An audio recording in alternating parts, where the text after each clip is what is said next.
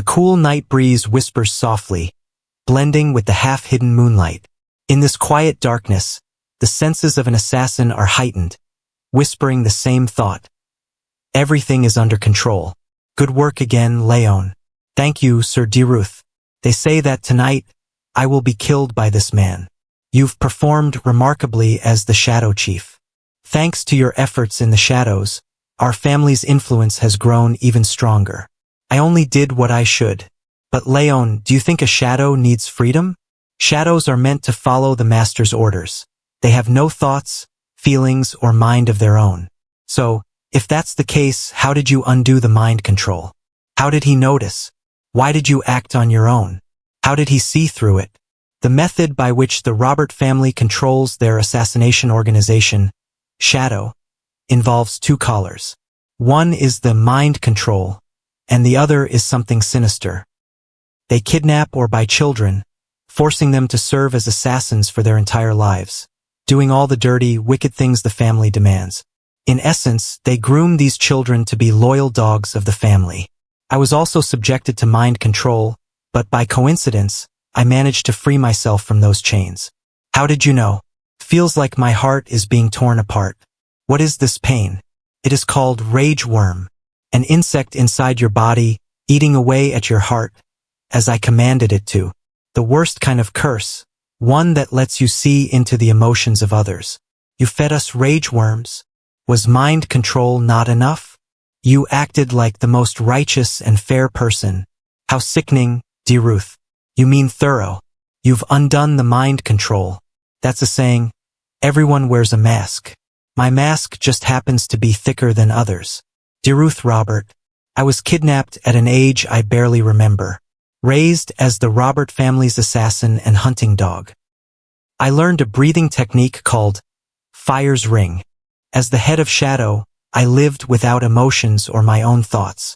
To prove this was a divine skill, once considered the finest swordsman on the continent, I managed to escape the mind control. I thought I could finally dream of freedom, of hope, but instead, I was met with death. Why? What sins did I commit to deserve such a meaningless death? Damn it! I can't end like this. If I'm going to die here, I'll at least take his arm or even get injured. I refused to die so pathetically. I thought I had prevented everything. But he's undone the mind control and even attacked me through the pain of the rage worm. When was the last time I was injured? It's been a while. Bitten by my own disposable hunting dog, how ridiculous. I guess I don't need to care anymore now that he's dead. Diruth is considered the strongest martial artist on the continent. He's powerful and I am weak. There's nothing I can do about that. It's obvious I can't win against him. I'm frustrated that I had to live such a life for no reason. I'm upset that I was humiliated and manipulated my whole life. I'm angry that I can't complete the Fire's Ring or even face the devil. I don't care if it's a god or someone divine, please. I just want revenge, no matter what it takes. Suddenly, a voice interrupts. Rage has chosen you. Rage will possess your body. The target's vessel has perished. Error. Sonny. Sonny, look here. Mama. Baba. Yes. What do you think this is? Oh, my little Sonny, such a cute baby. Ugh. I still can't get used to this. The woman holding me is Sylvia. It's still hard to believe. Sonny, try saying mom. Mom. But I was reincarnated as this woman's child, carrying all the memories of my past life as an assassin. At first, I thought I was dreaming and slept for 100 days. Why can't I wake up from this dream? But no matter how long I slept, I never woke up, so I decided to accept the fact I was reborn. The weather's nice today too. Huh? I hope the patriarch will return soon so he can give you a proper name. I guess she can't call me Sonny forever. He hasn't shown his face for over 100 days. He must be really busy. I couldn't figure everything out after reincarnating, but I understand I'm in a wealthy, well-known family. It's better to be reborn into a powerful family than a normal one. I need to get my revenge. After all, the desire for vengeance still burns strongly within me. But I have to be patient because I haven't left this room.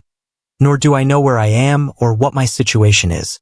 Since I was unable to complete the Fire's Ring in my past life, I must be even more patient now.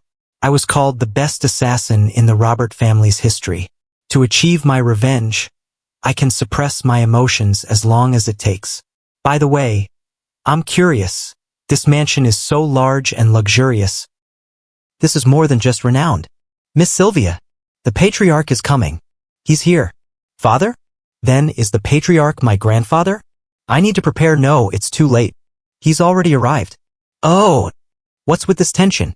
The patriarch is entering. Just his presence is overwhelming.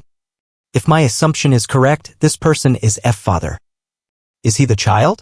The one with golden blonde hair and flame-like red eyes? I'm certain, the cold, icy aura. The zenith of this continent, Zegart's patriarch, northern king of annihilation, Glenn Zegart. It seems I was reincarnated into the most powerful family on the continent. Would you like to hold him? Such an ironic fate. As the meaning suggests, live like a shadow, present but unseen, always lurking just out of sight.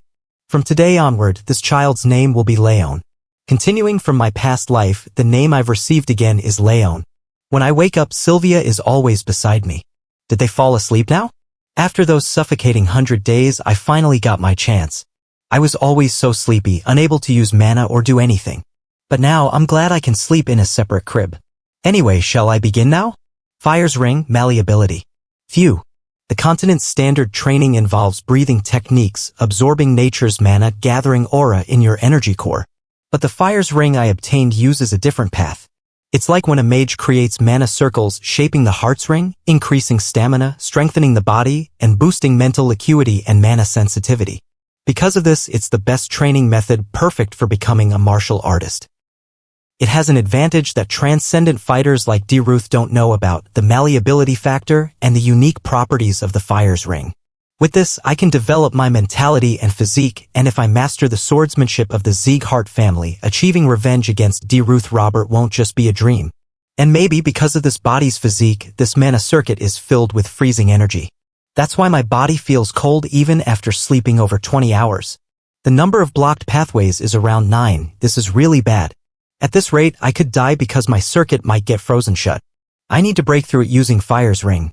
But at the same time, throwing away this pure cold energy would be wasteful. If I fuse it with the flow of fire and circulate it. Shiver shiver. Nice. Though it's slow, it's flowing. Next, I need to. Damn it.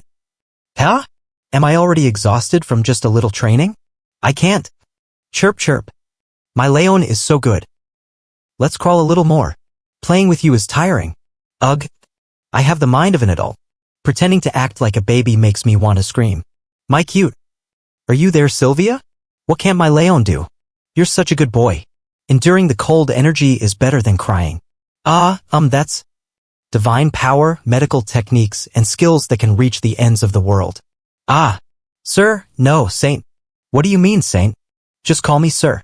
Don't tell me, could that person be the Saint of Rags? Though he's the most famous healer on the continent, you can't see him because of his wandering lifestyle. I heard you had a baby, so I stopped by. Is this your child? Yes. That's right. Isn't he beautiful? Oh, blonde hair and red eyes?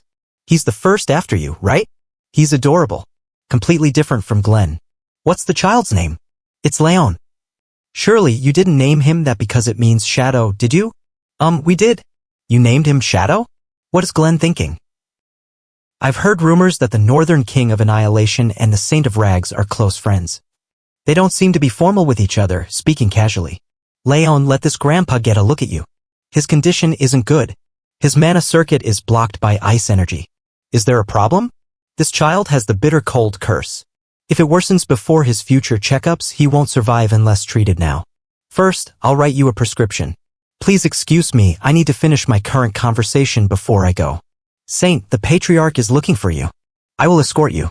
However, he said he'd like to see you immediately. Understood. I'll go now. That bitter cold curse. I finally understand now. If I mold Fire's ring right now, that might not be a problem. Who's dying? That's impossible.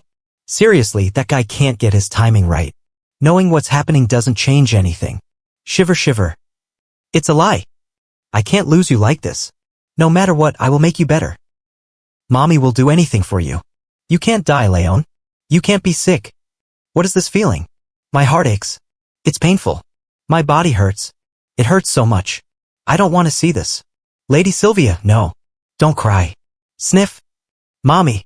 Note, the original mommy was intentionally misspelled as mammy in the text, likely for emotional effect. You can't. Lady Sylvia, the patriarch is inside. What's your rudeness for? Stop it. Please. What's all that noise? I beg you. Please save Raon. Please save Raon. That child is my everything. Please save him. That child shows how difficult it is to live as a martial artist. Why would I help someone who cannot contribute to the family? The grandson you brought home after abandoning the family? All I can do is give him the Sieghart name. You should be grateful I will help no further. Father. I have nothing more to say. Drag her out. Father, please. I'm begging you. Please save Raon. A tense silence. Raon.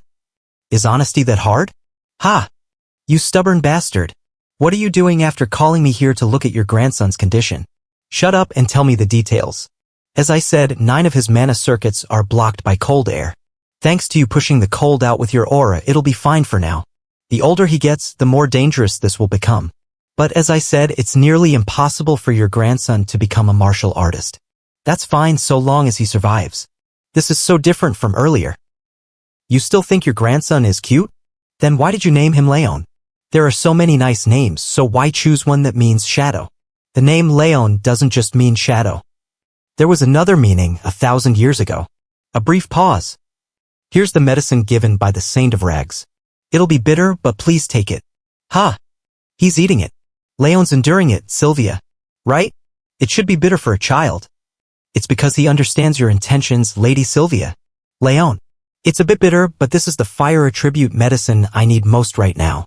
The warm air is pushing out the cold from my mana circuits. Hick. Do you understand your mom's feelings? Whatever. Just give me more medicine. It's been 2 years since I started training while taking this medicine. Thanks to it, it takes less time to forge the Ring of Fire. 2 more years of consistent effort. Once I master the 1-star Fire's ring, there's no other child on the continent who works as hard as me. I train around nap time and midnight. After playing with Sylvia and Helen in the morning, I keep going. Now, I am 6.5 years old. You have achieved the 2nd Ring of Fire. The effect has increased your soul's quality, sensitivity, willpower, and energy. Finally, I did it. I've achieved the 2-star Ring of Fire. At this level, the flames revolve in a cross formation. My mana senses have become more sensitive. Could it be thanks to this message? Oh my young master, you're up early today. Can I help with your laundry?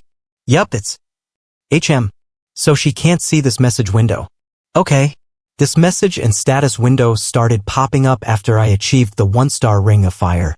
At first, I wondered what it was, but now I see it's a system that lets me check my current status comfortably. Status window. Status, 1-star Ring of Fire, bitter cold curse.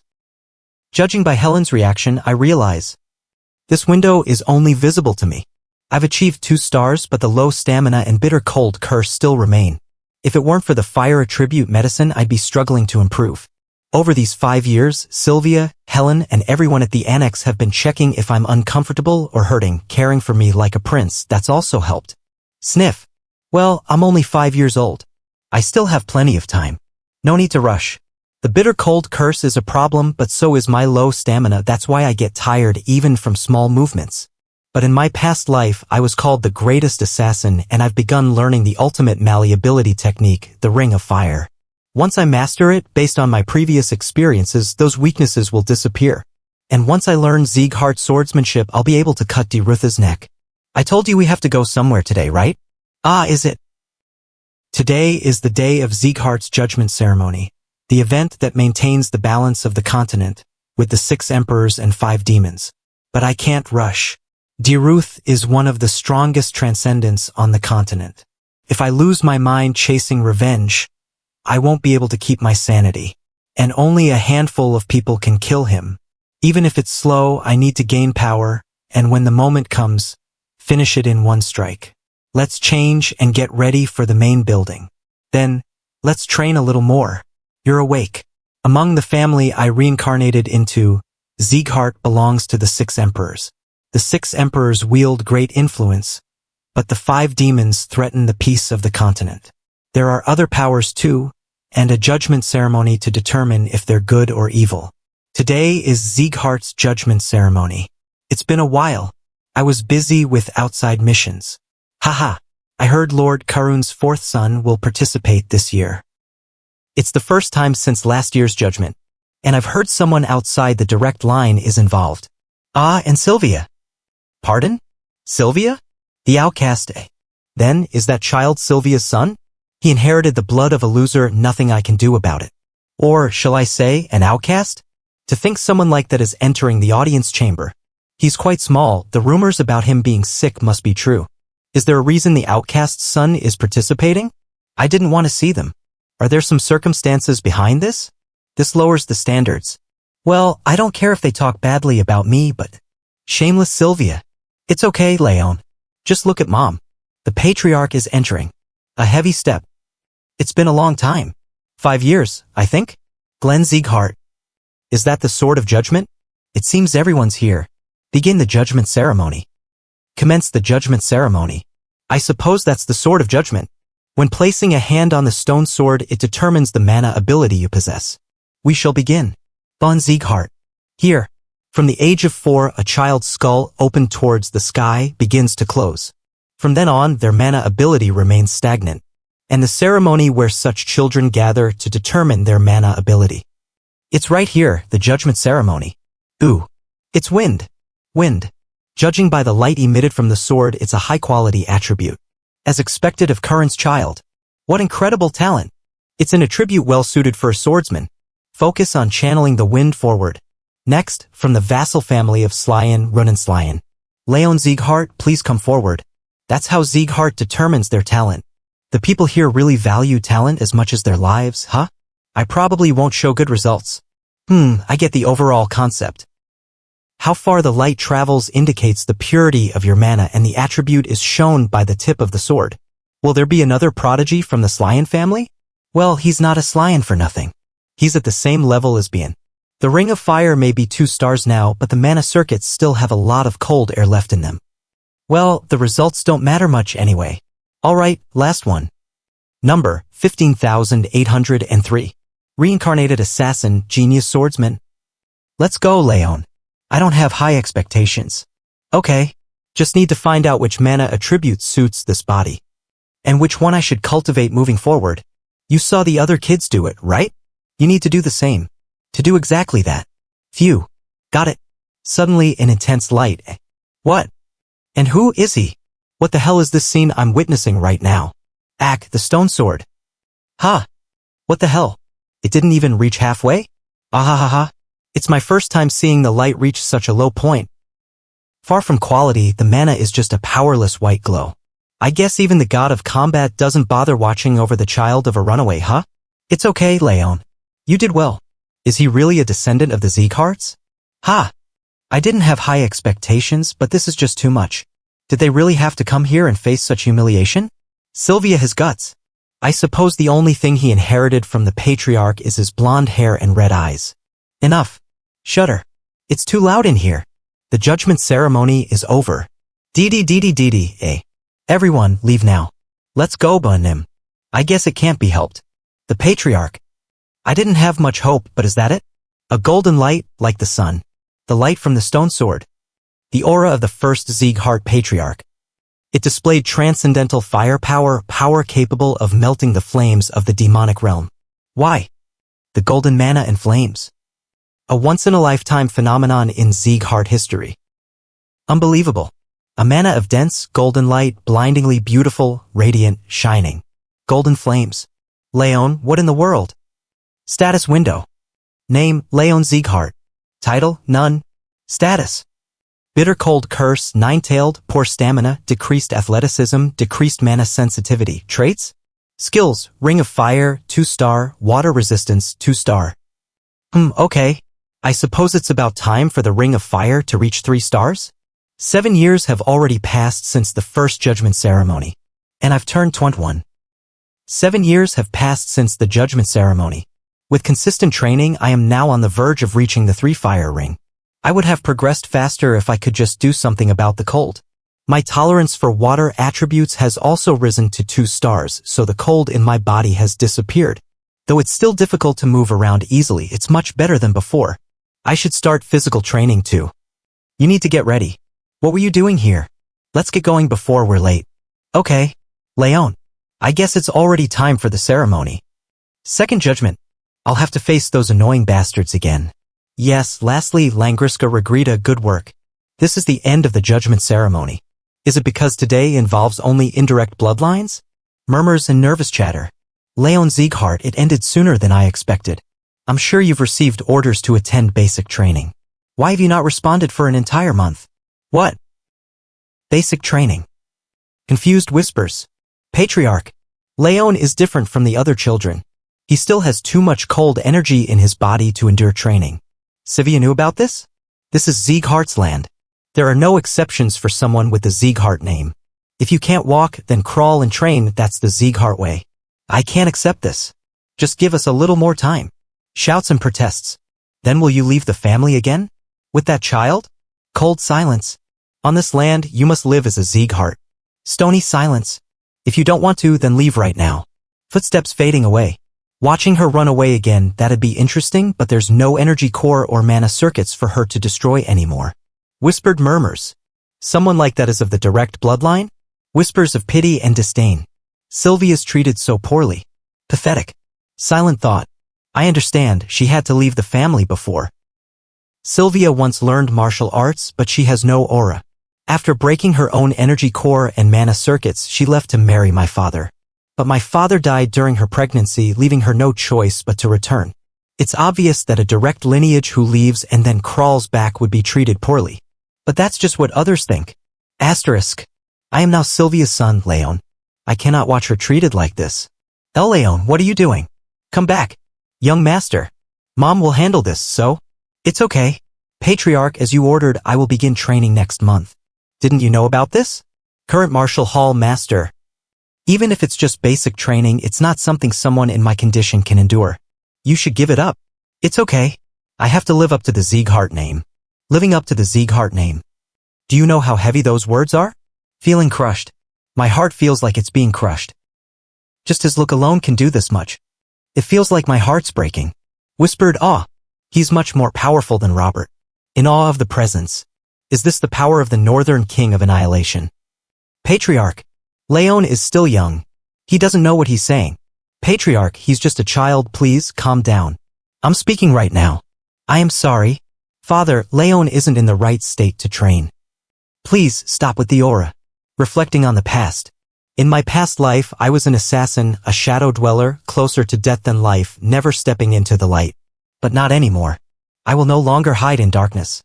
I will no longer live as the assassin Raon, but as Raon Sieghart. I will bring Sylvia back to her rightful place. I don't know much. I was raised in a separate building of the estate.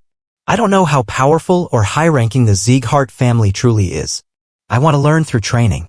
And I will protect Sylvia. I will regain the smiles and joy of those I cherish. You mean to judge the Sieghart standards through training? That's the only way. Then I'll tell the instructor to prepare accordingly, so I won't disappoint you. In my past life, I was the continent's greatest assassin, and now I've mastered the Fire's Ring, a legend of the continent. Becoming a prominent figure in this family isn't impossible. If I can utilize both abilities, I will show you how strong I can become. Didn't you say he was too weak to even move properly? Many maids have overheard conversations between the Saint of Rags and the Patriarch. He was definitely suffering from a serious illness. His body was abnormal, even in previous encounters. So how was he able to endure Father's aura? Whispering and pondering. Thinking about it, Sylvia was more talented than anyone. Place a maid in their building. Yes, sir. Do so as quickly as possible. Raon, I told you not to push yourself. Ha! Have her report everything that happens there. Rush to the 5th training hall of the Sieghart estate. I bow respectfully. I greet the Patriarch. The door swings open with a loud thud. Stop pretending to be asleep, Limer. Get up. Limer, the brilliant sword instructor, smirks. Wow, you're incredible. You're the only one my sleep techniques don't work on. Limer's signature grin. All the instructors are working hard, but you, as the head instructor, you're just following my orders. He chuckles. I'm working with my head while they work with their bodies. It's only fair. The Patriarch's voice, dry and dismissive. You don't mature, even after 50 years. Limer's reply, teasing. People don't change easily, you know? Though I am an elf. The patriarch's gaze turns thoughtful. Sylvia came to see me too. I didn't expect you to come as well. Sylvia did? She told me to make sure Raon doesn't get injured. The patriarch's tone sharpens. Anyway, are you here because of your youngest grandson? If you've come to make the same request, you're wasting your time. You said yourself you wouldn't interfere with the 5th training hall. I won't make exceptions even if he's your grandson. The patriarch's voice turns cold. All right, then your grandson will also. He pauses, eyes narrowing. Ha! Don't lessen the intensity of his training. Do as you wish. I don't want any weaklings. Limer's grin widens. Patriarch, are you perhaps? He laughs loudly. Oh, wow. You must love your grandson more than I thought. You're projecting the love you couldn't give Sylvia onto that child. The patriarch's glare intensifies. If you weren't my veteran friend, your head would be rolling on the floor right now. Lima's tone turns serious. Don't go easy. Fail all those who are unworthy, only the worthy should receive your training. Okay, do whatever you want. I'm leaving. He bows mockingly. Then I'll do as I wish. All right. Take care, patriarch. The scene shifts, the patriarch's thoughts introspective. Raon.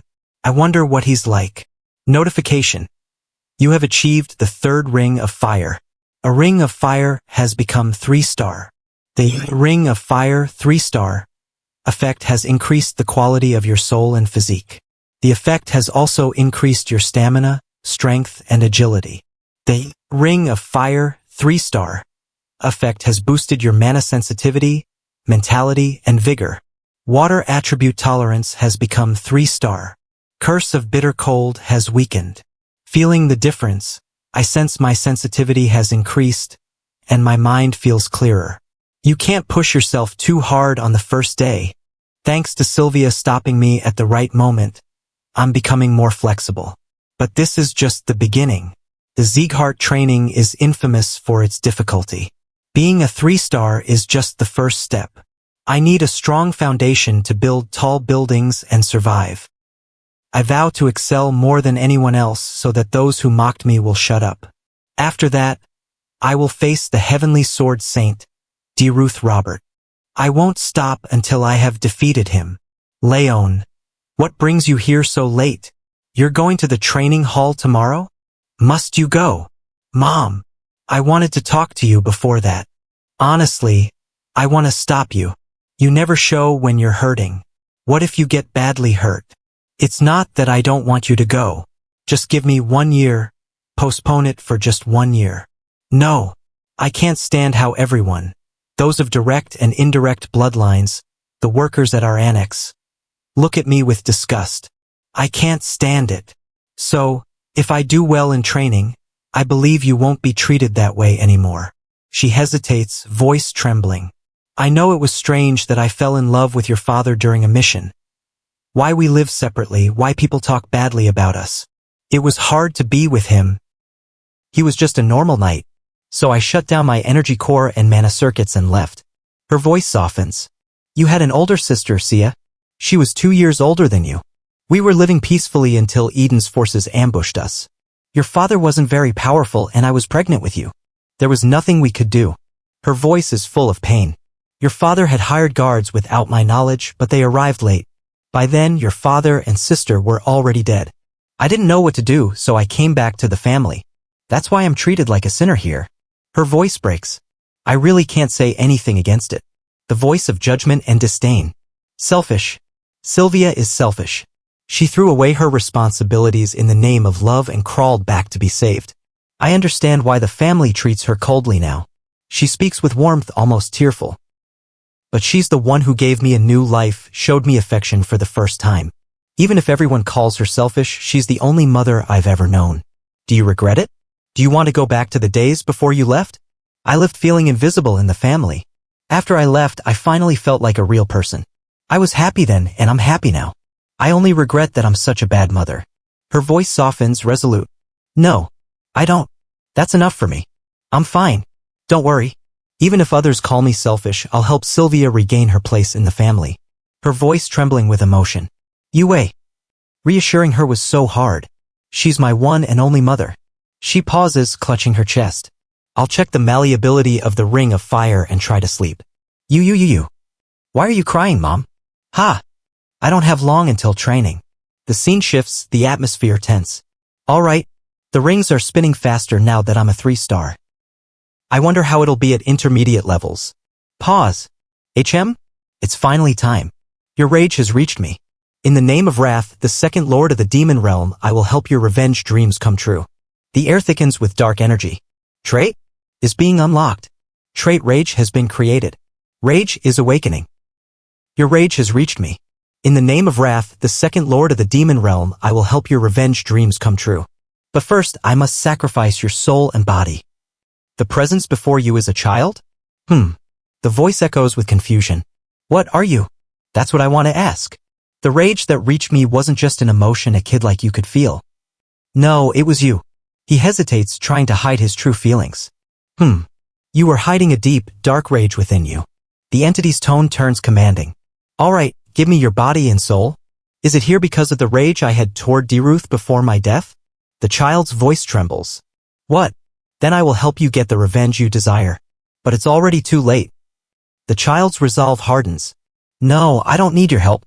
I'll get revenge on my own. I will slay Deruth myself. He clenches his fists. I can't let him take my body. I won't let him do whatever he wants. The dark entity's voice turns sinister. It'd be easier if you just gave in. Accept the rage and hand over your body. I will swallow you whole no matter what. The child's breath quickens. At this rate, I'll die. I must survive. To do that, I need to minimize the damage, so I'll use the Ring of Fire. Determined. That's my only option. Suddenly, the cold intensifies. What? Even though I just awakened, how is this possible? And you're just a human child at that. The child's resolve hardens. I will get my revenge on my own. I won't let some ghost. Ghost? How dare you call the Lord of the Demon Realm a ghost? The Lords of the Demon Realm are nothing special, just disappear. He scoffs. How can you be a lord when you can't even kill me? The child's expression flickers with realization. Now that I think about it, he said he just awakened? Is that why he can't use his powers fully? The dark entity's voice booms, revealing extra abilities. Extra abilities have been unlocked. What? That's my authority. The system you see. The system interface appears, showing stats in number format. Why do you have this? The entity's tone turns cold. Of course. I made that system. So why is it with you? The child's eyes widen in shock. System? For what? I have no reason to tell you. The child's voice trembles. How did you know? The dark presence continues. I thought it was strange that the Ring of Fire was more effective than before. It's because of the system helping you progress faster. He sneers. Give me your authority and your body now. Hurry. The entity's form flickers, pressing forward. I hit you with mana just in case. I guess he doesn't have a physical form. He examines the child. Aura won't work either. Looks like only I can see and feel him. The child shudders. Eek. Enough. The dark figure's presence looms. This is the child's eyes widen in horror. You little. The dark entity laughs. Considering no one's come running despite the chaos, it hasn't been long since my seal was undone, but my powers will return soon. Then you won't be able to stop me. I'll stay with you until the day you die. The child's resolve steels. I want to remove him immediately, but that might cancel the system. It might be better to keep him close and watch him. He sneers. What a leech. He grits his teeth. And who knows what he might do to Sylvia and the maids.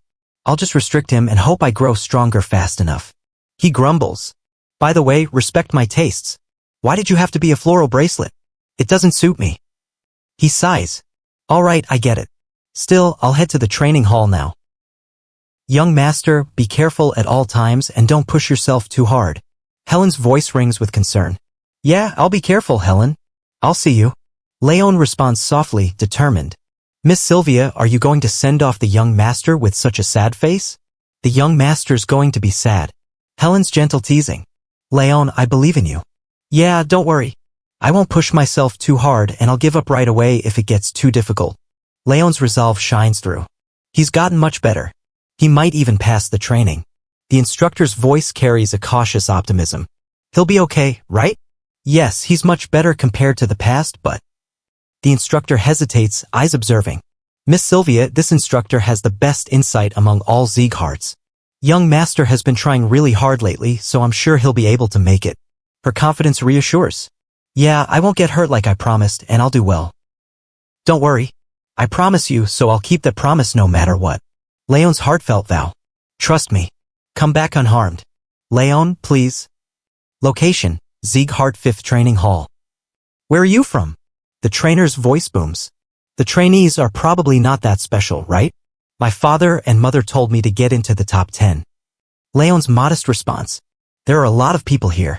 It's not just the Zieghart direct and indirect lineage, but also recommended students from vassal families or outsiders. According to Helen, there are many this year, so the 6th training hall is also helping. It's him, right? Someone points out a fragile-looking boy. Look how delicate he looks. He'll break if I bump into him. Why is he stepping up when he's so weak? The teasing continues. Haha, and what's with that flower bracelet? Tacky. Another voice sneers. What? Parasites who don't know nobility. I'll rip out their eyeballs and crush their skulls. Instead of buzzing around like mosquitoes, say it to my face if you've got something to say. Don't you know the saying? Don't say behind someone's back what you can't say to their face. Shut up. The tension escalates. You're degraded to living in an annex. How dare you? The older man scoffs. You're not even of the direct bloodline. That tone. He points at the others. That's what you use when someone's beneath you in rank. You guys are of indirect bloodline too. What gives you the right to ask how I dare? Fighting threatens to break out. Enough. The training is starting soon. The instructor's authoritative voice silences them. This place has outsiders too. Do you intend to shame the Zieghart name? The older man bows. Sir Ban. Still don't know your place, huh? You're nothing but dust. Lay low if you don't want to be kicked out. He sneers. Getting the patriarch's attention was just luck. He just used the situation. A loser like him will fail the training. Get out if you're not going to behave. There's no way you'll pass anyway. The insults fly. You sure like to spout bullshit. What are you?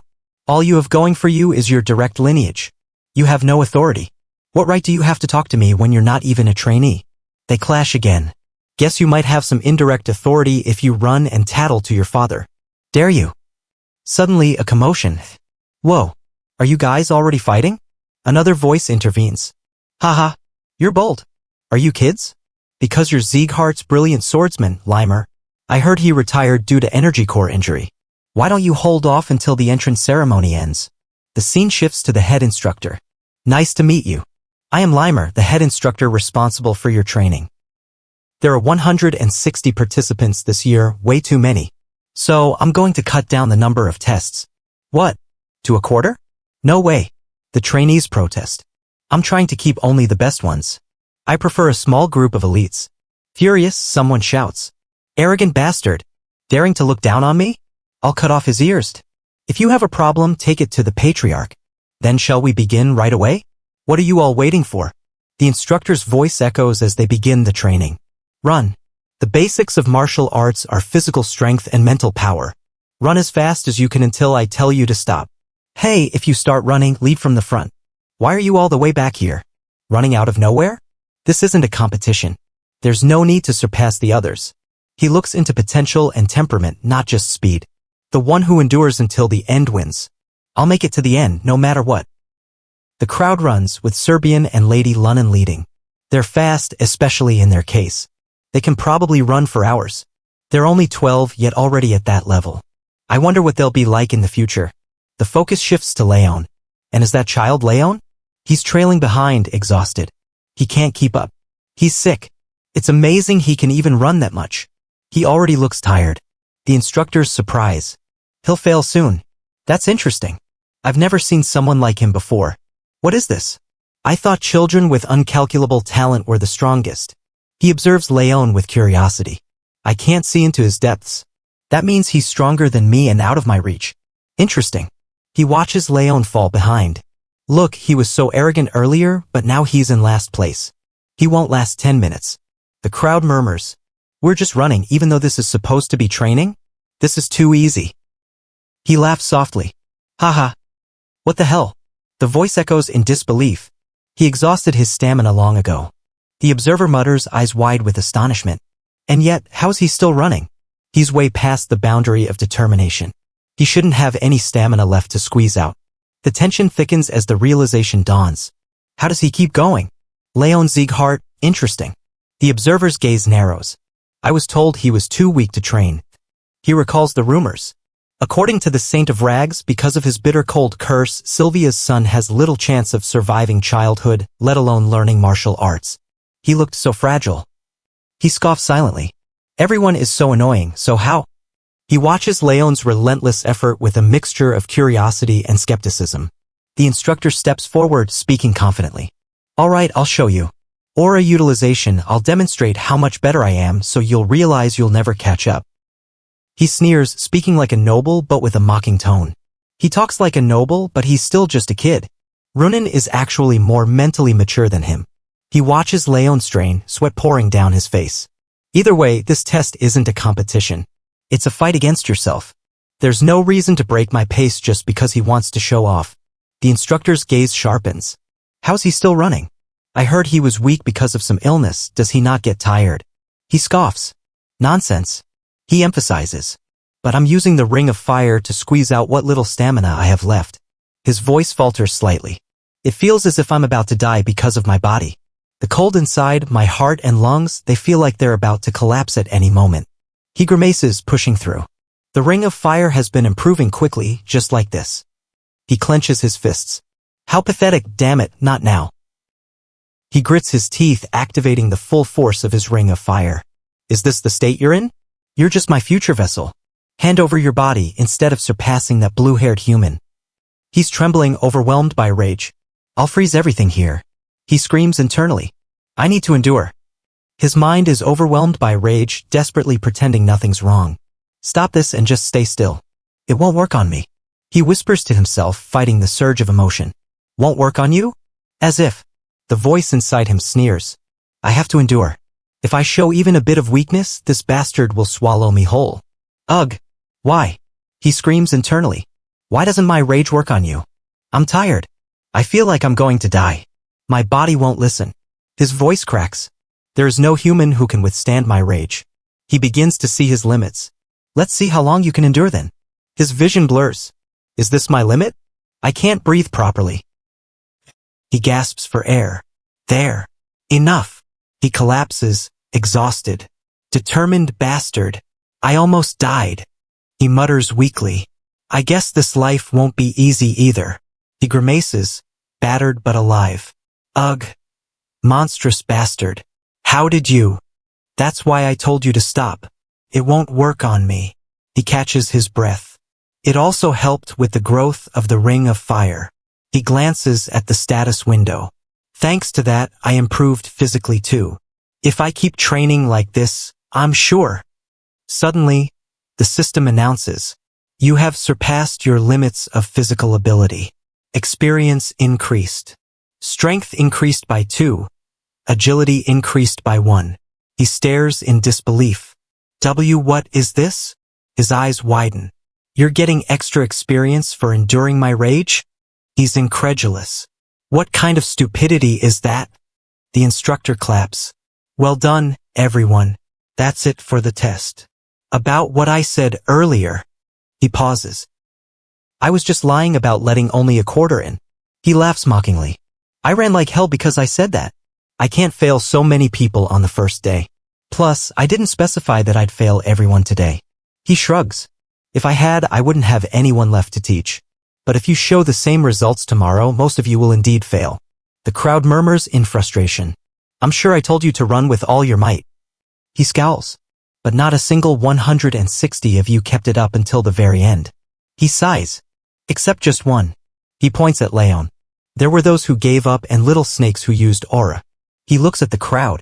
Honestly, I don't care how you did it. You're taking the test. But if you just follow my instructions, you won't fail. So don't worry. He emphasizes. But don't think it'll be easy either. Anyway, you're now provisional trainees. He nods. And I'll pick the top trainees soon.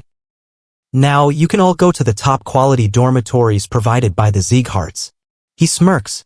I see someone's already taken my nap spot. You'll officially become trainees if you pass the test in 6 months. He points out. I won't be the one ranking you though. Oh, right? There's a training center to the left too. inside the Patriarch's chambers. What happened? Why are you asking me? The Patriarch's voice is calm. Since you're here, you must have watched the whole thing. His subordinate responds. You know I have great eyes. Blin and Runan are very talented, as we already knew. And the other children have potential to become pillars of the family. But I can't see anything in Raon. He frowns. He was completely out of stamina, so how did he keep running? He looks intrigued.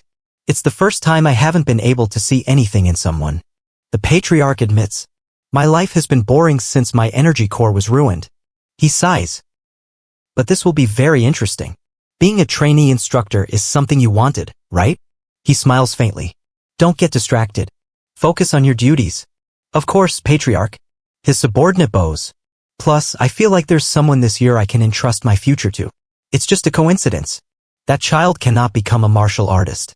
The Patriarch's voice is cold. You know very well it's not just a coincidence.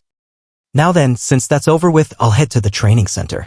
Raon exhales, a hint of exhaustion in his voice. Phew. He pauses, catching his breath. You're going to train even more? You never stop, huh? Someone nearby comments with a mixture of admiration and concern.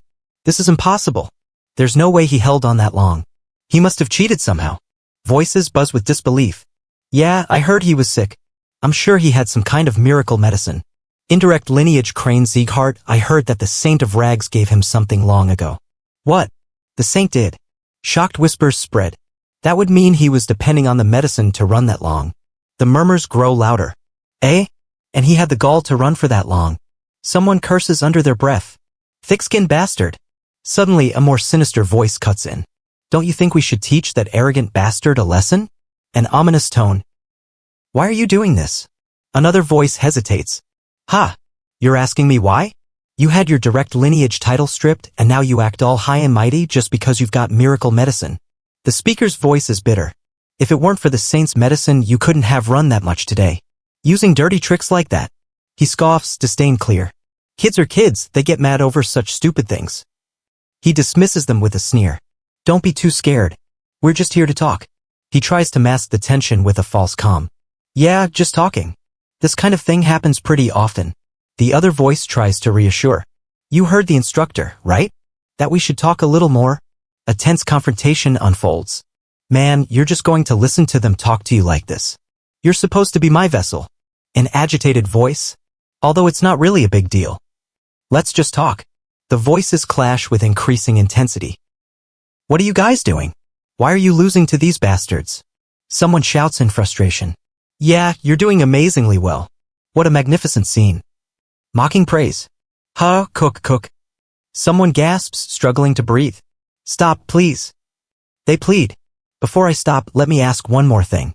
The sinister voice persists. Kek. Who is the person that made you do this? He demands. Bin?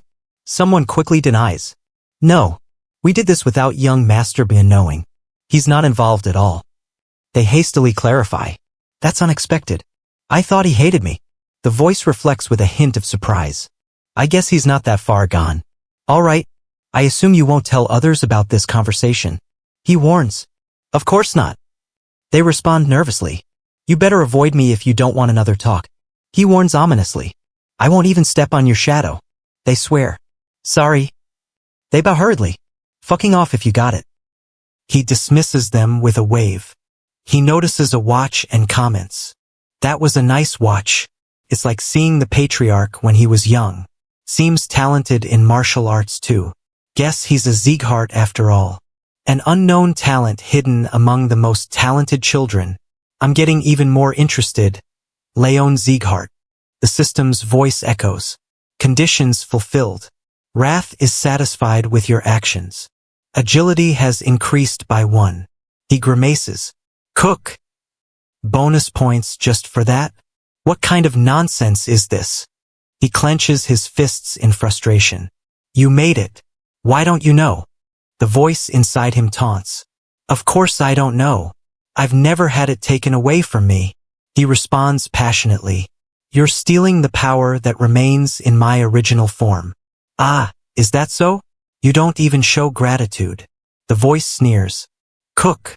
I have an offer for you. Let's bet on something. He proposes. An offer. He's intrigued. If you win, I'll give you all the EXP. If you lose, take my rage. The terms are laid out clearly. Wrath has suggested a bet. Condition, pass as a top trainee for the training test. The voice explains. In case of success, all stats +2, trait option. In case of failure, rage increases by 10. You mean the test Lima mentioned?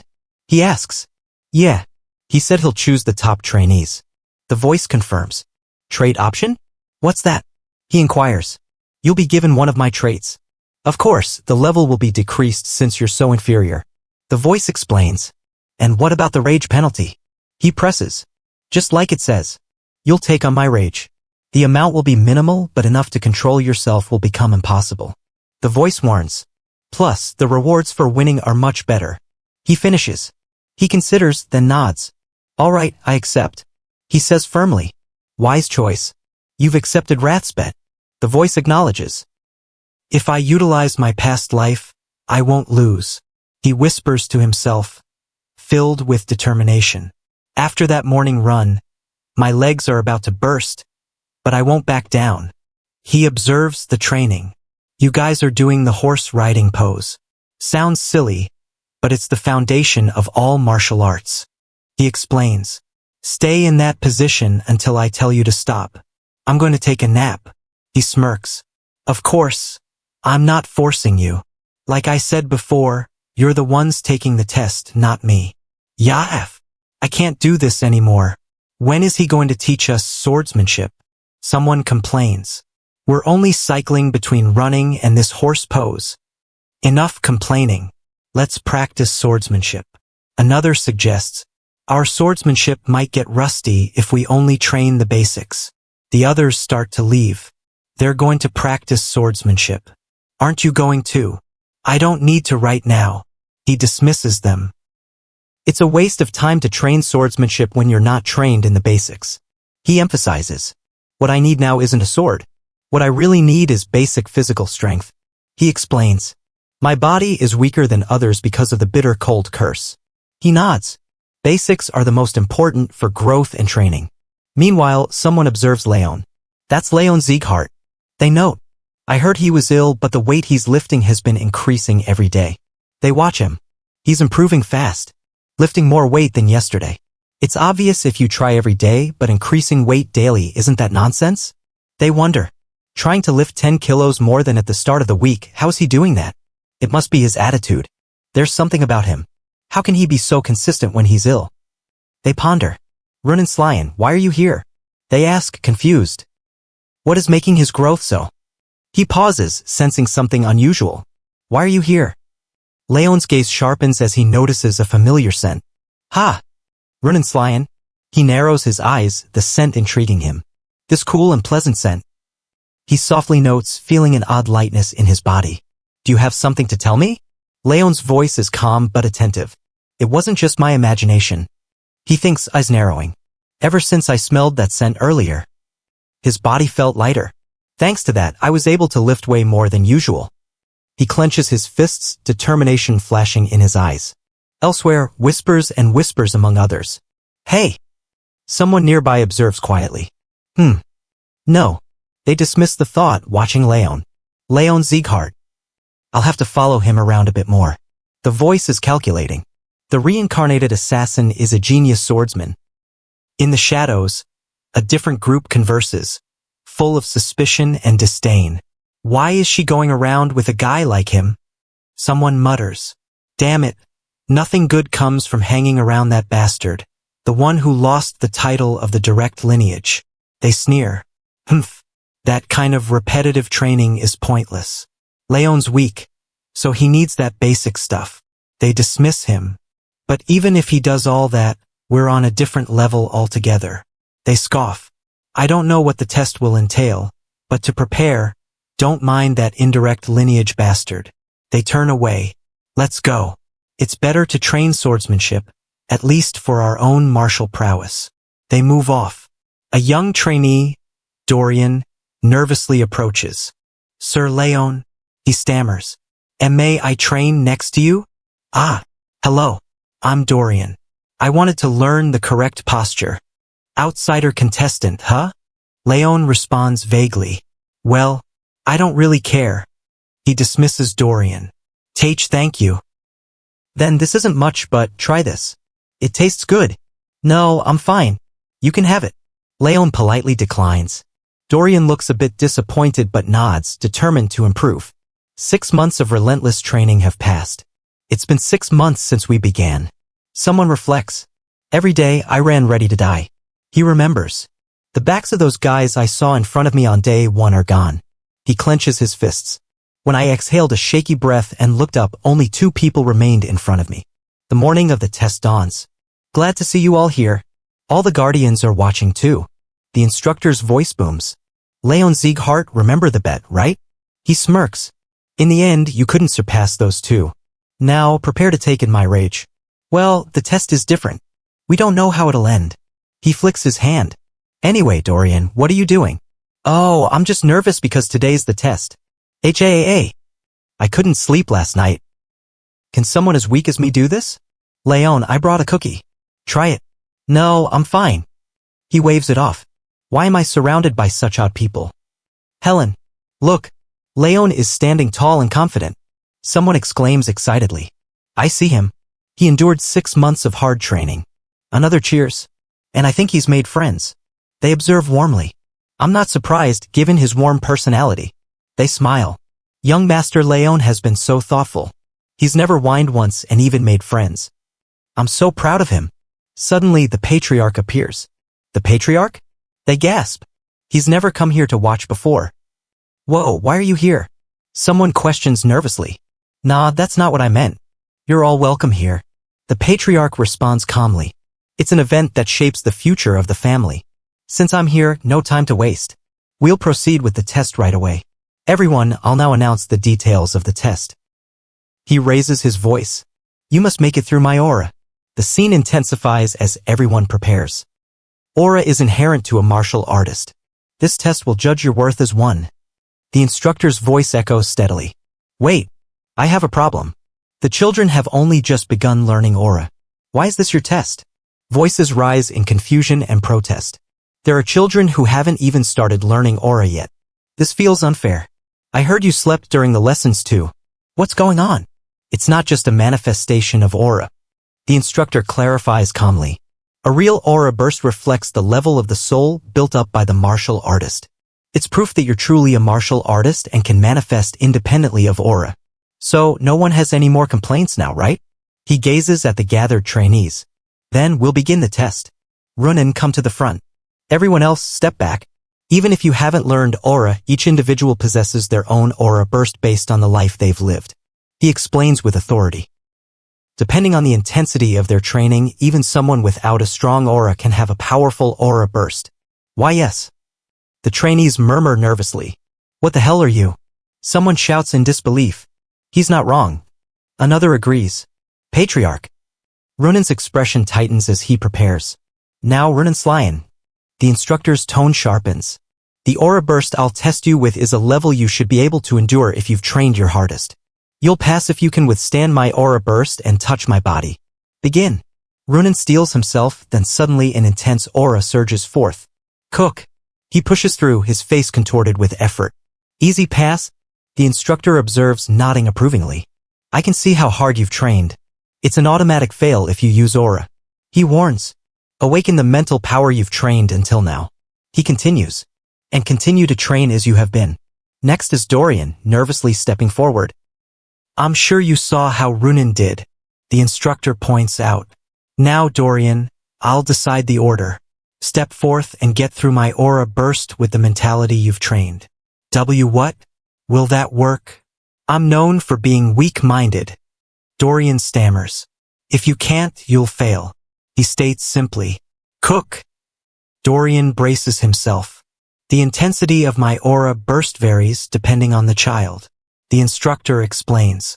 I control the intensity based on your level and training progress. I've been observing every single one of you. See, Dorian. You can do it. Believe in yourself a little more. He encourages. Pass, Dorian. Next. The instructor calls. Well, I think you understand now. He turns to Ban Sieghart. Yes.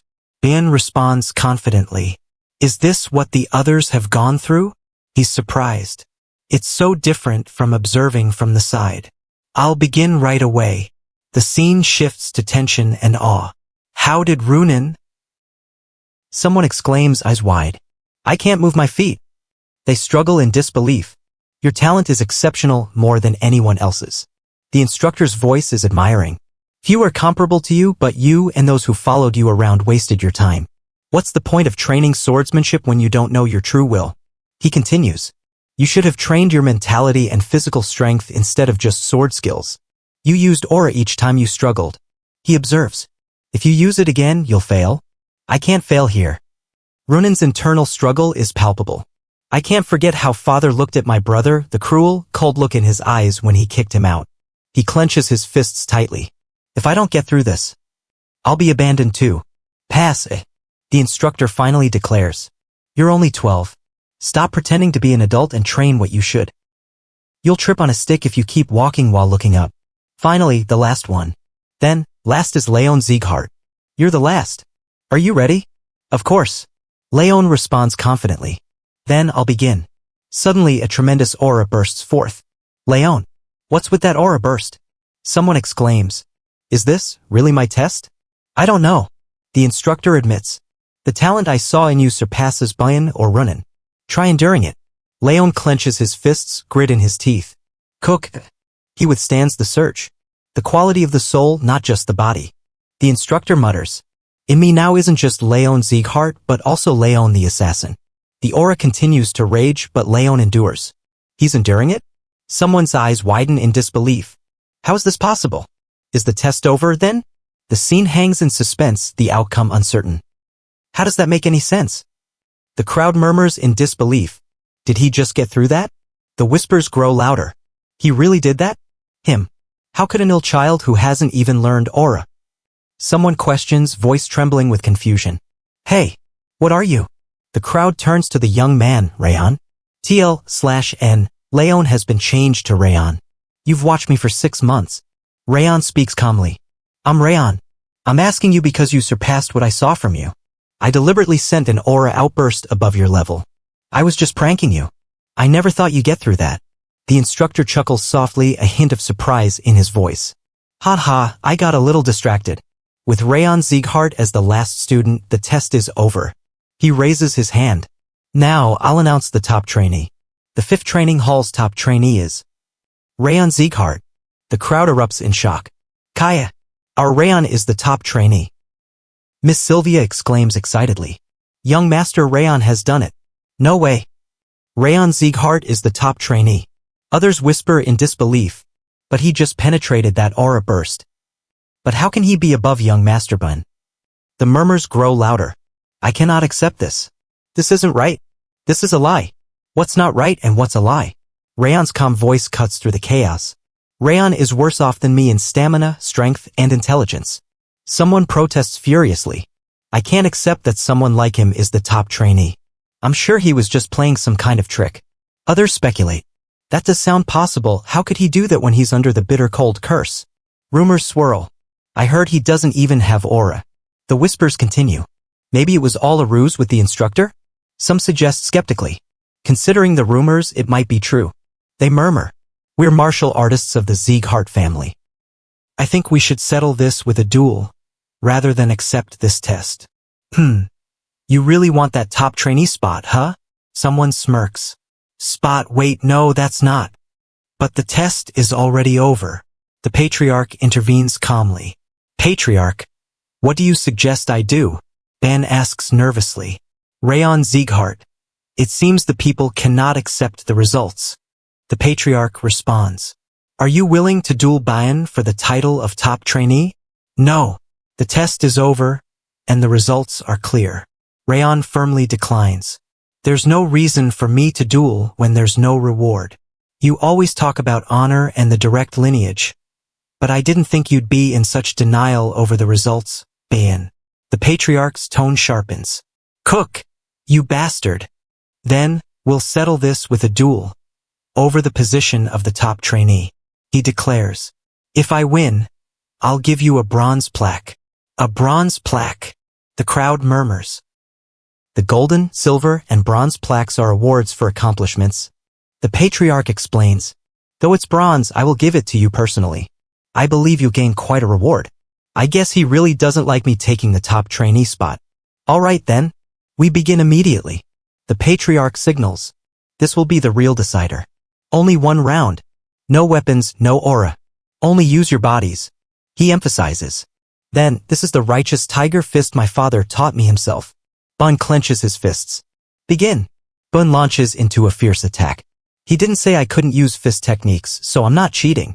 As expected of young Master Bin, Raon tries to defend but is overwhelmed. Raon can't even do anything against him. The crowd gasps.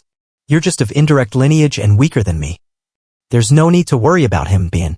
Someone tries to calm him. Do you think I'll give up the top trainee spot to you? Bun screams. I don't need a weakling like him in the family. His fist's father is watching me. Bun's resolve hardens. I need to prove myself. I can't fall behind because of someone like him. He sees Raon's flow and attacks with renewed vigor. Don't disappoint me, Bun Sieghart. Are you giving up, Raon Sieghart? Bun taunts. Then this is the end. Bun throws a finishing blow. As if. Raon calmly counters. Kuhuk. W what? Impossible. The crowd erupts in shock. That's the righteous tiger fist. How did he? How did you use the righteous tiger fist? Raon smirks. I just copied it. Wasn't that the righteous tiger fist just now? The crowd whispers in disbelief. No way. How did he do that? People exchange surprised glances. Maybe he learned it in secret? Speculation spreads. How else would he have? The tension rises. This cannot be happening. The murmurs grow louder, filled with awe. He's the real deal.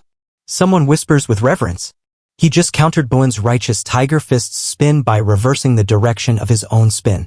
An expert notes. Just being able to see another's flow in martial arts gets you called a genius. That kind of talent makes someone the most powerful on the continent. The crowd listens intently. But he used that flow to make the technique his own. The realization dawns. That's the kind of talent Sieghart wanted. Perpetual talent. Everyone recognizes the significance. The results are clear. The instructor's voice echoes. Then the winner is decided. Raon Sieghart's victory. That concludes the test. The crowd erupts in applause and astonishment. Later, in a different scene, Bun is seething. I'm hungry. Let's go home. He stomps in frustration. Do you remember what I told you? His voice cold. You told me to become the top trainee and not to lose to anyone. He mutters, defeated. Yes, I wasn't asking much. Just to defeat the Slyan family's disgrace and become the top. His tone sharpens. And now I lose to the son of a bastard who lost his direct lineage title? He clenches his fists. Are you going to shame me? Or do you want to end up like your brothers? Oh, you've already blown your chance. The top trainee will be chosen again at graduation. He sneers. Don't miss this last chance. Yes, father. Bun responds bitterly. If you want to live as someone of true lineage of the Sieghart family. He trails off in anger. Damn it. He punches the air. All because of that damn bastard Raon. He grits his teeth in frustration. That son of a bitch Raon, I'm in this mess just because of him. He rants, voice trembling. I came here out of habit. He pauses, voice filled with regret. Is it because the test just ended today? No one's here. He sighs heavily. Damn it. Why? He looks down, dejected. I tried so hard not to fall behind anyone else. He trudges forward, weighed down by frustration. Why am I even here? Later, Raon is sneaking around, curious. Just a peek should be okay, right? He whispers to himself. I'm not stealing anything. I'm just looking. He notices a pile of shoes. What are all these shoes? His eyes widen. There are at least 10 pairs. He counts silently. He used up all of these in 6 months? I've only had to change shoes twice. He reflects quietly. Even when I pretended to be cool swinging my sword and neglected basic training. Yeah. Now that I think about it, he was always training. Even when I was resting in the dormitories. He pauses, realization dawning. That's the real Sieghart way. I've always done the opposite. Ha! I can't believe it. The old man scoffs, voice filled with amazement. I've lived hundreds of years, but I've never met someone like you. What are you really? I don't know. You're free to imagine all you want. Raon replies casually. Anyway, what is this skill? E. The system announces. You have won the bet with Wrath. Rewards are being provided. All stats increased by 2. One of Wrath's traits will be transferred over. Legendary senses 1 star has been created. The old man examines Raon carefully. Legendary senses. What a great trait, unfit for someone like you. He mutters. It will expand your range of senses. It's 1 star now, so about a 10% increase, but I managed to amplify it tenfold. But why is it called legendary senses? Just what I made up. Cool, isn't it? Raon tilts his head. Really? That's nice. You have bad taste? The old man snaps back. What? You don't even have any artistic sense. What would you know? Meanwhile, the patriarch has summoned Raon. The patriarch has summoned the young master. Summoned? Is there a problem with Raon? Haha, don't worry. The attendant responds with a smirk. The patriarch wants to give him the bronze plaque himself. I greet the patriarch. Raon bows respectfully. Although I don't want to, I should keep my promise. Raon Sieghart, I bestow upon you this bronze plaque as I promised. The patriarch hands it over. If you return it later, I have a request for you now. Yes, patriarch. You can ask for an item of equal value. Raon's mind races. What must I do to have Sylvia regain her position? You mean her direct lineage title? Yes. The patriarch's voice softens. It's possible if you have enough accomplishments. But it's not simple. Gaining recognition here is like trying to pluck the moon from the night sky. Nearly impossible, especially for someone like you. But it is possible. All right. Thank you for your response, patriarch. Raon bows again. Then, I have a request. I need a better aura training technique than what's taught at basic training. Wait, you haven't asked for a reward? The patriarch raises an eyebrow. You only asked me a question. That's something I could have told you without the plaque. I never expected the Northern King of Annihilation to say such a thing. The thing I need most right now, Raon hesitates, is a superior training technique for my aura. The instructors will teach you that during basic training. I want you to teach me a training technique worth the value of this bronze plaque. The shadow training technique I used in my past life isn't enough. Tell me your wish. I need a stronger, better aura for Sylvia to regain her title and to defeat Deruth. Raon's voice trembles with determination. This is... He glances at a few old books of the Sieghart family. If I place my hand in the center, the book I need most will come out. All right. I just need something better than the shadow technique. He reaches out, fingers trembling slightly. Suddenly Raon's eyes widen. What is that old book? Why is that book? You. What kind of training technique is this? The screen flashes with strange symbols. Thousand Flames technique. You face the path of ancient flames. Raon's mind processes the memory. The Thousand Flames technique is being saved in memory. Meanwhile, the patriarch's voice echoes. Do you think Sylvia is being ostracized by the family? That's none of your business. Sylvia left because of a man? The priority now is the growth of the family. Stop reporting trivial matters.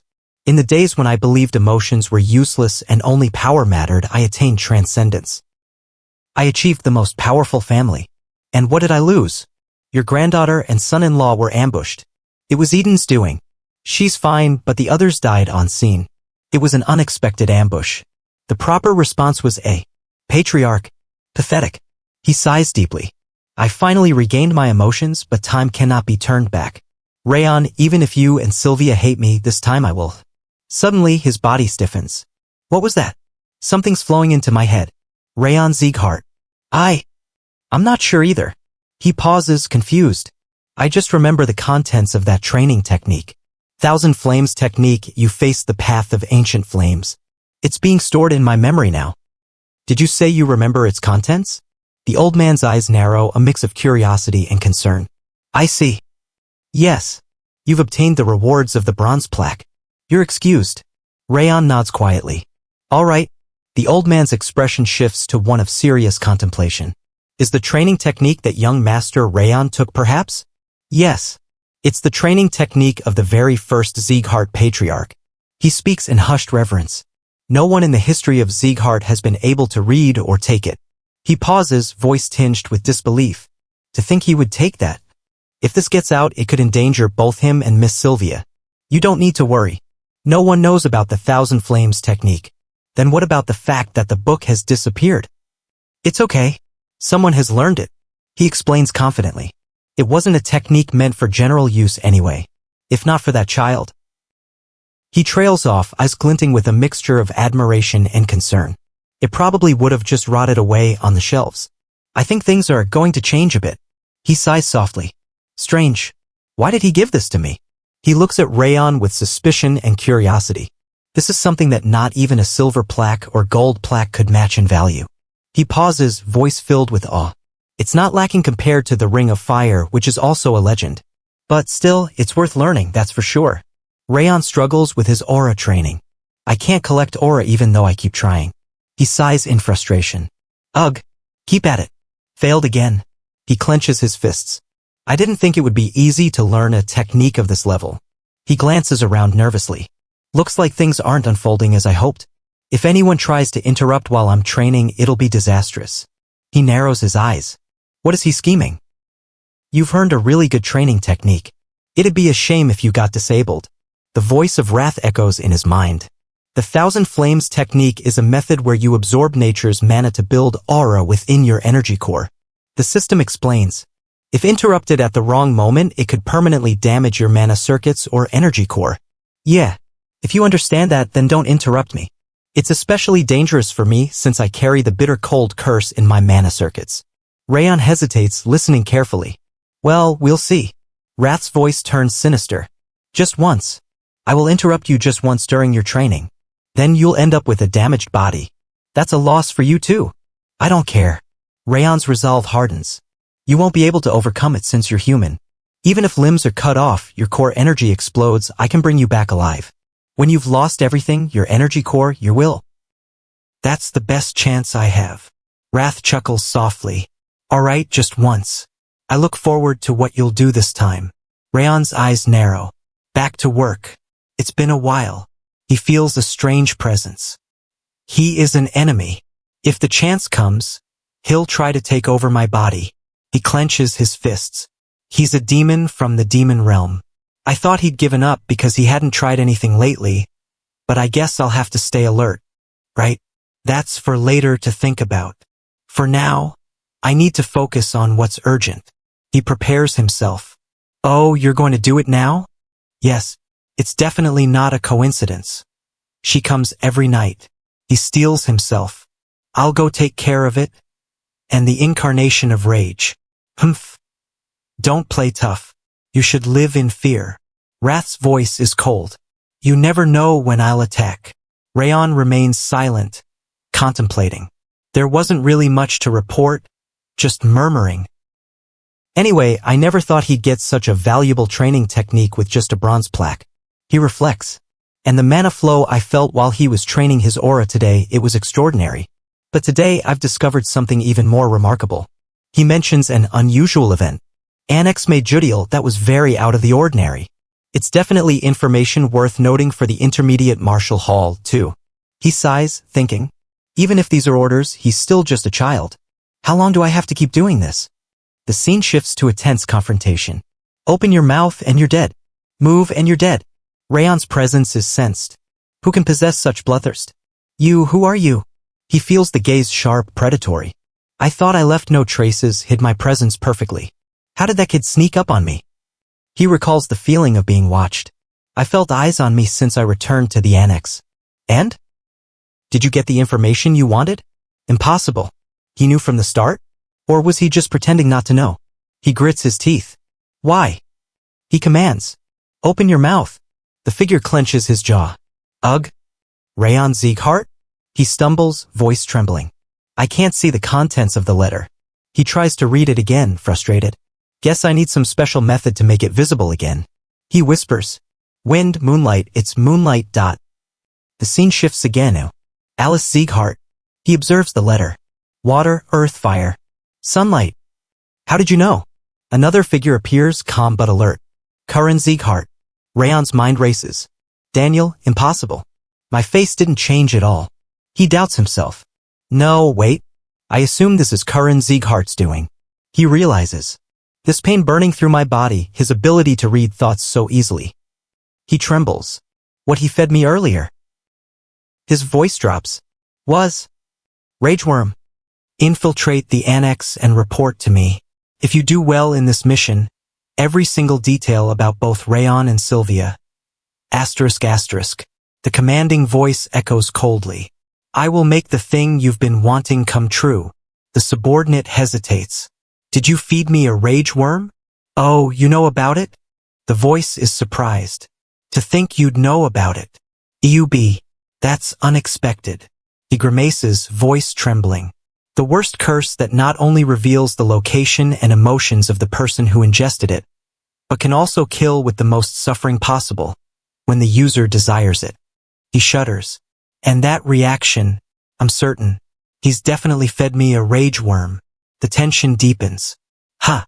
Sending a letter like this to Karun must mean you're a spy for the Intermediate Martial Hall. I assume the plan began 7 months ago during the judgment ceremony. He comments with a mix of admiration and suspicion. What a detailed report. Not just about me, but my mother, Helen, the surfaces, the maids. Sarvera, Arbanarch, Section 20 LEDs, all of them.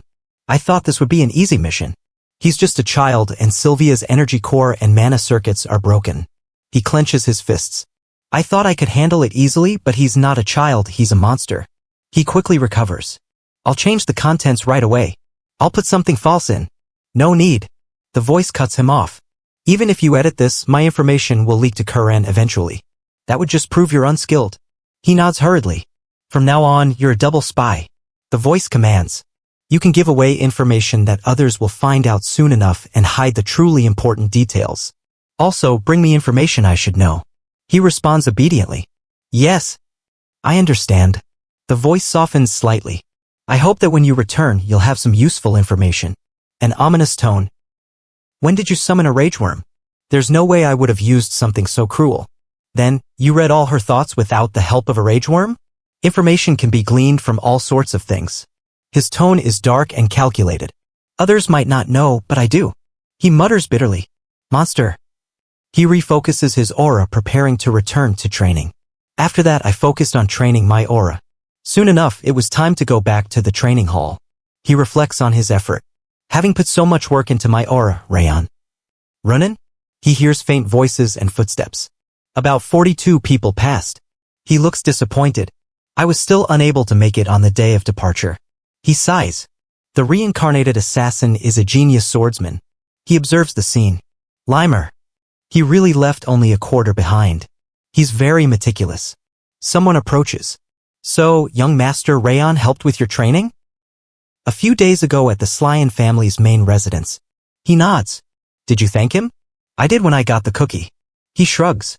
What about when he helped with your training? I didn't. He frowns. Why not? Dad said never to talk first to a guy. He is scolded. Runin, sex doesn't matter when it comes to manners. He laughs awkwardly. Aha. I see. If you received help, you should say thank you. That's manners. So, tell him thanks. Thanks. He looks confused. Huh? Okay. He notices her strange behavior. What's with her? I don't know either. How should I know? The scene shifts to a new character. Young Master Raon. She hurriedly approaches. How have you been? Lila looks exhausted. I thought I was going to die even when I was a provisional trainee, but now that I'm a real trainee, it's so hard I keep having nightmares even when I sleep. Last night, I couldn't sleep because I was so worried about today. Raon remarks dismissively. He sure talks a lot. Lila nods eagerly. But I'm glad you're the top trainee. If it had been young Master Buren. He cuts her off. I'm sorry. I admit I behaved pathetically a week ago. I lost, but I haven't given up. I'll try really hard to surpass you. I won't back down and I won't give up. He nods firmly. But a few regiments will be added. The scene shifts to a new greeting. Did everyone have a good break? First, congratulations on becoming official trainees. Today marks the start of real training. He sighs. The routine will be the same as always, but... He sneers. A 13-year-old admitting his mistakes. I guess a renowned family isn't renowned for no reason. He glances at the boy. He got beaten up like that and still doesn't know his place. I'm going to go after him and poke out his eye. Someone interrupts. Calm down. I don't care if it was impressive or not. Sorry. I'm a little late, I drank a bit last night and overslept. He groans. First aura raining. He stumbles. The door gave me a hard time. He turns to a girl. There you are. She wasn't my trainee, but she's a failed trainee from last year. You'll train with her from now on, so say hi. The girl introduces herself. Martha Sieghart. He recognizes her lineage. Direct lineage Martha Sieghart. He notes her demeanor. She's kinder than she looks. Before that, who's the top trainee here? He frowns. I hate having someone worse than me in a higher position. I need to find out who the top trainee is. He challenges. Come on. Let's fight. Let's fight. The challenge hangs in the air, tense and confrontational. Do I have bad luck? Why do I keep getting involved with weird people? He mutters, annoyed. Suddenly, a confident voice. I'm the top trainee, Raon Sieghart. Then, let's start right away. The opponent smirks. Ho! You don't look like someone who'd be the top trainee. Raon remains calm. Heh. Well, whatever. Martha Sieghart. This isn't very dignified of you. She hesitates, frowning. What did you just say to me? Hey, Buren Sieghart. Her tone shifts threateningly. You better watch your mouth, or you might end up dead. You'd better choose your words wisely. Raon steps forward confidently. Raon Sieghart proved himself as the top trainee with the patriarch and instructor watching. He challenges. Do you intend to deny that? The other responds defensively. From what I heard, you denied it too. Am I wrong? Raon's gaze sharpens. That's why I'm saying I don't want to see someone else as pathetic as I was back then. She looks away, a bit embarrassed. He's really changed. Raon's expression is calm but firm. Go away. The scene teeters on tension. What a great love between fellow trainees. The voice drips with sarcasm. Nan, that's funny. Are you backing him up as his minions or something? I'll just be the stupid one if I keep pushing this situation, right? She sighs. I'll do as you wish then. But her tone turns contemptuous. But I hate cowards who hide behind others more than arrogant bastards. Suddenly she urges. Let me beat you up a bit. Ha! Raon's eyes narrow. Ha! What? When did he? The opponent smirks confidently. Aren't you guys underestimating me too much? Hey, what the hell? You're not gonna be walking home today. He sneers. That's enough. One of them protests. Even if I'm not scary, it's a bit upsetting to be treated like I don't even exist. Raon's expression is unreadable. Raon hasn't even learned aura yet. The voice echoes in the background. Don't you think you'd be winning by cheating if you fought him now? You can fight Raon later once he's learned aura. He nods, acknowledging. I was gonna stop anyway. You go back to your spot too, Raon. The tension escalates. What are you doing right now? You're not gonna punish the girl who tried to punch me. I wouldn't be satisfied even if you ripped off her limbs and locked her in a glacier. He boasts proudly. I got one hit in though. Her skull must be crushed. No, it's not time yet. It's more beneficial to bet on the top trainee spot when there's something I can take from her. Just wait. I'll get my revenge later. The scene shifts to the broader training hall. The reincarnated assassin is a genius swordsman. He reflects on the progress. It's not easy. Everyone, 10-minute break. He nods, tired but determined. It wasn't hard until the second level since I had already learned it, but from the third level onwards it gets difficult because of the advanced principles. He watches Raon. But Raon. He frowns. He started scratching and didn't even take a month to learn it. It took me a month just to master the 7-form fist. He's worried. At this rate, he'll move on to swordsmanship training at the same time as me. He sighs. It doesn't seem like only I feel rushed. He observes Raon's rapid progress. You're being chased too, huh? He nods. Martha Sieghart. He grits his teeth. Damn. Raon Sieghart. He looks at Raon with a mix of admiration and frustration. This must be his first time learning fist techniques. His body can't be in a normal state because of his bitter cold curse. He reflects with concern. How can he improve so quickly? It's not like he already knew about fist techniques like Buren or Runin. He's puzzled. Just how is he able to train all day?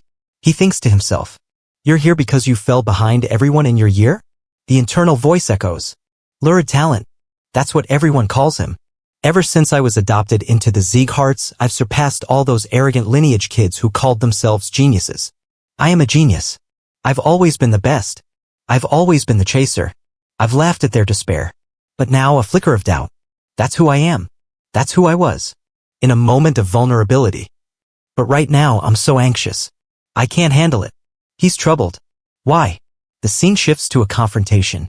Young Master Raon has a critical weakness. He whispers ominous. That he can never overcome. What are you talking about? Miss Martha's voice is calm but sharp. Raon has surprised many people. But he will never beat you. He'll never win against me? He nods, confident. Miss Martha. Good work today, too. She nods, satisfied. Why, no need to feel so hurried, Miss Martha. She stiffens but remains composed. Just as I said. I wanted to ask you something about posture. He hesitates, looking uncertain. Gee, could you take a look? Like last time. He trails off, feeling awkward. Nope, I can't ask him. He sighs in frustration.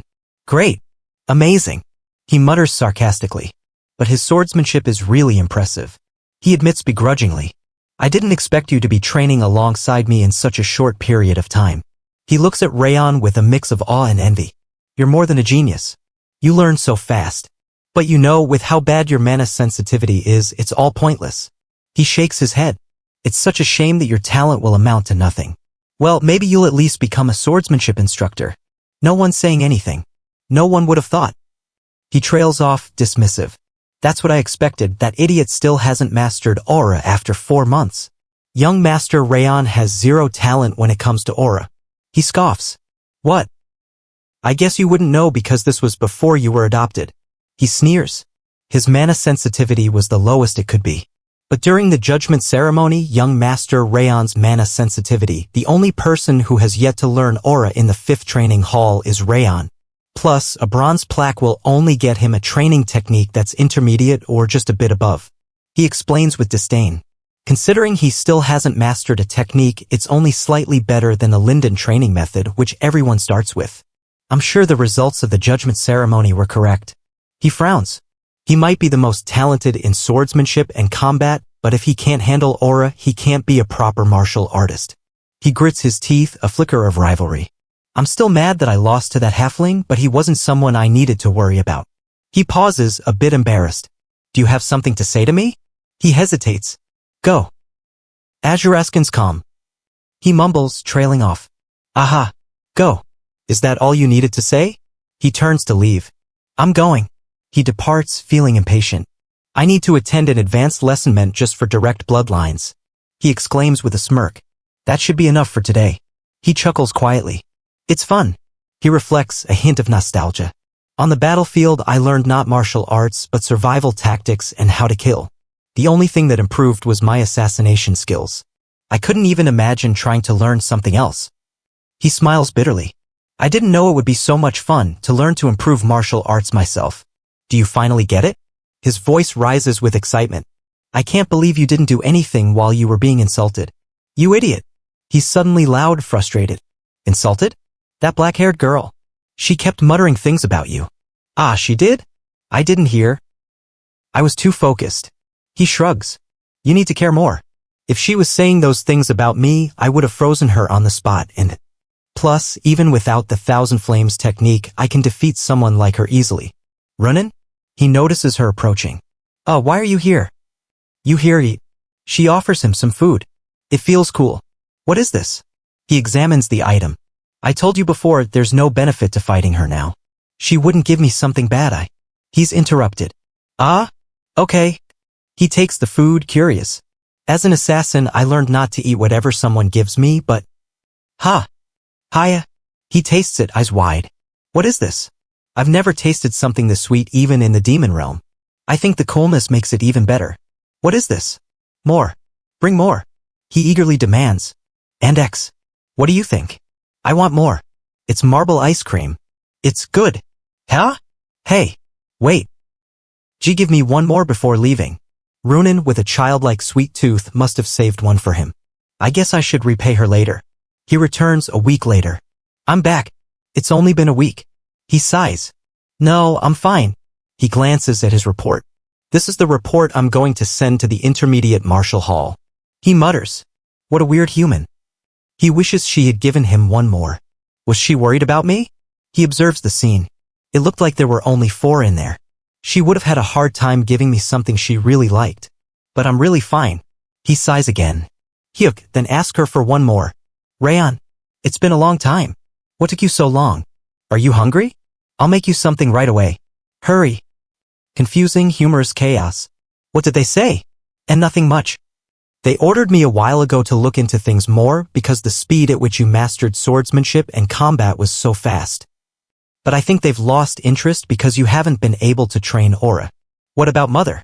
I think they're also less interested in Miss Sylvia, too. At this rate, they might pull me back in. You, young master, that's not good. I still need to use her. Was it maybe on purpose? Who knows? He sighs in frustration. That you haven't learned aura yet. What do you think? He quickly backtracks. And never mind. Sorry for asking such a rude question. All right, you're excused. He mutters. Someone would think you're not learning it on purpose. He grimaces.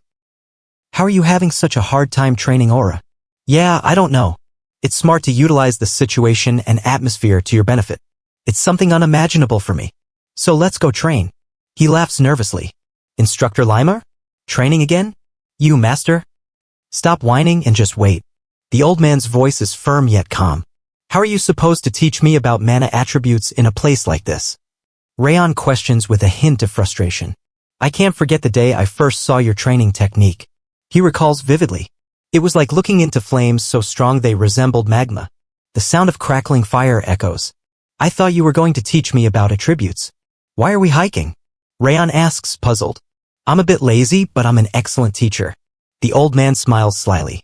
It was on a different dimension from ordinary training techniques. He continues, serious. The boldness with which you tried to accept the coldness of your body along with the flames rather than removing them from your mana circuits. He pauses, eyes distant. If Raon can truly master this training technique, this should be enough. The middle of a forest? Why here? The old man gestures, eyes gleaming. And what you're feeling now? He pauses dramatically.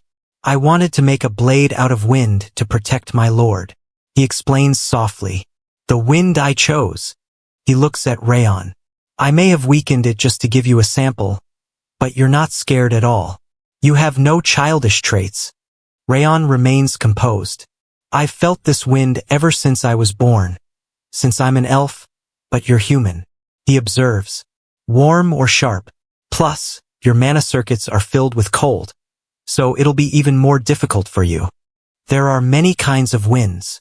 He takes a deep breath. Cold. I wanted a blade of wind that could pierce through anything. He smiles wistfully. And I achieved it. You need to find what is yours. Think of the fire you want to possess. He gazes into the distance. But this is the north. Unless I set fire to the woods here, I can't see proper flames. He laughs softly. If we did, we'd get our heads chopped off side by side. Suddenly, a voice calls out. Hey, old man. I'm here. The old man sighs. I was wondering why the flames were acting up. You're killing the flames. Looks like it was going to be a failure today anyway. Where are we? Raon looks around. This is the place where you can feel the most hot and passionate fires in all of the north. The old man gestures at a rustic charcoal pit. An artisan's charcoal pit. He chuckles. Haha, what did you bring with you this time? The old man raises an eyebrow. Hey, he's the grandson of the patriarch. Raon glances at him. I'm just a retired old man. The old man smirks. Unless the patriarch himself is here. He pauses, looking at the flames. What? This is really fire. Raon's eyes widen. Bonfires I've started myself. The old man's gaze sharpens. I've seen countless flames in my past life. Advanced flame magic from mages and more. But these flames? He whispers almost reverently. Heat. Image. Flames. The image of the fire I want to possess. He falls silent for a moment. Ah, the name's Valkan. He turns to Raon. If you want manners, then you can look elsewhere. He lessens the flames slightly. Valkan? Raon repeats, intrigued. The artisan famous worldwide for his mastery, the man who supposedly created Glenn Sieghart's True Heaven Sword. He really is Valkan? The old man nods. But he disappeared 30 years ago. Raon is surprised. To think he was here all this time. Nice to meet you. I'm Raon Sieghart. The old man looks at him. Did you tell him something about me?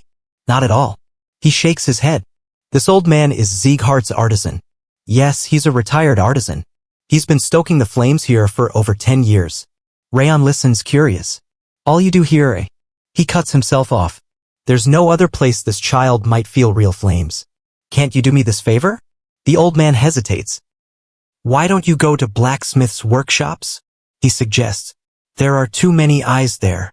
I don't think it'd be good for others to see this training technique until he's mastered it. What do you mean? The old man explains softly. Because Raon is Sylvia's son. Raon listens carefully. I won't interrupt you. Please, just let me feel the flames. He nods, resigned. I'm making charcoal. He reveals his craft. Golden charcoal, capable of creating much stronger flames than white or black charcoal. I've been here for 10 years just for that. Raon looks on. I don't care what you do, as long as you don't interrupt me. Thank you. You're so kind. The old man scoffs. Although, I didn't expect you to accept my request so easily. If you're good to him, I'll bring you some real good liquor later. He grunts. It's not because of you. He nods toward the flames. The flames in the furnace rose when that child entered. They were so strong the charcoal was destroyed by the sudden surge of heat. If that child's breathing possesses the power to manipulate fire, I think he could make my wishes come true. For the 7 months I visited Valken's furnace, Raon thought deeply about the image of the fire I wanted to obtain. Fire, X%. I get it now. People say fire is the scariest and strongest element. But that's a different story when you can control it properly. A trained fire is more stable than any other element. Plus, the energy of the 1,000 flames technique is awakening too. Picture the image of the fire you want to obtain. Image. The fire I need. I will slay Dirutha's throat. I will have Sylvia regain her direct lineage title. The path to my goals is darkness. I cannot even see the 2 feet in front of me. A torch to light the way, flames to be my sword to defeat beasts. Through snow and rain. An unwavering flame, that is what I want in my fire. Stronger than usual fire energy seeps into my body. The heat of the space, this furnace, seeps into me. I need to concentrate and catch this fire, feel it more. Is this the spiritual state of complete selflessness? My mind's eye sees images of my goals. If I concentrate a bit more. Huh? Suddenly a voice cuts through the chaos. It's my turn now. Didn't I tell you I'd wait for you to be at your weakest? The voice, cold and commanding. Now freeze. Raon's guard drops, he lets his guard down. Why did it have to be now? He whispers to himself, panicked. I have forgotten because he hadn't tried anything lately. He recognizes the threat. But he's not on my side. The demon's voice snarls. A demon that wants to take my life, the king of the demon realm. His body feels like it's breaking into pieces. Breathing becomes difficult. It's getting hard to breathe too. But I'll die if I move now, and I'll die if I stop the 1,000 flames technique. He grits his teeth, fighting through the chaos. I need to concentrate my aura somehow. I need to think to live. I need to think. His consciousness begins to fade. Your struggle to live is a pitiful sight to behold. The demon taunts. Do you think you can endure my power like before? He sneers. It's all pointless. Your body and soul, now mine. The demon's voice echoes. Your efforts, your life, pointless. You're no different than that man working the furnace. Raon's mind races. But do not worry. The demon's voice darkens. I will make sure to get your revenge. Furnace. Raon's mind flashes with realization. Thank you for the hint. He whispers desperately. It's all or nothing now. He musters every ounce of will. I'll die if I don't try anything. Instead of absorbing nature's mana heated by the furnace. He decides, I'll absorb the mana within the furnace directly. He feels the searing heat surge through his body. A much stronger, hotter fire, one that can swallow everything up. He screams inwardly. Take it in. You. What are you doing? The demon roars. Struggling. Cook. Suddenly, the flames in the furnace roar wildly. What's happening? Raon's eyes widen. The flames, so strong. I've never seen flames this intense before. What is happening to the furnace? Someone calls out. Raon Sieghart. How is it so cold over there when the furnace is burning like this? Hey, you. Are you okay? Why are you shivering? Limer, say something. Just leave him. You can't touch him. The voice is authoritative. He's in a spiritual state of complete selflessness. There's nothing we can do. He'll throw up blood and die if we do anything. Raon's body trembles as the flames grow even more intense. Is this the coldness you said is in his body? Is there really nothing we can do? No. It's too dangerous. Raon, please, don't die. You. Stop right this moment. Someone screams in despair. Don't you know? There's no hope. Bullshit. I already died so helplessly once before. Raon's voice is desperate. My meaningless past life. I couldn't close my eyes until the very end. I won't let that happen again. The heat surges uncontrollably. The furnace can't handle the surge of heat. Someone warns. The mana in the furnace is coagulating in one spot. Raon's body tenses. Are you absorbing that mana? Raon, answer me, are you okay? The scene blurs as chaos spirals out of control. Raon Sieghart. And then a strange shimmer. Golden flames? You have learned the Thousand Flames technique. The voice echoes with quiet pride. The technique has reached 2 stars thanks to your efforts. The system announces. From the strong heat, the flame attribute resistance has been created. Raon feels a strange warmth spreading through him. 2 tails of the bitter cold curse have melted. The system continues. Trait per stamina has vanished. The cold that once clung to him begins to coagulate, transforming into a new trait. The melted cold has formed the trait bitter cold aura. Raon's breath comes a little easier. Bitter cold aura has reached 2 stars, fueled by the intense cold of rage. He exhales, feeling a surge of determination. Well, things turned out much better than I expected. He mutters to himself. I'll be able to bloom right away. He clenches his fists. I didn't go through all that thinking for nothing. He pauses, startled. Ha! He notices something strange. You have endured the hardships driven by rage and moments of urgency. The system's voice sounds impressed. All stats will be increased by the points as a reward for your fortitude. Raon's eyes widen in disbelief. Are these gifts? He whispers. In just a moment I've achieved what would have taken me years. His voice trembling with awe. Damn it. He's overwhelmed by the rush of progress. What are you? He asks aloud, filled with confusion. Your mentality was always at its edge. How were you able to endure that situation? He feels his strength returning. I told you it wouldn't work. There's no point in trying. But deep inside, he admits, I almost died this time. I need to be careful. He remembers the danger. This has made it clear Wrath is an enemy. I cannot let him discover my weaknesses or secrets. Are you okay? Someone rushes to him, worried. Yes, I'm fine. Raon responds, steady. Then, have you earned your aura? Thanks to you. He nods. Sorry. That's fine. The furnace broke down because of me. The old man smiles reassuringly. Everything's fine as long as you're all right. He pats Raon's shoulder. I can just make another furnace. He notices something. What is it? Golden charcoal. He points, eyes wide. Raon's gaze follows. He's going to work the furnace again. Did he say he's trying to create golden charcoal? The old man's voice is filled with awe. He's been at it for years. The existence of golden charcoal is just a legend. I thought he retired. Raon's eyes widen. I thought he was done. The old man chuckles. Looks like you weren't the only one lucky today. Raon's gaze settles on the gleaming charcoal. This is golden charcoal. He explains softly. Stronger than white charcoal and longer lasting than black. Thanks to you, I've finally created what I've been trying to make for decades. The old man's voice is filled with quiet pride. Thank you. Ha! Raon hesitates. I didn't really do anything.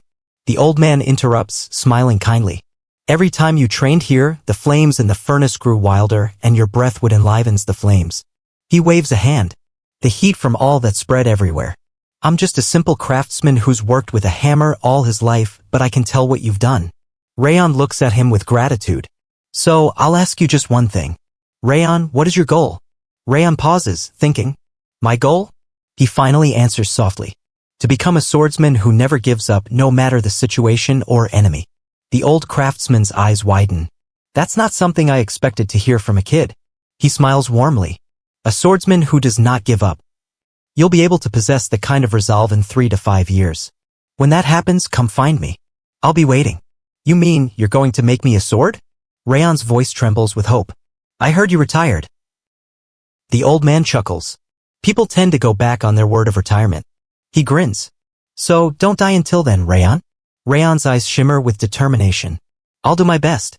The scene shifts briefly to a different place, an older patriarch watching over him. He finally earned his aura. The patriarch murmurs. He's really talented at turning hardships into strength. Another voice chimes in. He's managed to stabilize his aura already. He's progressing faster than anyone expected. Raon's friends and family in the training hall look on, some with hope, some with doubt. When are you coming back? Someone asks. They say he still hasn't created his aura after 7 months. Another voice whispers. Maybe all the rumors about his greatness were false. Maybe young Master Bun or Lady Martha should take his place. I guess he wasn't worth much after all. Raon's heart aches with determination. I want to help him. He remembers his mother's words. Mom told me I should give back to those who helped me. He clenches his fists, resolve burning in his eyes. I told you it's not needed. But inside he knows he's only just beginning. Stop being so arrogant. He whispers to himself. One day. Yeah, I'll do my best. He turns to a familiar scene. The cool, refreshing scent of ice cream from last time, bringing a faint smile. Thanks. He whispers, savoring the moment. The air turns cooler, the scent stronger. His resolve, like the flames, continues to burn brighter. Thanks. Hi. Raon smiles faintly. This flavor. It's just as good as the first time I had it. He eagerly reaches for the remaining two. Eat them both now, too. A cheerful voice encourages. Whoa. You know, she's sharing something she likes, too. Someone observes with a smile. Stop being so immature and calm down. A more serious tone cuts in. You don't want any more? That was good. Thanks. Raon responds quietly. Yeah, one's enough. Thanks. Then, do you feel better now? The voice softens. OD. Yeah, I do. Raon nods, a small smile on his face. Good. The voice cheers. She giggles, a mysterious kid with a playful glint in her eyes. Pfft.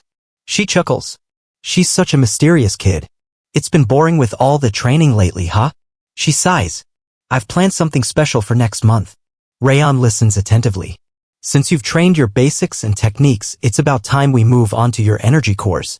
I don't know either. Raon responds uncertainly. What? He frowns. What is he talking about? The serious tone returns. We'll proceed with duels in a month. The system announces. The results will affect your graduation status and you'll be ranked. You'd better prepare thoroughly for the next month. Someone voices concern. Huh? What about some of us who are falling behind? When? Raon questions, surprised. And have yet to create aura? Another voice whispers. I heard that my friend finally succeeded in the end. Someone recalls. Was it yesterday? Or today? Another asks. Finally, there's an opportunity. Raon's eyes light up. I almost died of boredom because of how long the training dragged on. He mutters. Remember what I said before? He smirks. That I don't listen to guys weaker than me? I think I've been patient enough. His voice grows firm. You must have struggled being in a position you're not qualified for. He narrows his eyes. I'll teach you a lesson. He glares. For Martha Sieghart, back off. He warns. It hasn't even been a day since I obtained my aura. He points out. And now you want to duel in a month? Don't you have any honor as a swordsman? The others murmur, some with respect, others with disdain. Ah, young master.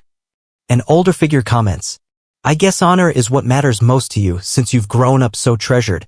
Honor is reserved for those who deserve it. The voice shifts to a more critical tone. Even those idiots learned aura within a month, but our top trainee took over 6 months. He scoffs. Advanced techniques take about 7 months on average. That just means that idiot isn't talented. Raon's expression hardens. I'm sure you know since you were at the judgment ceremony too. He smirks. A swordsman who hasn't learned aura can never become famous. Talent in swordsmanship is meaningless without aura. Who knows? He shrugs. Maybe the reason you came up with this duel idea is because you also want to replace the top student, Raon Sieghart. Raon's eyes narrow. You've been top student for too long, undeservedly.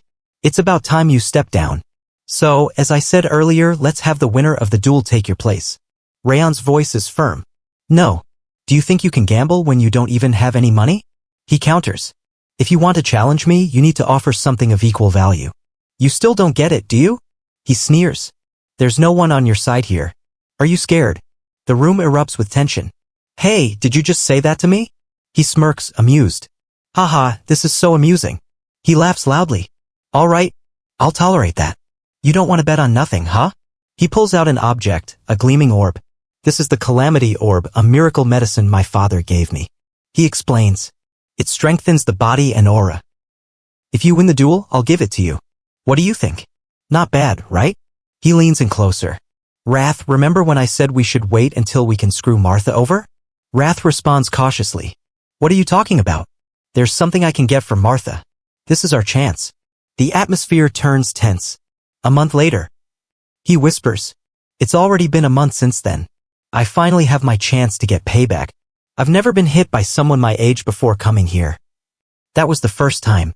His eyes darken. This is my chance after 8 months to pay him back for the shame he caused me. He clenches his fists. It's only been a month since that bastard Raon learned aura. He grits his teeth. It's rather pointless to duel against someone who's trained for over 3 years. But waiting for someone untalented like him is a waste. He narrows his eyes. I need to hurry and become stronger because there's someone I have to save. He raises his clenched fist. This is your end, Raon Sieghart. Attention, everyone. Watching a fight is just as helpful as actually participating in one. Observe closely how the other trainees fight and think about how you would react in certain situations. Don't be nervous. Just do your best. First up, Raon Sieghart versus Dorian. Instructor. Yes, sir. Yes? What is it? I surrender. We haven't even begun. I don't feel good. I've been feeling weak since yesterday, with chills and coughs. I couldn't sleep a wink. Cough. Dorian's voice wavers. Desperate. I'm serious, instructor. He looks pale and exhausted. If he were my subordinate, I'd have beheaded him right then and there. The instructor scowls. Well, it was expected, but at least try, Dorian. Jag. Dorian hesitates, then nods. All right. Even if you lose, you'll learn something. The instructor nods firmly. Surrender. Ban. You're still failing to control your emotions. The instructor admonishes. If you managed better, you could have finished him in 5 moves. His reaction made me mad. Bun frowns, clenched fists. Dorian, why do you keep running away? You can do it. The instructor encourages. If you fought properly, you could have endured longer. I'm sorry, but I'm just so scared.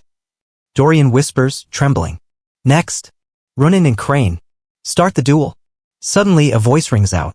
Stop. Crane, you're way too nervous. You need to relax when wielding your sword. Okay. Ronan, your counterattack was good, but you didn't use enough aura. The instructor watches the next pair. And next? Martha and Raon. The crowd murmurs. The assassin is a genius swordsman, adaptation, art, and skill. The scene shifts to the duel. I didn't think you could deflect my sword. The opponent is surprised. I admit you're talented, but only in swordsmanship. Raon's opponent sneers. A halfling like you whose aura isn't strong enough doesn't have a future. Qua. The opponent's blade hits, but Raon blocks. How long will you be able to hold this up?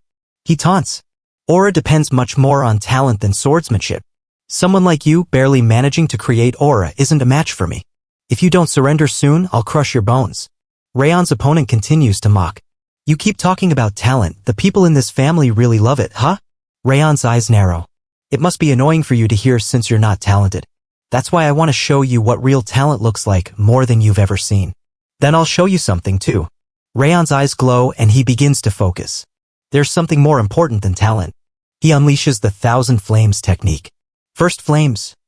The flames erupt with terrifying beauty. What's with those flames? His opponent's eyes widen. This is dangerous. Those flames aren't ordinary. Everyone senses the ominous power. But there's something lingering behind them. Raon's eyes narrow. What are those terrifyingly beautiful flames? The flames swirl, gathering into a concentrated point. I guess I should start taking this seriously too. The opponent's confidence wavers. Meteor form, ultimate point. Raon's aura converges, glowing intensely. Ultimate point is when you gather all your aura into one spot. The crowd watches in awe. Impressive that she can use it at such a young age. Someone whispers. She's planning to unleash everything with her next attack. I admit it, you're strong. Raon's opponent grits her teeth. But you won't be able to block this next one. Suddenly, the ground cracks violently. What's happening? The crowd gasps. Raon won? No way. Someone shouts. And what's with his aura? Raon's opponent falters. I see you won't loosen your fist even while unconscious. The opponent's voice trembles. You've got something better than skill or talent, mental strength. The crowd falls silent, stunned by the display. Martha. Raon's eyes burn with resolve. Raon has defeated Martha. The news spreads quickly. Yes, he completely defeated her. Despite Martha training her aura for over 4 years. The disbelief is palpable. It was unbelievable. The memory of the flames lingers. The flames I saw that day were beautiful, like a flower made of fire. The power was incredible, far beyond what size would suggest.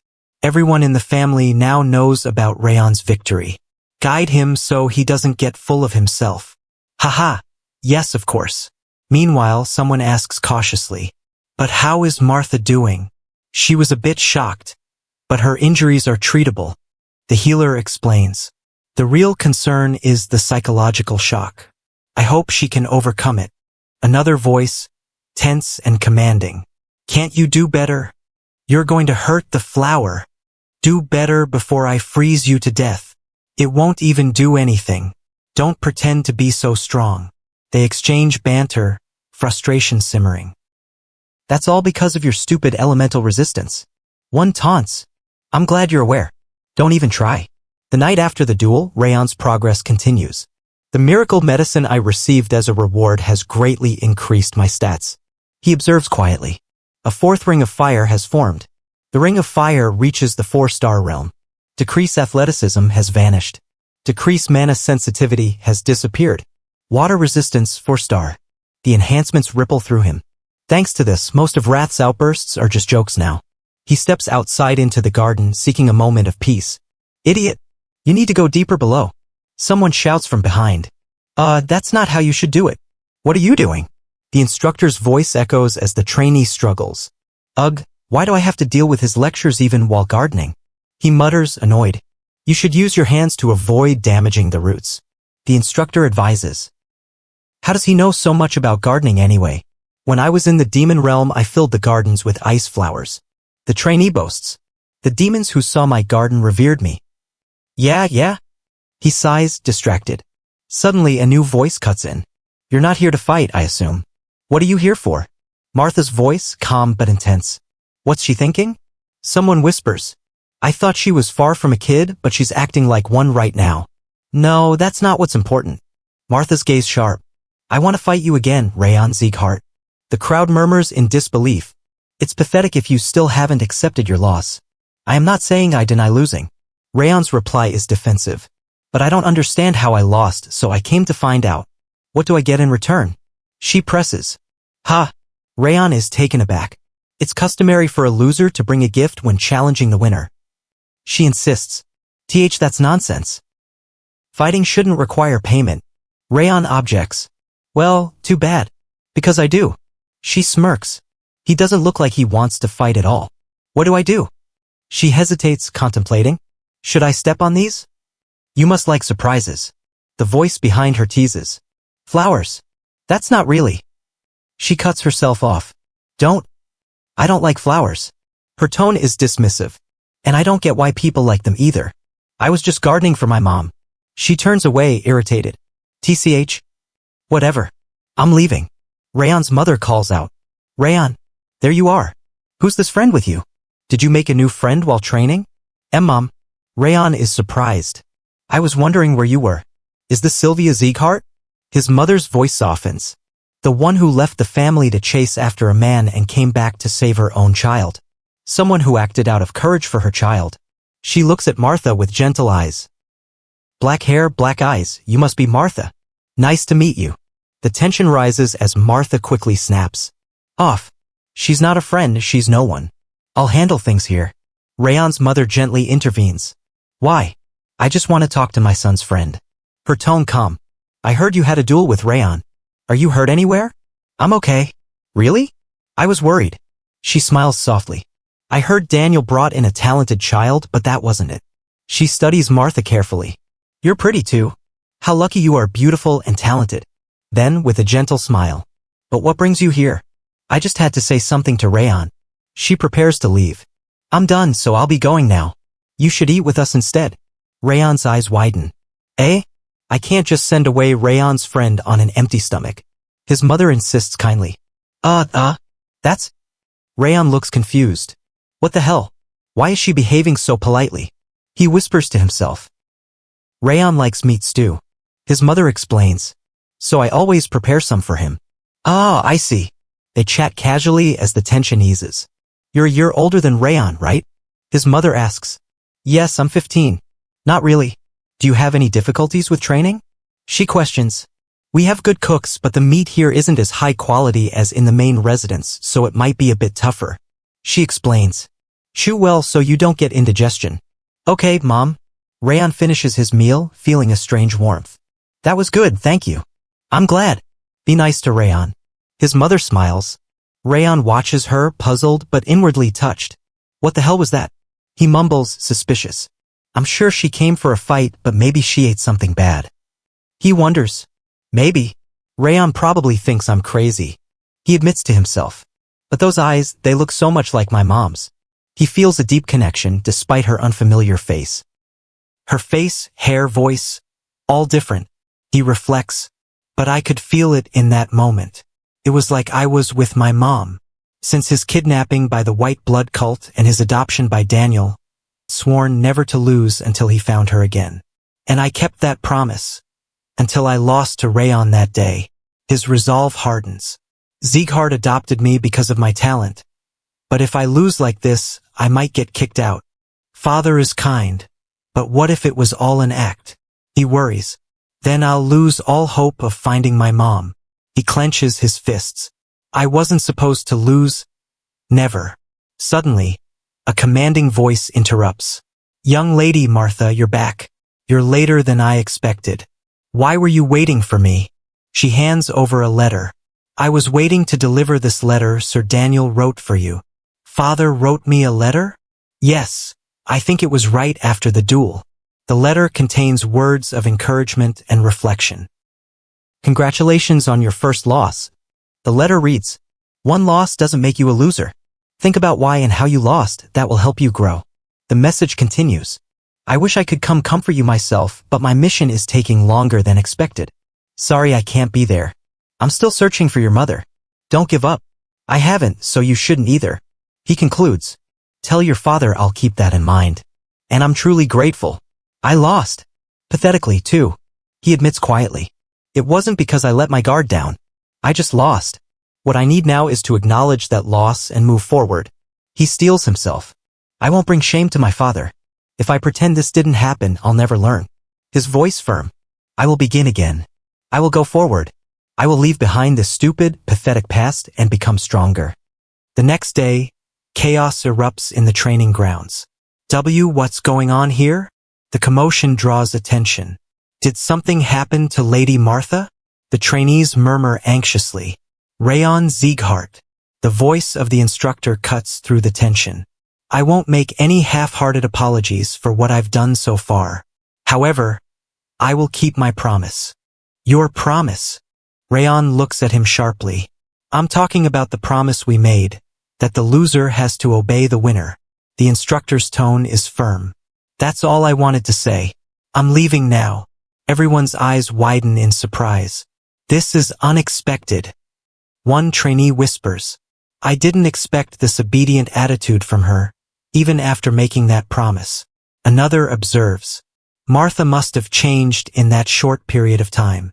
They exchange impressed glances. That's quite an incredible trait for someone so young.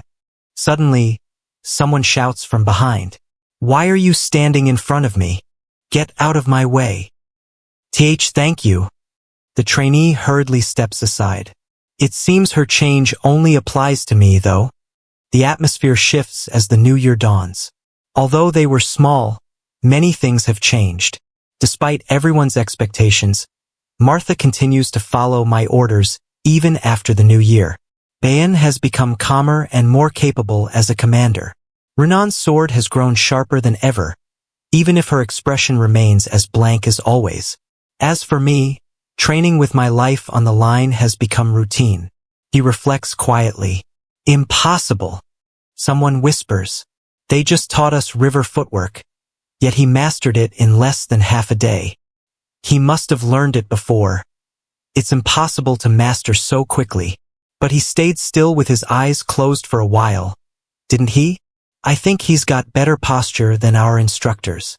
Unbelievable. The trainees gasp.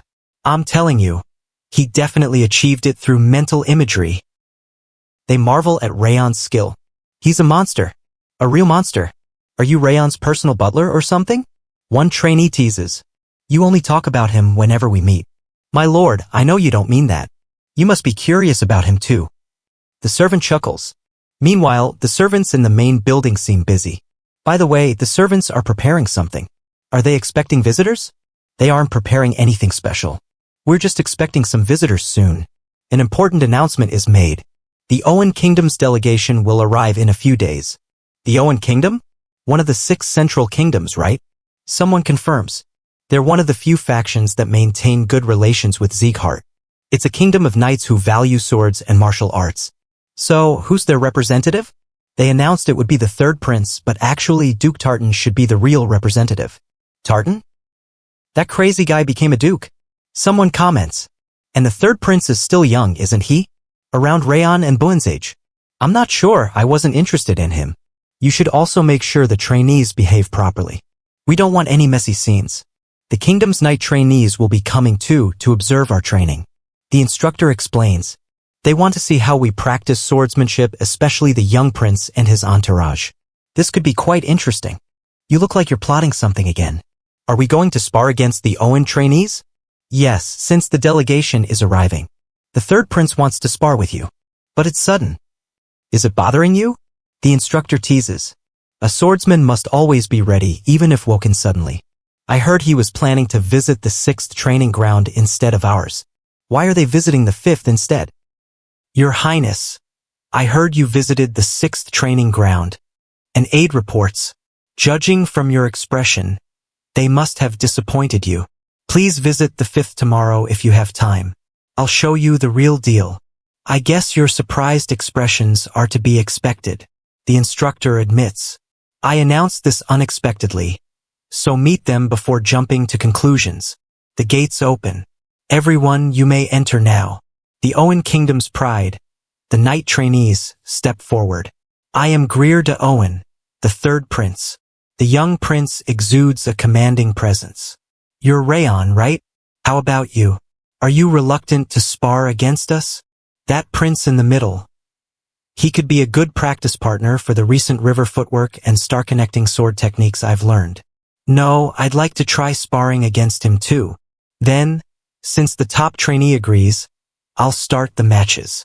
The instructor nods. We need 20 participants in total. Follow the top trainee's lead. He adds with a smile. Oh, and I bet my salary on your victory this month. You absolutely must win. Raon's eyes widen. If you lose, I'll kill you. What? That's... The selection process begins. This looks about right for the participants. The instructor checks. You should observe the knights carefully before we start. Watch their hands. They notice the nervous trembles. They look confident in their armor, but they're just trainees like us, nervous about sparring. We absolutely won't lose to the other kingdoms or the demons in terms of how hard we've trained. They motivate themselves. Our sweat and blood will be rewarded. Let's do our best and show what we're made of. Can you do it? Yes, I'll make quick work of them. That's why we need a strong card, someone who will definitely win. Martha will be the vanguard for the first match. Understood. I'll decide the order now. The first match is crucial, it can boost morale. Please gather at the center once you're ready. Wait. Is he really around our age? Why is he so big? Wow, he looks like a real knight already. The young knight steps forward confidently. I am Tars, the Owen Kingdom's vanguard. Your body has been exceptionally conditioned despite your age. I expect a great match. The size difference is obvious. The gap is too big, even Lady Martha will struggle against him. But Tars smirks. A great match? I will win. Come at me already if you dare. She's overpowering him. The sight is astonishing. The swordsmanship of the 2nd Training Hall's trainees was already impressive, worthy of the Sieghart name, on par with the kingdom's knights. But the trainees from the 6th Training Hall? They were well trained but somewhat disappointing. Compared to the Robert family's trainees, they lacked a certain edge. However, there's no denying it, this training hall seems to harbor the truly talented trainees. You came to see us out of nowhere yesterday, suggesting we visit the 5th training hall. One trainee, suspicious, questions. Is this the reason you came to see me, Limir? It's a rare opportunity to duel against one of the 6 Emperor's knights for training. I thought it'd teach them a lesson. The veteran, Hull, explains with a smirk. It's hard to believe those words come from someone once called the brilliant sword. Then should I act like I used to back in the day? Limir teases, eyes glinting. Why don't we make a bet? Hull chuckles. Your betting tendencies are still here, huh? What are the conditions? We'll have 20 duels, and the winner takes the prize. Wouldn't it be more fun if we bet on something instead of just watching? They exchange glances. They were given elite training in Owen. Do you think your trainees can beat them? Haha. You have great faith in your trainees, but I believe in mine too. Winner Martha. The crowd erupts in astonishment. How is she this overpowering? Someone whispers, stunned. I thought she'd be softer after our fight, but she's increased her speed and power instead. Another comments. How can she depend so much on strength when she doesn't even put everything into her first attack? Idiot. This is pretty amusing. Amusing? Watching little ants fight is boring. Not all ants are young. Humph. Back in the demon realm. Hull begins, but I'm having fun, so stay quiet.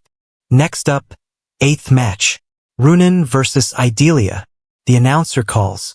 Runan, it's your turn. Did you say you're Runan? The opponent eyes her carefully. Yes. Runan's expression is distant. I don't like that spaced-out look in your eyes. His tone is sharp. I don't like fire. Over there. He points. An illusion? Runan's eyes flicker. No, the announcer declares. 18th match. Runan wins. Humph. I lost, but it was a good fight. The opponent mutters, slightly annoyed. Were you watching me fight? Runan's voice is calm. You've gotten pretty good at your footwork. Good job. Thanks. The crowd's excitement builds. 9 wins, 9 losses. Things are heating up. Then, we'll proceed to the 19th round. Bayan and Sarun. Step forward. The instructor calls. I'm Sarun Castle, a knight in training. The tall, confident trainee introduces himself. I'm Bayan Sieghart, a trainee. Bayan responds, eyes focused. That's Sarun. He's pretty strong. Someone whispers. He's the strongest after the 3rd prince. The match begins. He's similar to me in skill. If I let my guard down even for a second, it's over. They clash fiercely. Huff! Huff! Both swords break in a simultaneous clash. The 19th match ends in a tie. The instructor announces. Good job, Bayan. That knight trainee was the strongest of all. The trainees nod in respect. Why does that matter? If I fought with the Sieghart name on the line, I should have won, no matter what. Bayan's voice is tinged with frustration. Don't worry. You'll have your chance in the last match. And I believe you'll bring glory to the Sieghart name. The trainees brace themselves, determination blazing in their eyes. We're going to show everyone how hard we've trained. They chant internally. The trainee facing me is him? The martial prowess I sense from him feels ordinary. Are you a direct bloodline descendant of the Siegharts? The question hangs in the air. TCH, I didn't expect to fight someone so obvious. The trainee scoffs. I'd rather face one of those 3. Suddenly, the instructor Limer steps forward. Instructor Limer, I have a suggestion. What kind of suggestion? I don't think those 2 over there are even tired from their duels. He points subtly. How about I duel with them if I beat him? That's fine by me if you can. But if you lose, that's the end. Then tell them to get ready. This will be over quickly. I won't use aura against him to conserve my strength. What is that monster, Limer? One trainee whispers. I almost didn't notice him because of how inconspicuous his presence is. So you're not blind after all. The trainee comments, eyes widened. Why didn't you warn the 3rd prince when you knew? The 3rd prince thinks Raon isn't skilled. But he'll learn differently.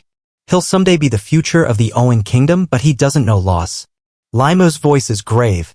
I thought it'd be good to teach him about loss in a safe environment like this.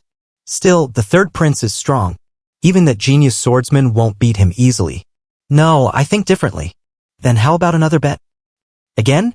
You really love gambling. Just a simple one. We'll bet drinks. All right. What do we bet on? Raon will end your prince in 5 attacks. What? Oh man, it wasn't even 5. I misjudged. I guess it's over then. He nods, eyes gleaming with respect. He was the real deal. That's really a trainee? His footwork and swordsmanship are already complete. The spectators murmur in awe. That's why I told you Raon would win. I'll make reservations at a nice fancy place. Stop. I'm not done yet. I want to show my real skills. Had I used my full power from the start. He trails off, eyes burning. Is that a dog barking? Or what? Someone asks sarcastically. Why can't someone who's supposed to be the prince acknowledge that he lost? So damn whiny. You're just like someone I know. Hey, prince. I'm trying to be really nice right now. Get the hell out of here. You lost. Watch your mouth. You're talking to a prince of the royal family. I'm of direct lineage. Why should I be polite? The tension thickens. That's enough. Let's hear Raon's opinion. Raon, you can decide what you want to do. He nods. You said you had a bet on this. The duels are over. There's no reason to fight anymore. I acknowledge I lost. I didn't properly judge your strength. I underestimated you before we fought. I'm so embarrassed and ashamed I can't even lift my chin. The third prince's voice trembles. Please, Raon Sieghart, fight me one more time. His eyes are pleading. I didn't expect you to apologize, to even put your sword down. Raon's gaze softens. I thought you were just an arrogant prince. All right, but this is the last one. Of course. I was arrogant, that's why I didn't see your true skill and lost. The prince's determination is clear. This time I'll give it everything I've got. He readies himself, energy crackling. The Paris sword technique only passed down to the successors of the Owen kingdom. This is no time to hide my powers. Prince's voice is fierce, filled with resolve. I want to fight him with everything I've got. His eyes burn with determination. What a stupid idiot. He didn't even realize you were hiding your true strength. Wrath speaking to Raon. I can win against him this time too. Despite the odds, confidence surges within Raon. He has much more aura than you do, and he's stronger too. Wrath told the Raon. Then do you want to bet? Raon challenges Wrath, a fierce glint in his eyes. Idiot. The voice echoes in his mind, accompanied by a rage suggestion. Rage suggests a bet. Conditions. Win against the third prince of the Owen kingdom. If successful, all stats +4. If failed, rage emotion increases by 10 points. Raon's breathing deepens, steeling himself. Then I'll start. He braces, ready to unleash everything. An intense surge of energy ripples through him. I'm giving it all I have, but he's not even being pushed back. Frustration creeps in, but he pushes through. Raon Sieghart. Can he truly be called a genius? No, he's more like a monster. The commentator's voice, awed and cautious. All right. I'm going to fight him with everything. Prince's resolve hardens. So that must be the Paris sword technique passed down only to the successors of the Owen kingdom. He observes, recognizing the technique's energy. Considering the energy he's exuding, he's planning to give his all into the next attack. His mind races, analyzing. All right, come at me. This is everything I've got. Here I come, Raon Sieghart. Raon quickly reviews the techniques he's memorized. I've already studied all of the third prince's sword techniques. Thousand Flames technique, First Flames, Cyclotorsion, and the Golden Flame aura. A flicker of determination crosses his face. No, not yet. I still have this technique. He pushes back his aura, feeling the upper hand. I've pushed back his aura. I've got the advantage. Suddenly, a shockwave erupts. Kong! The clash intensifies. My aura! The duel concludes with a decisive call. The winner is Raon Sieghart. The crowds gasp in amazement. Valel! I definitely had the upper hand in speed and strength. The third prince's voice is subdued but reflective. Did he use his footwork to respond to my aura? So it's true, the world is bigger than I imagined. Thanks. I learned a lot in this duel. I admit I lost. The third prince nods, genuine. I learned a lot too. Sorry for underestimating you earlier, just my lack of insight. It's fine. Raon responds calmly. Could I ask your age? I turned 14 this year. The prince's eyes are earnest. Ha! I lost to a swordsman younger than me in both skill and personality. He hands over a small, ornate box. Take this. It's proof that Greer de Owen, the third prince of Owen, is willing to do you any favor. Why would you give me something so precious? I lost the duel, but you cleared my mind. I feel enlightened. Greer's expression softens. I think it was fortunate I lost to someone like you. We'll meet again someday. I hope you'll still be better than me then. He smiles faintly. I look forward to trying to catch up. We lost. Limer's voice is composed. Yep, all right. You've won the bet. He nods with a smile. Duke Tartan, let's go back. The Duke, tense but respectful, responds. Yes, Your Highness. Lima pauses, then speaks thoughtfully. I've been thinking I have to do something immediately. In my past life, I always followed through with missions without expecting payment. Is it normal to get paid for such things? He ponders as he walks. What a strange feeling. This life surprises me in ways I didn't expect. Later, that's the lesson I learned from this duel. I thought I was the best, but he helped me reflect. He's like an already matured swordsman. I've fought many duels across the 6 kingdoms, but I've never seen a trainee like Raon. He's younger than me, but I learned a lot from him. That's why I plan to return after our meeting. I want to train my body to match what I've learned mentally from Raon.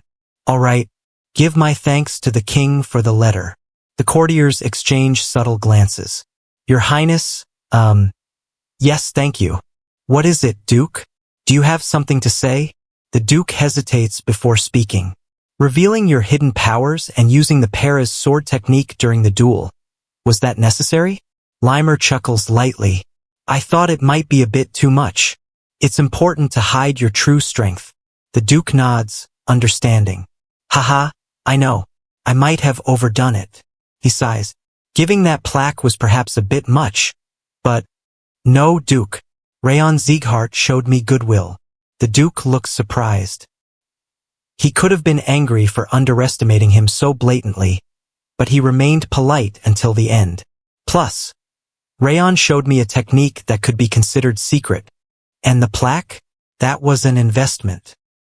The Duke frowns slightly. What do you mean? That's why I responded accordingly.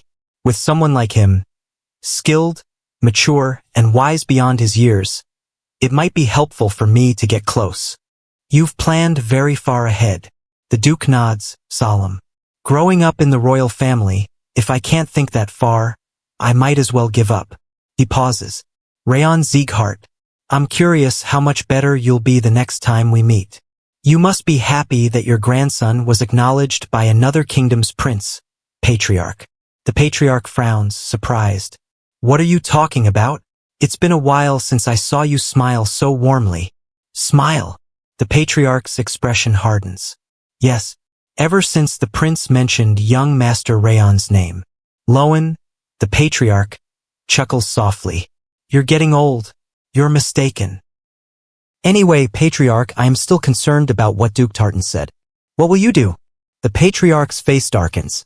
There's something else I must discuss with you beyond the prince's letter. He pauses, voice serious. I've relayed the message from King Lekros Albertan de Owen II. The 5 darknesses have begun moving again. You all did well sparring against the trainees from the Owen Kingdom. The instructor announces, voice firm but encouraging. It seems like you're all ready. He pauses, a hint of anticipation in his tone. So, next week, I'll be proceeding with some very special training. The students exchange curious glances. Special training? Someone asks nervously. What kind of special training? The instructor smirks, a little grim. Well, I probably shouldn't call it training. It's going to be a real battle. His eyes gleam with seriousness. You'd better prepare to see real blood. The students stiffen. A bit south of the Sieghart territory, there are mountain bandits called the Snow Tiger Claw. He explains. They're partly linked to the North and South Alliance, and until recently, they've been making a living collecting tolls for passing through the mountains. He pauses, voice darkening. But lately, their activities have turned much more violent. They've been robbing merchants and killing people. So our mission is to eliminate them? Someone asks eagerly. Why the past tense? The instructor frowns slightly. Did our mission change? He shakes his head. No, we can't just ambush them. The bandits ambushed a village south of the mountains, slaughtered all the villagers, set the place on fire and ran away. The students listen intently. Our goal is to track down and eliminate these bandits. He emphasizes. They're mountain bandits, but they're all aura users, former infamous ones. So don't let your guard down. We're leaving tomorrow evening. Be ready. I wanted to work on my posture a bit more before leaving tomorrow. He looks at himself in the mirror, trying to adjust his stance. Raon's stabbing looked so smooth and flexible, but I don't get what's wrong with me. He glances toward the training area, imagining Raon training there too. Maybe I should ask him. No, I don't want to interrupt. I'll keep trying on my own. He practices again, though frustration flickers across his face. It's gotten weaker than earlier, but my movements are definitely smoother now. He sighs in relief. All right, that should be enough for today. He considers, then softly says to himself, Raon's probably still training in there. Maybe I should say goodbye before heading home. His face lights up with a small, cheerful resolve. I'll get some ice cream, so come home early this weekend. He smiles, imagining the comfort of a simple treat. Yes, let's go home early today. I'll ask him tomorrow. He steps out, a lightness in his step, but then pauses as he notices someone approaching. Runan, Syria, looking unexpectedly serious. It's been a while. Syria? Runan's eyes widen. Why do you look so unhappy seeing your own brother? Syria's voice is gentle but tinged with concern. It's really upsetting to see you look at me like that. I told you before not to make that face. Runan looks away, embarrassed. Anyway, Syria continues softly. Lima's training must be going well. You've gotten much stronger than I expected. He smiles proudly. I'm proud of you, Runan. But his expression darkens slightly. You wouldn't go to war or risk your life in duels, right? Runan's face flushes. Did you forget everything I've taught you just in that short time? Syria's tone turns more serious. Let me remind you again. He gently taps his own pet squirrel, Ruby. Was Ruby's name your old pet squirrel? Runan's eyes wobble, trembling. Be brother. Syria's gaze softens but sternness remains. Remember what happened to Ruby. Remember what happens if you don't listen to me. His voice drops to a whisper. Until the chosen day, stay alive. Don't do anything difficult or dangerous. Just stay put and wait for my instructions. Runan's shoulders slump, eyes glistening. Hey. He looks up, uncertain. Who are you? The scene lingers on the tense silence, hinting at the weight of unspoken fears and promises. Who are you? The stranger's voice cuts through the narrow alley, sharp and probing. Shouldn't you introduce yourself before asking for someone's name? He smirks, a cold glint in his eyes. You can't really say that after your sudden intrusion. He steps closer, voice low but commanding. You're blocking the path in such a narrow alley. Are you a thief? No, a robber? The stranger tilts his head, calm and composed. I see how you could interpret it that way, but I'm not a robber. In fact, I'm her older brother. Runan's eyes widen in shock. You, He looks terrified. Are you really her older brother? The stranger chuckles softly, a mischievous smile. I may have gone too far with a prank. I was glad to see her after such a long time. Runan's expression darkens. You call squeezing a toy squirrel to death in front of her a prank? The stranger laughs again, dismissing the concern. Ahaha, so you saw that. It wasn't a real squirrel. Just a toy, eh? Look, see? He shows his hand empty. There's nothing there. I would never kill a real animal. He flickers his aura, burning away any blood or flesh. His tone turns serious. Anyway, I'm just here to give my little sister some snacks. I'll be gone for a long-term mission soon. He gazes at Runan fondly. You have a really good friend, Runan. You should stay close. He offers a small, sincere smile. Sorry I went too far with the prank. Stay healthy and see you later. He turns and begins to walk away, leaving Runan trembling but bewildered.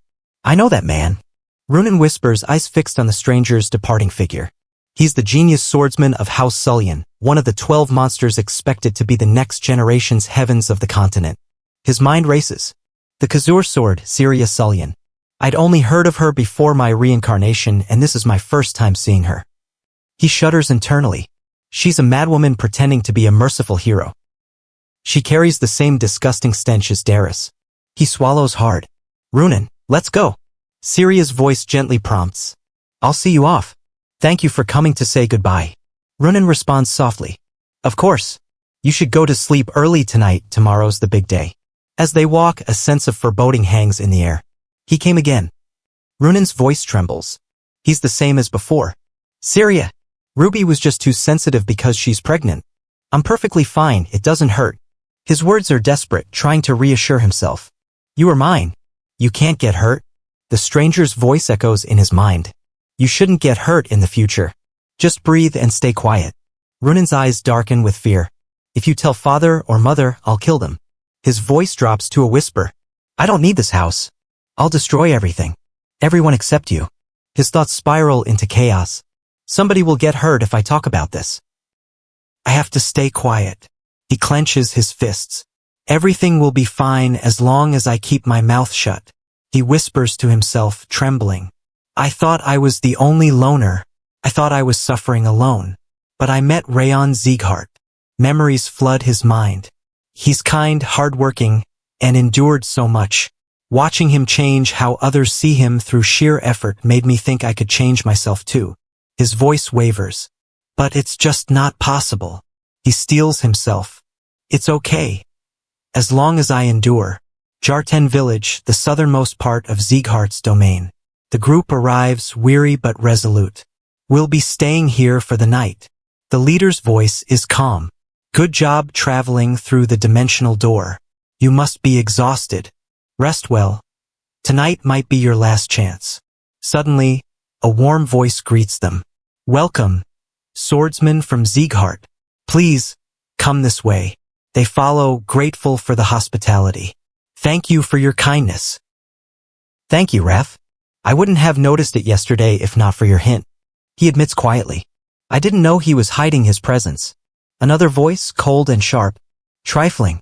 He won't return soon. He said he's on a long-term mission. The thought lingers. But, he mutters, eyes flickering with intent. Give me your body, you greenhorn. There's something trivial over there. He smirks. I'd do that much for a girl like the bead ice cream girl. He glances at Runen. Runen will stay that way as long as she's her older brother. His tone turns cold. I'll return after killing that trifling guy. The scene darkens, tension rising. What? The other man's voice is surprised. The King of Essence returns, twice the favor and 10 times the revenge. That girl introduced me to the world called bead ice cream. I'll do this much for her. The second man shakes his head, resolute. You're kidding. I refuse. The King of Essence is serious. He presses on, voice unwavering. Even if you're telling the truth, it's still a no. The first man's expression hardens. He created great trauma for Runen. Killing him wouldn't change what she's going through. He clenches his fists. If something happens to her, I'll kill whoever's responsible. 2 days later, the group reaches Jarten village, devastated by the snow tigers. They stand amidst the ruin, horror, and grief etched into their faces. What is this? One whispers, voice trembling. Why would they do this? The scene is brutal, decapitated bodies, burning ruins. This is too cruel. They survey the carnage.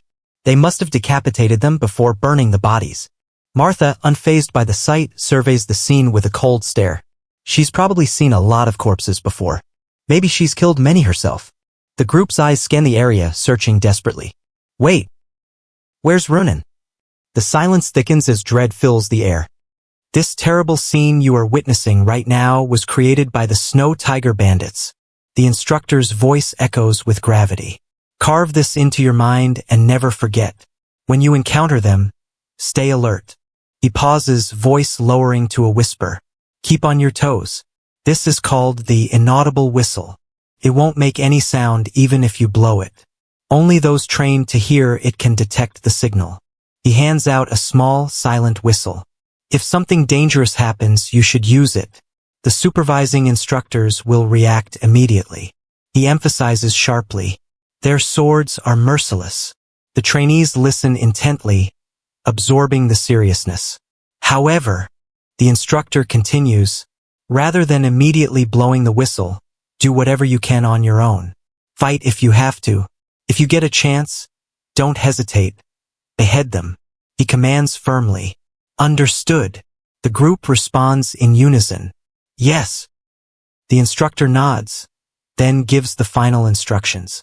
Divide into groups under the top trainee's command. Martha will be in Group A, Ben in Group B. Everyone move in teams of 3 to 4 members. Do not do anything dangerous that might get you hurt. He looks directly at Runen. Remember, Runen, you are mine. Just keep breathing until the day I need you. I'll kill anything that injures you. Runen's expression tightens, a mixture of resolve and fear. Runen, come with me. He gently but firmly guides Runen away from the others. There's no need to worry too much. He's calm but serious. Once I give the signal, block the sound. I'll handle the rest. Runen nods softly, trying to steady himself. Can I change, just like him? I'll try. They move cautiously through the forest, approaching the bandits' hideout. Is that the summit of Ruten Mountain? Runen whispers, eyes scanning the terrain. The high ground should give us a good vantage point to observe below. It's easier to run or hide if things go wrong. They'd choose the obvious hiding spot if they wanted to escape. But since it's the perfect place, they must have anticipated that we'd think that way. So, they're probably hiding in the hill over there. He points subtly. It looks visible from outside, but there might be another area inside. Let's check that hill. Leave the forest to the other teams. We'll investigate this one. Runen hesitates. Are you going to say something to her? I'm not sure what to say. He frowns, reflective. It's a family matter. Inside that hill, there's a hidden forest. The traces are concealed, so it's unlikely anyone will find them. He pauses, voice softening. I don't even understand my own feelings towards Sylvia. I should resolve this when I get the chance. He sighs. But I expected this. It's deep inside, and that works against novices. There's no way I can give advice on family. But I know what Syria has done to Runen. He clenches his fists. It won't work against me. You can't become the best assassin just by killing the target. He begins to speak more carefully. Tracking, probing, gathering information, you have to excel in all aspects. Ordinary hunters deceive easily. But not me. Runen, I think the snow tiger hideout is nearby. Follow me. Silently. Even your breathing. Runen nods, determined. As expected, they don't have anything special. Just traps at the entrance. The experienced scout whispers. They thought no one would come this far, since there are many traces. But they underestimated us. He scans the area. Is that boy a hostage? He notes, eyes narrowing. The bandits guarding the hideout are strong physically, but I feel no aura from them. Just low-class warriors. He points to a bulky man lying near the hostage. That man can wield a sword well enough, but the rest are just regular bandits. He considers. There's no way they left their only hostage unguarded. There are probably dozens inside. He bites his lip. Should I blow the whistle? I could retreat and regroup before attacking, but the hostage's condition is critical. He might freeze to death if we don't act now. He frowns, tense. They haven't noticed us yet. The best move is to save the hostage quietly, then take out the bandits. He turns to Runen. Look at me. Don't worry too much. We can save him. When I give the signal, block the sound. I'll handle everything else. Can you do it? Runen hesitates, voice trembling. Can I change, just like him? I'll try. They exchange a determined glance. Suddenly a rustling sound. Who are you? An intruder's voice shouts, unleashing a fierce aura. Block the sound waves. The experienced assassin commands. He raises his aura, attempting to silence their voices. Damn it. Our voices aren't spreading. He grits his teeth, realizing. Did she just block the sound with mana? Why is there an aura user here? He spots the opportunity. This is my chance. He moves swiftly to eliminate the two enemies, first focusing on the ones closest. But then, oh no! The mana barrier is suddenly destroyed. His eyes widen in horror. Her trauma, has it been revived because of this? He breathes heavily, panic rising. We're exposed now. Be quiet. If you open your mouth, I'll kill you immediately. The voice is cold, commanding, leaving no room for defiance. Only answer the questions I ask. Every time you refuse to speak, I'll pull out a bone. Despite her panic, she musters her mana, forming a fragile barrier to protect herself. We lived thanks to her. Her thoughts racing, proud despite her fear. She did well, even in a panic. The captor's voice cuts through her thoughts. You're part of the Snow Tiger Claw, right? Why, yes. She whispers, voice trembling. How many of you are there in total? And where? 39 in the forest. There's one more. His eyes narrow, sensing something. Inside. The hostage is my younger sister. Please, save her. Her voice breaks, pleading. We'll save her. Don't worry. The captor's tone softens slightly. but still laced with menace. Runan, you shouldn't make promises like that.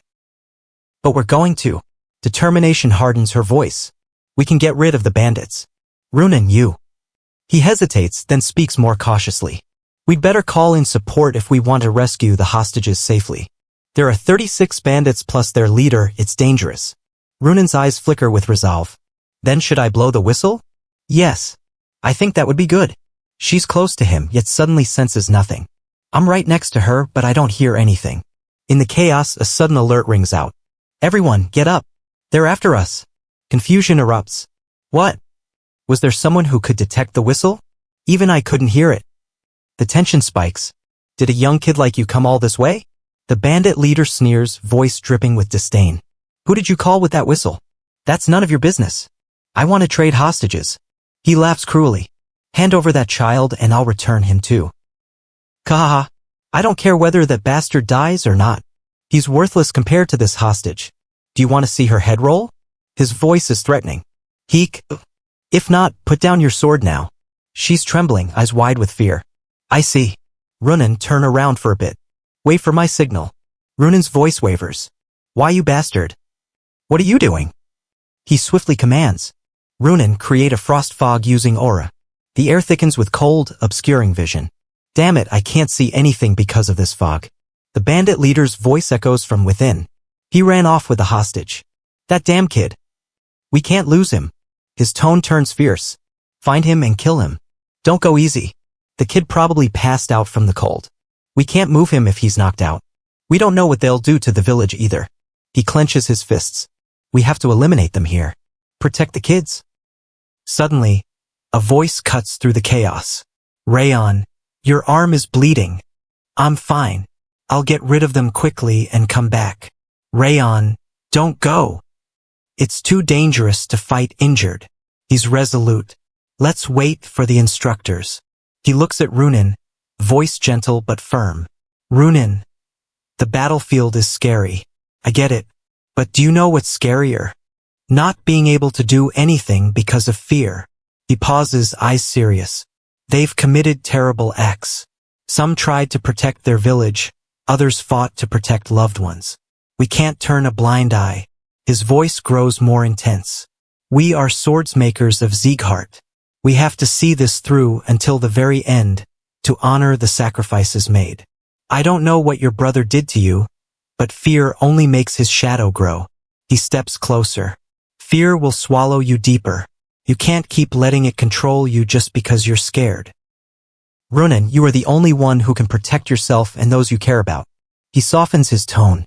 What we do now is your decision. You don't need to stay in the shadows anymore. Runan's expression shifts, a flicker of resolve. I want to change. I want to escape. I don't want to be tied down by the past anymore. I want to protect what's important to me.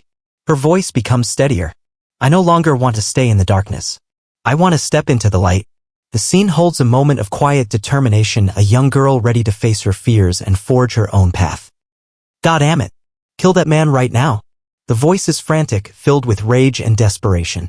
Damn it, stop him. Stop him right this moment. Panic erupts among the bandits, shouting and trying to intervene. It's just one little kid. Why can't you stop him? The frustration boils over as they scramble to react. You're dead, you little rat. The enemy taunts, sneering with cruel confidence. Suddenly, a figure vanishes in the chaos. What? Where did he just vanish to? The bandits gasp, confusion spreading.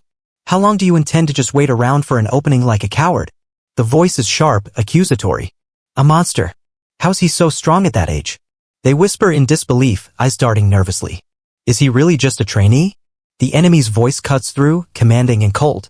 Surrender. Your leader is now. Footsteps approach, heavy, deliberate. Ha! How ridiculous. The enemy scoffs. How does it make sense that you're all dying off to that little kid? Chief. Someone shouts, panic in their tone. We'll only embarrass ourselves if we keep trying to fight in the North and South Alliance like this. The leader's voice is tense but trying to maintain composure. Anyway, you look really wealthy. He sneers, trying to taunt. You must come from a good family. That makes this even better. I was worried our gifts might not be enough. His eyes gleam with cruel intent. The heavens have not abandoned me, Vukan. I will take you all as hostages. Suddenly, a loud crash, an attack or explosion. Shit! Runan probably isn't ready to fight yet. The urgency is palpable. I need to go help her. He lunges forward, but a commanding voice cuts him off. How dare you look away when I'm right in front of you? Are you worried about them? The enemy, the Snow Tiger Claw Chief, glares fiercely. He must be a sword beginner, no, a sword user. They realize, eyes wide, as the battle intensifies. We found them. The girl and the hostage, they're here. Alarm spreads. You and I can have some real fun. The enemy's cruel smile widens. Shit. He curses under his breath. This girl, she's using strange skills. He grits his teeth, frustrated. Hand over the hostage, stop fooling around. His voice is commanding, desperate. I need to protect those kids, no matter what. He steels himself, preparing to fight. But to do that, I have to kill the enemy in front of me. He assesses quickly. Thankfully, he's not a difficult opponent. Yes. Kill him. I can do it. Suddenly, her internal conflict surfaces. Ah, I'm seeing my brother again.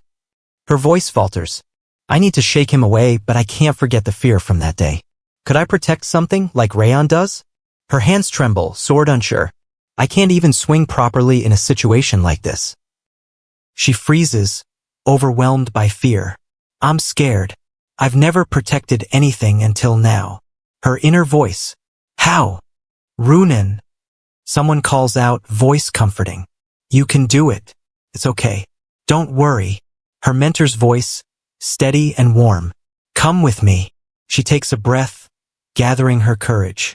I have to thank him for giving me courage, helping me move forward, believing in me. Her resolve begins to solidify. Everyone's losing to these kids. Huh? The enemy sneers. You're all useless. His words are harsh. We're not just little kids. She's a girl who overcame her dark past on her own, her voice rising with conviction. And she has a heart kinder and stronger than anyone I know. The scene shifts to her technique. Thousand Flames technique. First fumes, flower, fall. Focusing on her environment, checking for traps. There were traps here. A rare miracle herb, the two-tone flower. Her eyes catch the aftermath of slaughter. Did they really massacre an entire village just for this? Suddenly, her eyes widen. What? It's already over. She spots a familiar herb. Ah, that's the two-tone flower Vukan had. Her heart races as she pieces together the scene. Did you kill them all? Rictor, the North and South Alliance's chief, steps forward. And if I did? His calm confidence is unsettling. You're quite bold. You seem to judge your situation well. He assesses her, a smirk curling. Are you part of the North and South Alliance? Her gaze hardens. So he's Rictor. Yeah, call me Rictor. He's a notorious swordsman. A genius who rose through brutal means. I've heard that name before. A genius who became chief of a mountain bandit group within 10 years, with nothing but a sword. The Snow Tiger Claw bandits don't compare to him. He's a true martial artist. A child of a renowned family. A direct lineage of the Ziegharts, huh? He eyes her cautious. Considering your swords aren't engraved, you must be trainees. His smile sharpens. What should I do? Kill you now? He's very obvious about his intent to kill. The words are cold, precise.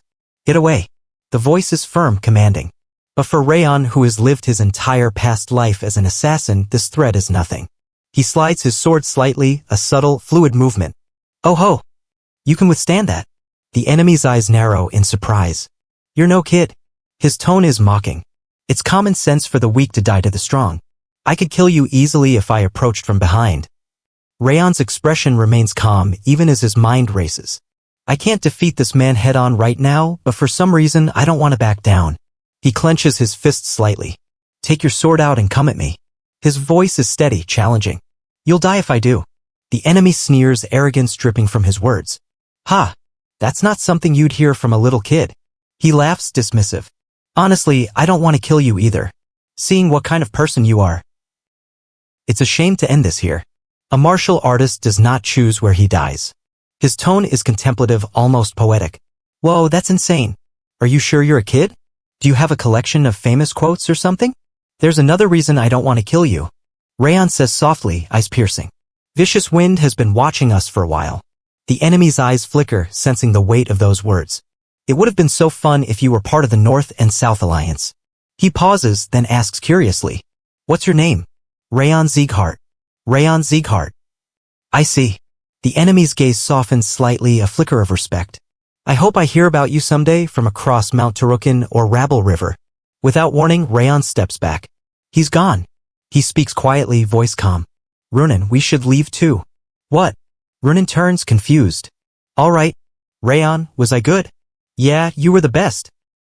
Raon nods, a rare smile flickering on his face. Their first mission, brief but impactful, concludes. Later, as they return with the severed head of the Snow Tiger Claw's leader. "How did you?" Burdened and exhausted, Bine and Martha look upset. "They lost to me once again." Limer Diaz tries to comfort the others, his tone proud. Wrath didn't miss his chance to brag, either. "That big ear guy's story isn't even impressive. Back at my first battle, I froze an entire castle. Listening to their chatter, I almost want to cover my ears. The rescued children lost their parents, so the Slyan family took them in. Their stories intertwine with their camaraderie. The children liked that, they liked Runan. After the mission, we're summoned to the Patriarch. We were awarded bronze medals. I'm surprised by the praise, but even more by the Patriarch's gesture. He returned the two-tone flower to me, calling it my own loot, despite it being a rare miracle medicine. All's well, but then, why are you here? The scene shifts to the bustling household. "Young master, you're finally home." The madam said to tell her everything once the mission was done. The chaos ensues. "Yes, I told her everything." Ken Hank grins sheepishly. "What has this idiot done?" Raon's efforts are met with teasing and concern. "Raon, is it you?" "Young master, you're home. Sylvia will be mad if she finds out I stepped up to kill the bandits." "And no, it's..." He stammers, embarrassed. "Great job, Raon." The family cheers. Huh. "Why? Did you think I'd be mad? You always tell me to be careful." "I'll brag about all of this tomorrow at the main residence." "My son, you've grown so much." His parents smile proudly. "I heard you always reach out to those in need." His mother's voice is warm. "My dream was to become a swordsman like that." The scene shifts to the wisdom of the first patriarch. The reason the first patriarch wielded his sword was to protect the weak. And the legacy continues. "Why would I scold you for saving hostages? Emotions are tangled. Her feelings are so complicated. Anyway, Dorian, that bastard." The anger resurfaces. "Took you too long to look back. That coward ran away long ago." "Well, this isn't a bad night. You don't need to hide in shadows anymore. I'll tell him next time I see him, and I'll thank him no matter what." Raon, standing tall, challenges again. "Take out your sword and come at me. It's been so long since I saw someone with the same fire I saw in the Patriarch." His eyes gleam with the seed of a new king. Main residence of the Robert family. The dim, austere chamber is silent save for the faint hum of lingering memories. The wound still hasn't healed. It's been 17 years since that day. The voice is hollow, tinged with pain. The person gazes at the scar, a haunting reminder. "Since then, I've tried every miracle medicine, hired the best physicians and priests." Frustration and despair seep into their voice. But nothing has erased this wound. It remains neither healing nor worsening, as if it's alive, an unyielding mark. A wound that refuses to close, as if it wants me to remember that day. Is some dead spirit asking me to remember?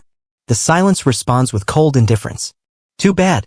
I don't look back on the past. Their gaze hardens, steeling themselves. Inside their mind, a voice whispers. There is only fragmented thoughts, broken and scattered. My goal, the lifelong wish I chase. Suddenly, a system notification blares. You have achieved 3-star Thousand Flames technique.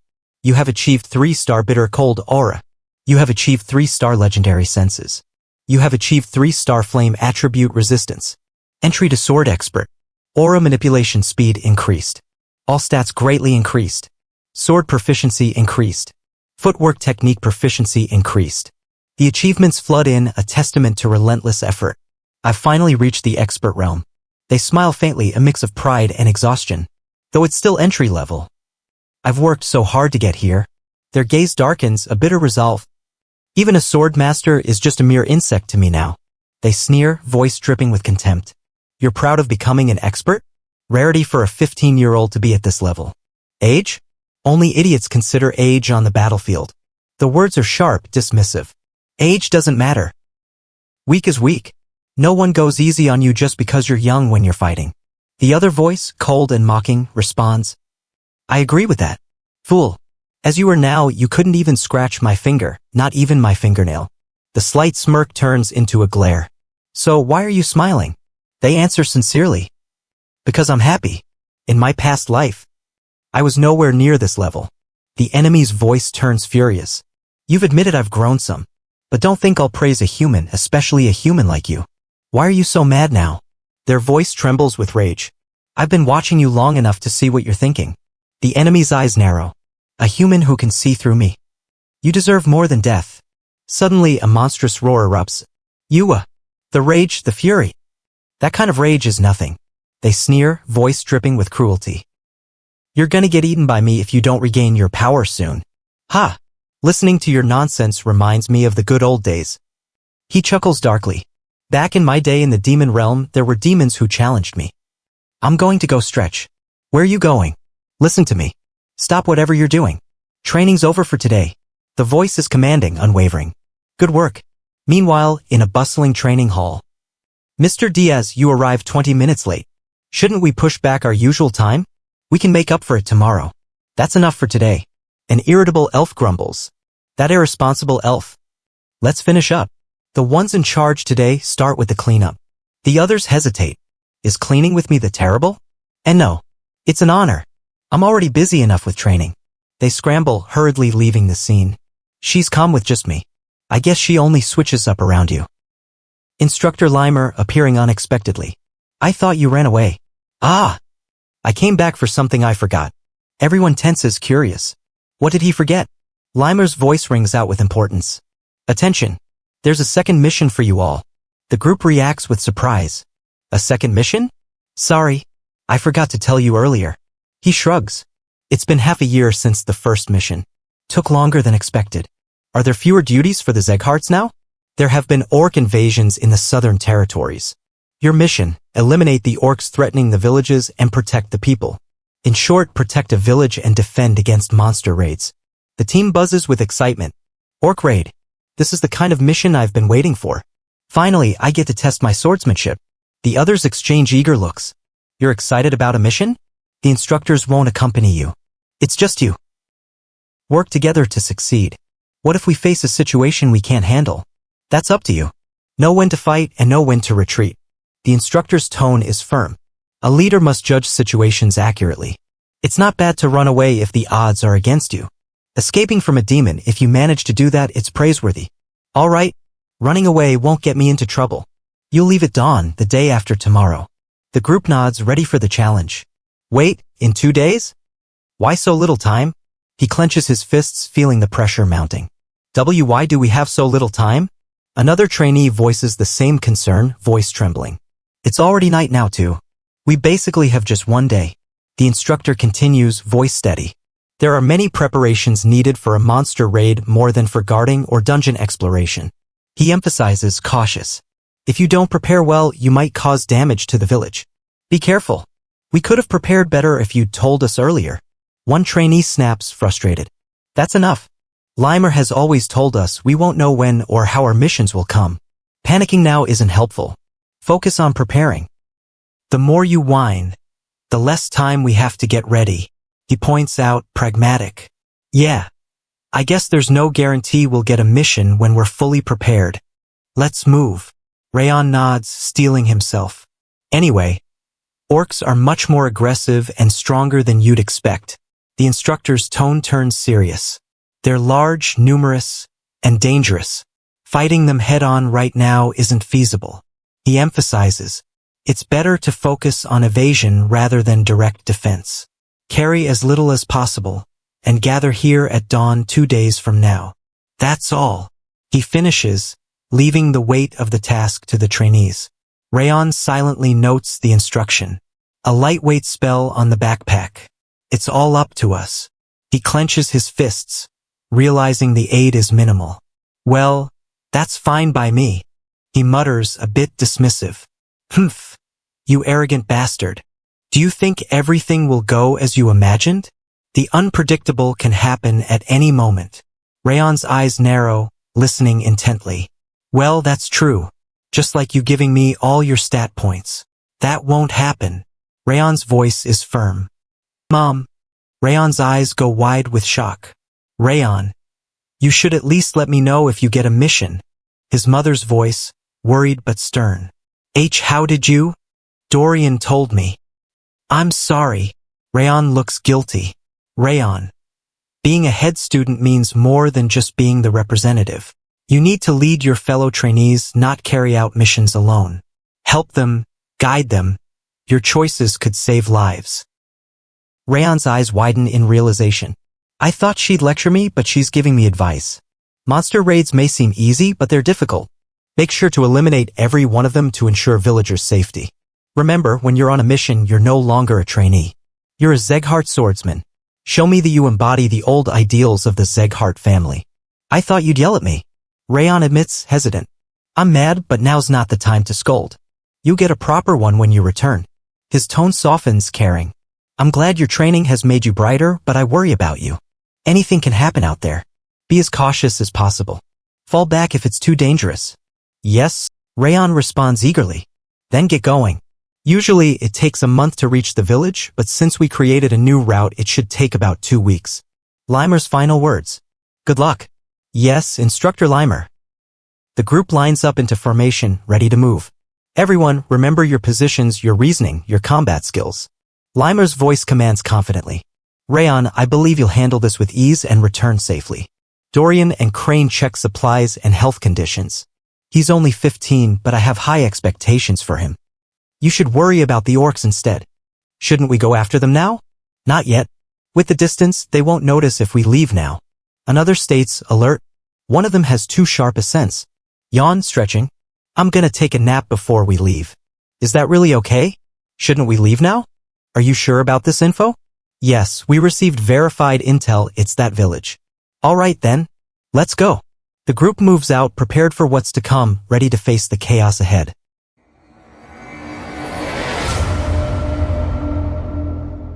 The dense forest near the village was quiet, but tensions simmered beneath the surface. Kane Zeghart, the top trainee of the 6th training hall, stood alert as figures approached him. Why are you guys here? Kane asked calmly, eyes narrowing slightly. The others hesitated, then whispered among themselves. This must be Kane Zeghart. I heard he joined the 6th hall late because of injuries, but he looks fine now. Seems he's a pretty advanced swordsman. A voice from the shadows confirmed it. Looks like he's quite skilled. Why are you here, Raon? We're on the same orc raid mission, aren't we? Raon nodded. Yeah, we received the same mission. Kane frowned. I wasn't told about this. The night before departure at a nearby tavern, voices buzzed with excitement and pride. Your students did great last time, Limer, a seasoned instructor, told a group. They managed to defeat mountain bandits at such a young age. I heard about it too, impressive. Another instructor, Manhwa, leaned in. Should I send them on the orc raids since they did so well? They'd finish quickly and I'd get praise from the patriarch. Lima shook his head. No, the 6th hall will handle that mission. Teamwork is crucial in monster raids. Unlike the 5th hall, which focuses on individual skill, the 6th hall is more suited for this. He paused, then added, everyone in the 6th hall recently passed the Hell Week training without failures, so we're taking that mission. Meton smirked. Are you nervous? Because my trainees are getting attention lately. Why not send both halls together? Limer considered, then nodded. If both groups compete, they'll push themselves harder. I'll get permission from the patriarch. Suddenly, a more commanding voice cut through. You guys can go back. We'll handle this on our own. Kane's voice echoed with certainty. I can't ignore what you said, Bun Zeghart. Bun turned sharply. Have you grown arrogant in the 5th hall, Kane? Kane responded, the 6th hall is better at teamwork. Honestly, this mission might be too overwhelming for us. We lack experience in coordinated efforts. Observing said, Kane, I know your skill level, but don't underestimate the 5th hall. They're capable too. The conversation hinted at underlying tensions. Limo explained, experience is vital. This mission is close to real combat, but tactics and teamwork are what truly matter. Maybe Lima wanted us to learn on our own through competition. Acted on his mother's words, show me that you are a swordsman who protects others. It had been on his mind ever since. As night fell, the scene shifted to the battlefield preparations. The two groups faced each other, tensions rising. Let's decide the commander with a bet, someone suggested. We'll take down the orc leader first to create chaos, then finish the rest. That sounds reasonable, agreed another. Suddenly, a confident voice boomed. I'll wipe them all out myself. No need for tactics. Just sit back and watch. The battle erupted. Keen senses allowed him to visualize the chaos unfolding. Standing at the edge, he wondered silently, is it really okay to fight without a plan? Raon looked worried. Can we really win this way? He asked. No, I think we'll lose, he admitted. Pathetically so. Their opponent's defenses were too strong, their confidence too reckless. Back on the field, insults flew. You guys aren't the center of the universe. Don't look down on us. The fighting intensified, but the lesson was clear. Fighting without strategy, teamwork, or understanding the enemy only leads to defeat. One soldier sneered. So, was it as easy as you thought? Looks like you're the ones falling back now. Kane's eyes sharpened. They're mistaken. But the world doesn't stand still while you improve. He looked at the opposing team and thought, did they look down on us because of the Orwin Kingdom? Because they thought they'd win since they did better recently. He clenched his fists, realizing that arrogance was their downfall. This is what happens when you fight blindly without tactics, without knowing your enemy. Someone scoffed. You were drunk on your own arrogance, wasted energy, exposed techniques. It's impressive how even trained swordsmen can fall. Another voice chimed in. They train every day too. Just because we're doing better doesn't mean we should look down on others. A flicker of hope appeared. Really? Then we lost, someone asked desperately. No, we still have a chance. I'll do anything to beat those bastards. A nod from Raon. At least you're still willing to try. All right then. I'll tell you how we can win. It was so refreshing to watch them struggle. Yet, beneath the surface, tension simmered. Don't let your guard down, a voice warned. The 5th Training Hall managed to take down the North and South Alliance's affiliate organization, Snow Tiger Claw Bandits, successfully. Another voice chimed in confidently, I'm sure they won't give up. As expected, someone else murmured, we'll put an end to this. Suddenly, a scornful voice cut through. What an idiot. You're gonna regret it if you talk badly about us again. Forward attack, 4th formation, shouted a commanding voice. Concentrate your aura towards the front. But chaos erupted as confusion took hold. Cook. What the hell? They're attacking the side instead? It's the preparation posture from earlier. Counter it like we practiced. Yet, the enemy was already shifting tactics. Oh, fool, someone muttered bitterly. What? He changed his movement so quickly. They've switched their fighting style entirely. What the hell happened to make their style shift so much? He was right. The enemy had changed their approach entirely. Why do you think we lost when we're stronger than them individually? Information and tactics, another guessed. Exactly, a voice confirmed. The 6th Training Hall already knew our personalities and skills. They planned their tactics around that. But we didn't prepare anything, thinking we'd win anyway. In the end, they had lost so pitifully, fighting a battle they could have won. Then are we going to lose now? Shut up. Don't jinx it. Another snapped. I'm sorry. Even so, they knew they hadn't fully lost. Still, they had expended a lot of stamina and aura. It's true we're at a disadvantage, someone admitted, but they're not the only ones with information and tactics. Raon looked serious, eyes narrowing. Raon, do you have an idea then? He asked. Kane Sieghart, the top trainee of the 6th Training Hall, has a very sharp sense of sight and intuition, Raon explained. Thanks to that, he was able to notice you coming from afar and sent trainees who could counter you to fight. Damn it! Kane Sieghart. Martha's strengths are her power and endurance, but her attacks are rather simple. Bayan is fast, but his skills are straightforward. So, how can we win? Someone asked desperately. Kane sent in swordsmen who could withstand her attacks to drain her aura. Raon continued. More quick-witted swordsmen. The simple way would be to just change tactics and send in. Someone suggested. But I don't think you guys want that, Raon said, shaking his head. Yeah, I don't want that. I have to win.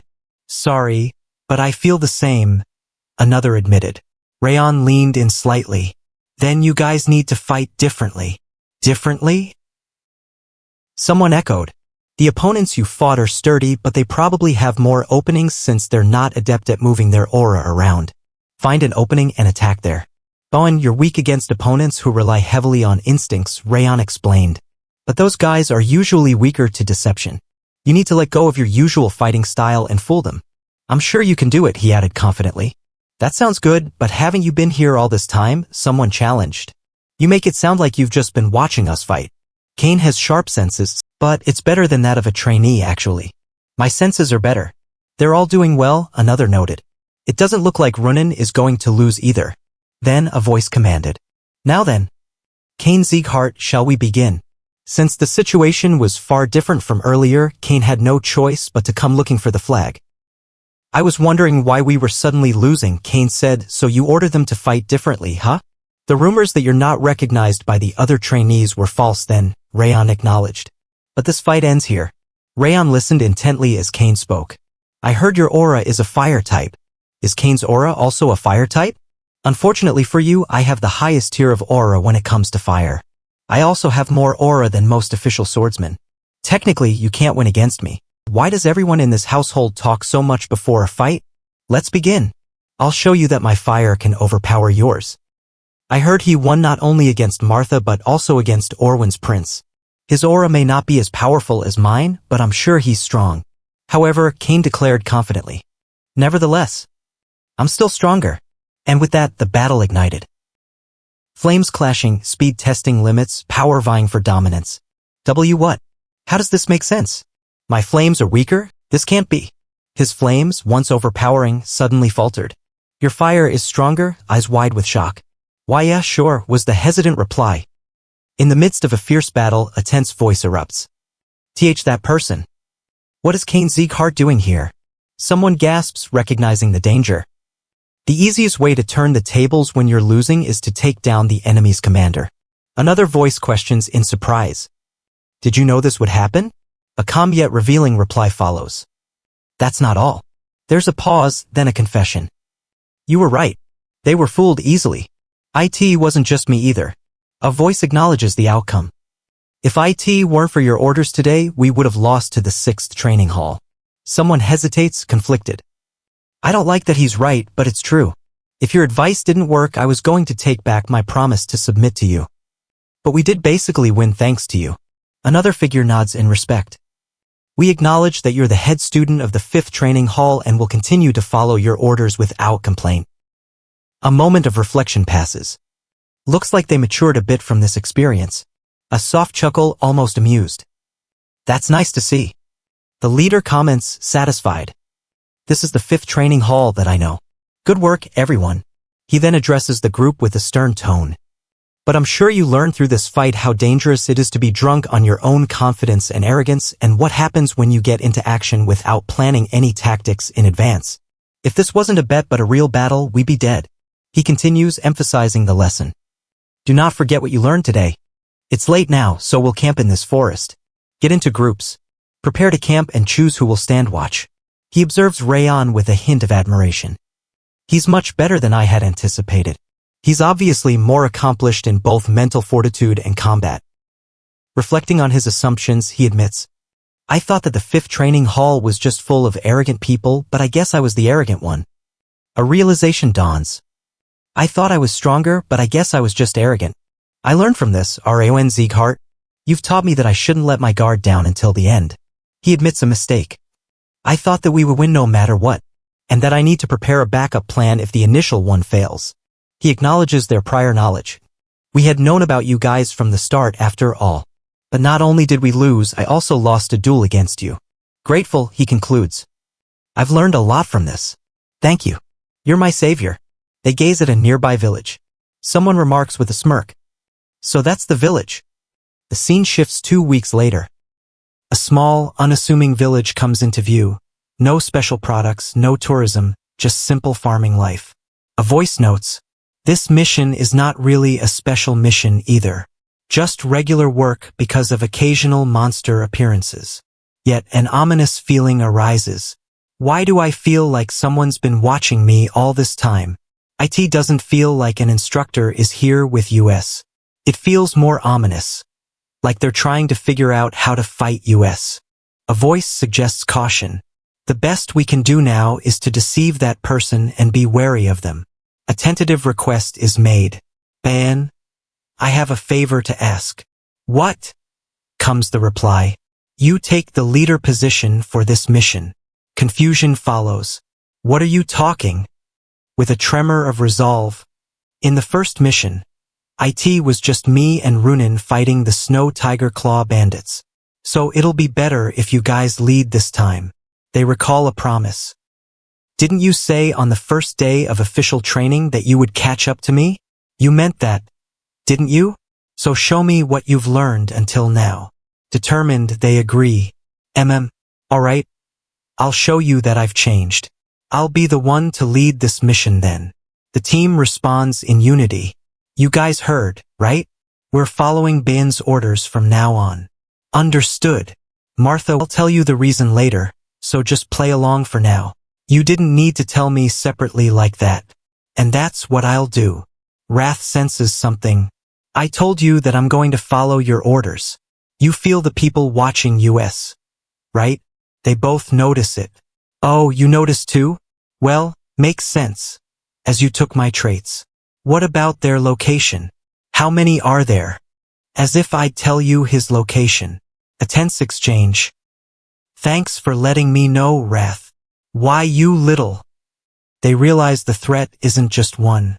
But we can't be certain that there's only one. It's just one guy observing us. But he might have a group elsewhere. I can't let my guard down. I have a feeling this mission won't be easy. Someone questions their origins. Where did they come from? They're the Siegharts, one of the 6 emperors. They dismiss the power. They weren't that impressive, though. I think they were just trainees. They note the absence of instructors. I didn't see an instructor with them. So I believe it's their second mission. They confirm their stealth. Of course not. I'm sure they didn't even notice I was nearby. A chuckle. Well, I don't think some mere trainees would see through your stealth techniques. They ponder their strategy. But we took control of the orcs, so I don't understand why they sent in trainees. They suspect the villagers' requests. I believe the villagers requested help because of increased orc activity. They admit their oversight. I thought we'd find the mana stone quickly, but it seems we've been too complacent. They suspect it's in the village. I think it must be in the village. A decision is made. Shall we attack right away? No, we'll stand by for now. They see an opportunity. But this is a good chance to take down the trainees. Let's let them think they've completed their mission, and once they leave, we'll strike the village. Their plan is clear. We'll ravage everything there. Buren Sieghart. At first, I was worried about him, but I have to admit he's doing much better than I anticipated. He didn't wield the Sieghart name to be arrogant. No, instead, he prioritized the mission, reassured the chief and the villagers, and showed genuine effort to improve. Yet, even with that, I realize now that my concerns shouldn't be solely about Buren. He and the trainees can handle the monsters on their own even if I weren't here. The real problem lies elsewhere, specifically the person who was monitoring us when we were on the outskirts of the village. I can't be certain, but I sensed them disappearing toward the mountains when we entered the village. Is it the Sieghart household testing us? Or is it someone entirely different? We'll find out tomorrow, I suppose. The mountains around here are teeming with monsters more than usual. Normally, they appear around this time each year, but this time, the numbers are tripled. We've observed over 100 monsters, possibly exceeding 200. It's overwhelming. We can't deal with that many. The woods are unfamiliar territory, treacherous and dense. We're preparing guides for the trainees so they don't get lost, especially since the fastest young man in the village is helping out. I knew something was off when the chief visited us last night. Cebu Mountain Guide Kanbar, he said with a reassuring tone. We'll make sure you get back home safe and sound. But honestly, having me be the guide for the Sieghart trainees? This is the worst. Don't worry, I told them. Orcs are usually superior in combat, but goblins and kobolds fight dirty. Poison, traps, sneaky tactics. Even a small injury could be critical, so everyone was reminded to stay vigilant. Yes, sir. They responded confidently, ready for the raid. Surround the area with Training Hall 6. Keep watch for monsters trying to flee. Then we strike. Show them the power of the Siegharts. And so we began. But those idiots, what a foolish mistake. They had been preparing an ambush, then started screaming out of nowhere, revealing our position. That completely defeats the purpose of an ambush. They're just trying to cover their nerves with noise. It's understandable for a rookie on their first raid to be nervous, but one of them, surprisingly, was looking at the bigger picture like an experienced veteran. Then the chaos erupted. "Roar! Kamek! I'll destroy them all," shouted one of the trainees, adrenaline fueling his voice. "Get rid of the goblins and kobolds first, then attack the orcs," another commanded. But chaos had already broken the formation. 2 orcs were moving elsewhere. "Are the orcs coming here?" Panic crept into their voices. "Ugh! I shouldn't have come here." A young man, trembling, questioned, "When did they die?" Amidst the chaos, I rushed to check on Kamar. "Are you hurt anywhere?" I asked. "I'm fine," he replied quickly, then hesitated. "But I have to ask, are there any legends about this mountain?" He seemed curious, almost distracted. I nodded. "Yes, there's one. According to legend, hundreds of years ago, a fierce battle took place between the Goblin King and the knights here. They say the Goblin King's ring is buried somewhere nearby." That made sense. I felt it, the watchful eyes on me, those of Eden. They're one of the 5 demons infamous for their insanity. Eden's purpose is clear: restoration, the return of monsters to rule the world. They want to go back to those ancient times, worshipping monsters as gods. Their power to tame and control monsters, to even use their abilities despite being human, makes them as formidable as the Zeegharts. This secret, this strange power, is kept hidden even from the continent's most renowned households. But I know it. Thanks to D. Ruth Robert, I learned. We were on a mission when we encountered Eden. A mission that ended with the slaughter of the Shadow Squad, leaving only me alive in that hell. I didn't realize it at the time, but the truth is darker than I imagined. D. Ruth knew Eden used mana stones, the very essence of their power. How could he, as one of the 6 emperors, have known this and kept it secret? Why didn't he reveal it to the world? What are you thinking right now? I can feel the dark rage simmering within you. Thinking of D. Ruth, perhaps, is messing with your emotions. Right now, what matters is Eden. It's been centuries since the Goblin King's defeat here, but I believe a mana stone of incredible strength is buried somewhere beneath these mountains. Suddenly, a voice cut through the chaos. "That's the leader. I'll end this with one last attack. It's mine." The leader fell, this was it. Now only the rest remain. That's the end of it. We only need to handle the others. About that story, the Goblin King, has anyone ever found treasure or jewels in these mountains since then? One of the villagers hesitated, then spoke softly. "Actually, when I was a kid, the chief came back from the mountain with a red jewel he found at the summit. It's buried beneath the chief's house now. It even made the village warmer somehow." The situation was worse than I had feared. If Eden doesn't find the mana stone in the mountains, they'll burn down this village. The stakes are higher than ever. Time is running out. We don't see any more orcs around. "Same here," someone calls out. "We're done with the raid," another confirms. "Thank you all for your efforts. Your skills truly live up to the Zeeghart name. You're just as talented as everyone says." "Thanks again," I reply, feeling a mix of relief and pride. Of course, I'm glad we could help, but I can't shake the feeling that things didn't go entirely as planned. Did everything go the way you wanted? Although, honestly, I'm not entirely sure what that was supposed to be. I glance at Martha, who seems contemplative as she chews her food. I'm not sure either, but I'll tell you when the time comes. "Don't worry, no matter what happens, I'll follow your orders until the mission is over," she promises with determination. Raon approaches, concern etched on his face. "What are you doing here? Are you worried about something?" He looks at me, noticing my silence. "You don't seem like you're in a good mood." I shake my head dismissively. "It's okay. The chief said he's holding a banquet tonight. Let's go." He hesitates for a moment. "Eden will not step in until we leave," he adds softly. He's right, the next day at the outskirts of Cebu village will be crucial. That was perfect. We successfully took down all the monsters on Cebu Mountain, and remarkably, we sustained very few injuries. It was our first mission and we executed it flawlessly. I assume that's why Raon isn't insisting on leading again. Honestly, I'm not sure why he entrusted me with authority. There was no flaw in my leadership, but I hope he recognizes that my skills are just as capable as his. Let's hurry out of here. Everyone, stop. Can't we keep going? Someone protests. What is it? I ask. It's too early to set up camp. This is where our real mission begins. What do you mean, Raon? Just as I said, the mission isn't over yet. We're confused. We already killed the orcs and cleaned up after them. What more is there? But then Raon points out a critical detail. Someone was watching us until just a moment ago. He frowns. It might have been an instructor, but I felt hostility. There was something dangerous about those eyes. He continues, voice tense. I felt them even before we arrived at the village, and I saw them disappear towards Cebu when we moved far enough away. Are you serious? I ask, stunned. From before we got here? Raon nods. Exactly. That's why I gave Buren the authority to get a better sense of the enemy. I hid my presence to observe more closely. He admits, during the bet I sensed it too, but I couldn't tell anyone. I thought I was just imagining things. That's why I trusted him. My mind races. So that's why you made me the leader, I realize. Yes, Raon confirms. I thought that if you led, you'd take good care of the trainees. You did great too, he adds softly. I'm sure the enemy thought you were the top trainee thanks to your leadership. They didn't notice me at all. You're a true Sieghart. A wave of mixed emotions hits me. I'll recommend you as the second best trainee once we return, Raon says with a smile. Damn it. I thought I was on equal footing with him. But now I see he was just trying to uncover what I hadn't noticed. The enemies are using some means to control the monsters.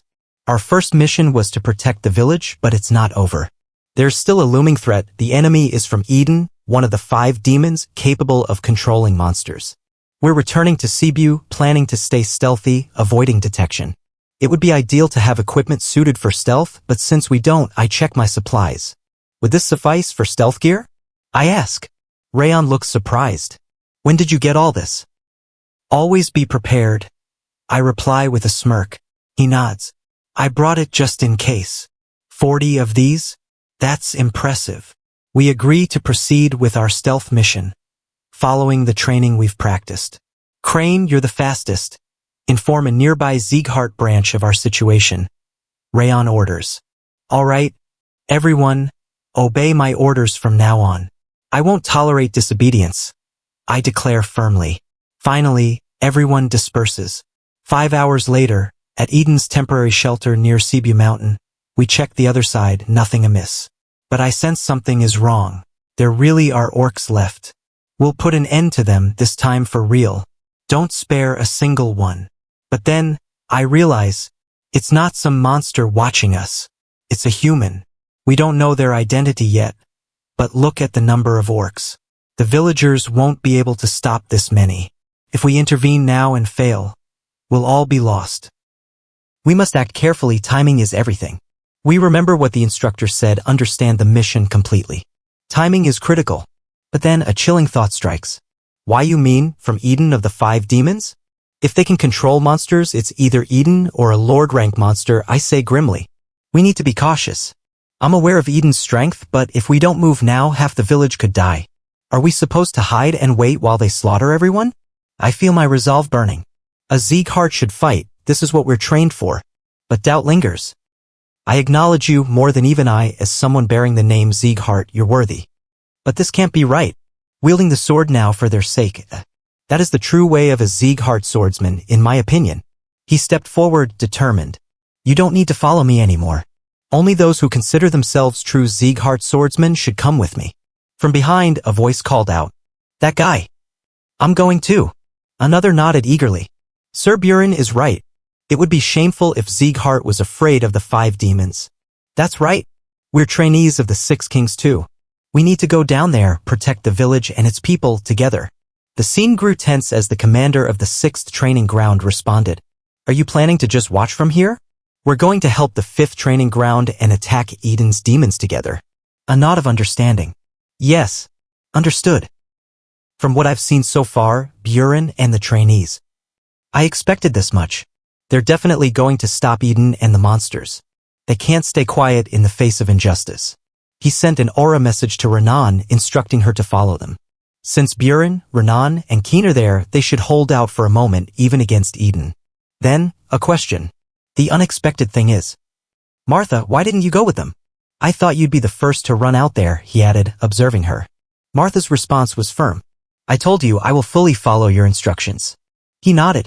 All right, we're heading to the village just like them. But follow me, hiding your presence as much as possible. Eden probably has additional troops that won't join the front lines, especially the powerful bloodlust I can sense from the mountain's middle. The 5th and 6th training grounds can handle the other enemies, but that's assuming a frontal clash. He paused.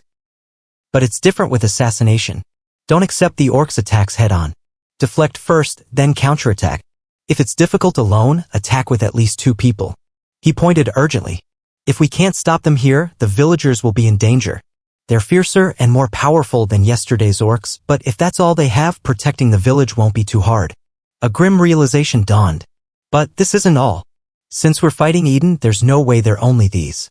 Suddenly, a tense alert. Everyone, watch out for hidden attacks from above, from the bushes, those who can hide. A gasp. No way. It's Eden's green demon troops. He confirmed by the goblin mask and helmet. He's from Eden for sure. And there are so many. More than 40 at a glance. His command was swift. Keen, keep defeating the orcs, heading to the village with the others. Raon, freeze the feet of the orcs and green demons with frost. Raon nodded. I'll be the vanguard. All right, I'll freeze them all. He launched a frost aura, then struck with a frost strike. Star-connecting sword, he muttered, summoning his power. Sword of autumn wind swung fiercely. Poison needles rained from above, an attack from Eden's troops. Block with aura or dodge, he commanded, but the poison fog spread fast. Damn it. That poison, it's stronger than anything we've faced before. Everyone covered their mouths. Coo! I can't even hold my sword, I'm poisoned in an instant. Their bodies faltered, movement sluggish. Raon's condition is worsening, I saw, concern rising. If this continues, we're doomed. The enemy's numbers remained high, more green demons and orcs. Martha! Wipe out Eden's trash, don't let a single one escape. Suddenly reinforcements arrived. Lady Martha and the second team, reporting for duty. They joined the fray just in time to turn the tide. Despite the chaos, hope flickered in the air. If they keep fighting like this, we might win, someone whispered, awe-inspiring. Why are they so strong? They're just trainees. But then a terrifying presence emerged. That monster, someone stammered. It can't be. It's pressure on a different level. The green war demon, someone gasped, recognizing the helmet. Even though his rank is low, he's one of Eden's executives. Why is he here? He's arrived unexpectedly. Did you come back because you spotted our ambush? He sneered. That was impressive for trainees. Judging by your levels, the black-haired woman must have been the one to notice. You should have left quietly, I spared your lives. The enemy's strike was swift and brutal. You're going to die today, he said coldly. Because you didn't know your place. He struck all 3 of them in a single blow. Near the wooden barricade, he fights fiercely, targeting Keen. Where's Raon? Panic rises. They won't come after seeing this. He taunts. You're the most decent among this trash, he sneers. But even you'll fall today. He kicks the ground with lethal intent. You're just vermin, no ability, no strength, no will. Your luck runs out today. A voice shouts defiantly. No, you die instead. The flames of the first flame of cultivation ignite. 10,000 flames vortex. He moves with deadly precision. Nice surprise attack, but I avoided your next strike, your arms the price you paid, you mad Anne. I wanted to finish you off with an assassination. And the battle rages on, the fate of the village hanging in the balance. A cold, mocking tone. Although it may have been a surprise attack, you're quite skilled to have taken my arm. A promising Sieghart, the enemy sneered, eyeing his battered limb. But that's all it is. His eyes glinted with malice. Seeing your current state, it's clear you exhausted most of your stamina with that one strike. He chuckled darkly. I overexerted myself because I planned to end this with that surprise attack. So, are you the one in charge here? The young warrior, catching his breath, responded with determination. Just like he said, he muttered through gritted teeth, I can't move properly now. The enemy's lips curled into a cruel smile. Ha, do you think my superiors would show themselves over a puny village? You never know, the young fighter shot back. You crazy bastards are never predictable. The enemy's gaze sharpened. You're quite sharp-tongued despite your appearance. Let's see how long you can keep flapping those lips.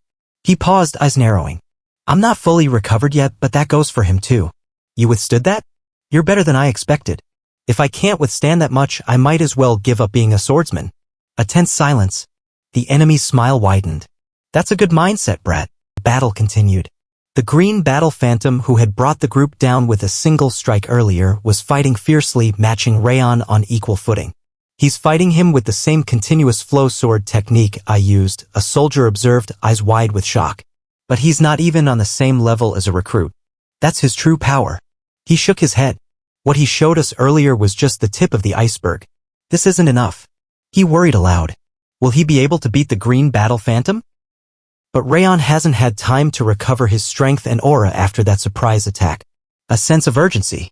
We have to help Raon, someone urged. Don't you see I'm holding back too? Another retorted sharply. You're weaker than us, so what can you do? One mistake and you'll die in a single hit. Despite the doubts, a resolve grew. We're Sieghart swordsmen. We have responsibility. Let's fight, put everything on the line. The enemy's voice boomed with arrogance. It's surprising that a mere recruit can last this long against me. You're talented enough I'd consider recruiting you into Eden. He studied Raon carefully. What's your name? Raon, panting, answered. Raon Sieghart. The enemy's eyes widened slightly. Wait, are you perhaps a direct descendant of Sieghart? He examined Raon's hair and eyes. The blood of the Northern King of Annihilation runs thick within you. His tone darkened. I take back my offer of recruitment. Now, I will do whatever it takes to kill you, no matter the cost. Raon's body trembled as he summoned every ounce of strength. I'm barely holding on, using the ring of fire. I haven't fully recovered yet. He could feel the enemy's speed increasing. He's faster now. Raon gritted his teeth. Ha! Suddenly, Martha's voice cut through the chaos. Frost aura. Breath of winter. A wave of chilling energy surged forward, freezing the enemy's movements momentarily. Hap. Continuous flow sword technique, star-wrought entwined radiance. He launched a series of attacks, defiant. Did you think petty tricks could bring me down? He roared. You've underestimated me. If you're not at least on the level of that blonde brat, you'll never land a blow. Raon's allies nodded, determined. It's true, our attacks just now wouldn't take him down, one admitted. But they're buying us some time, or a meteor form, ultimate point. Let's see if you can take this, Eden. The enemy sneered. Arg, you brats, he bellowed, unleashing a destructive onslaught. Mere insects like you should know your place. Your last stand is meaningless. But amidst the chaos, thanks to your efforts, I had enough time to recover. I won't let this opportunity go to waste. Leave everything to me. Her presence was a beacon of hope. The enemy's eyes widened in surprise. How do you still have that much strength? He sneered. Who are you? Green Battle Phantom of Eden, you should feel honored. This is the first time I've used this technique against an enemy. A blazing technique erupted, Thousand Flames technique, winds of blazing dominion. The flames were unlike anything seen before, dangerous and unpredictable. I must kill him now, he thought desperately, fighting through exhaustion and pain. The battle reached a fever pitch, flames and steel illuminating the chaos, each fighter pushing beyond their limits in a fight that would decide the fate of all. Raon's victory echoed through the battlefield. He had defeated the Green Battle Phantom. Cheers erupted around him. Raon, you really did it. You took down the Green Battle Phantom, someone shouted, their voice filled with awe. But others quickly responded, hey, it's not over yet. Eden's Green Phantoms are still here. For the peace of our fiefdom and the prosperity of our village, we'll take them all down. We'll follow your orders. Raon, catching his breath, was approached by a familiar figure. Raon Sieghart, they said softly, eyes filled with gratitude and respect. You were right. If it weren't for you and the reinforcements, we would have been annihilated after going into battle first.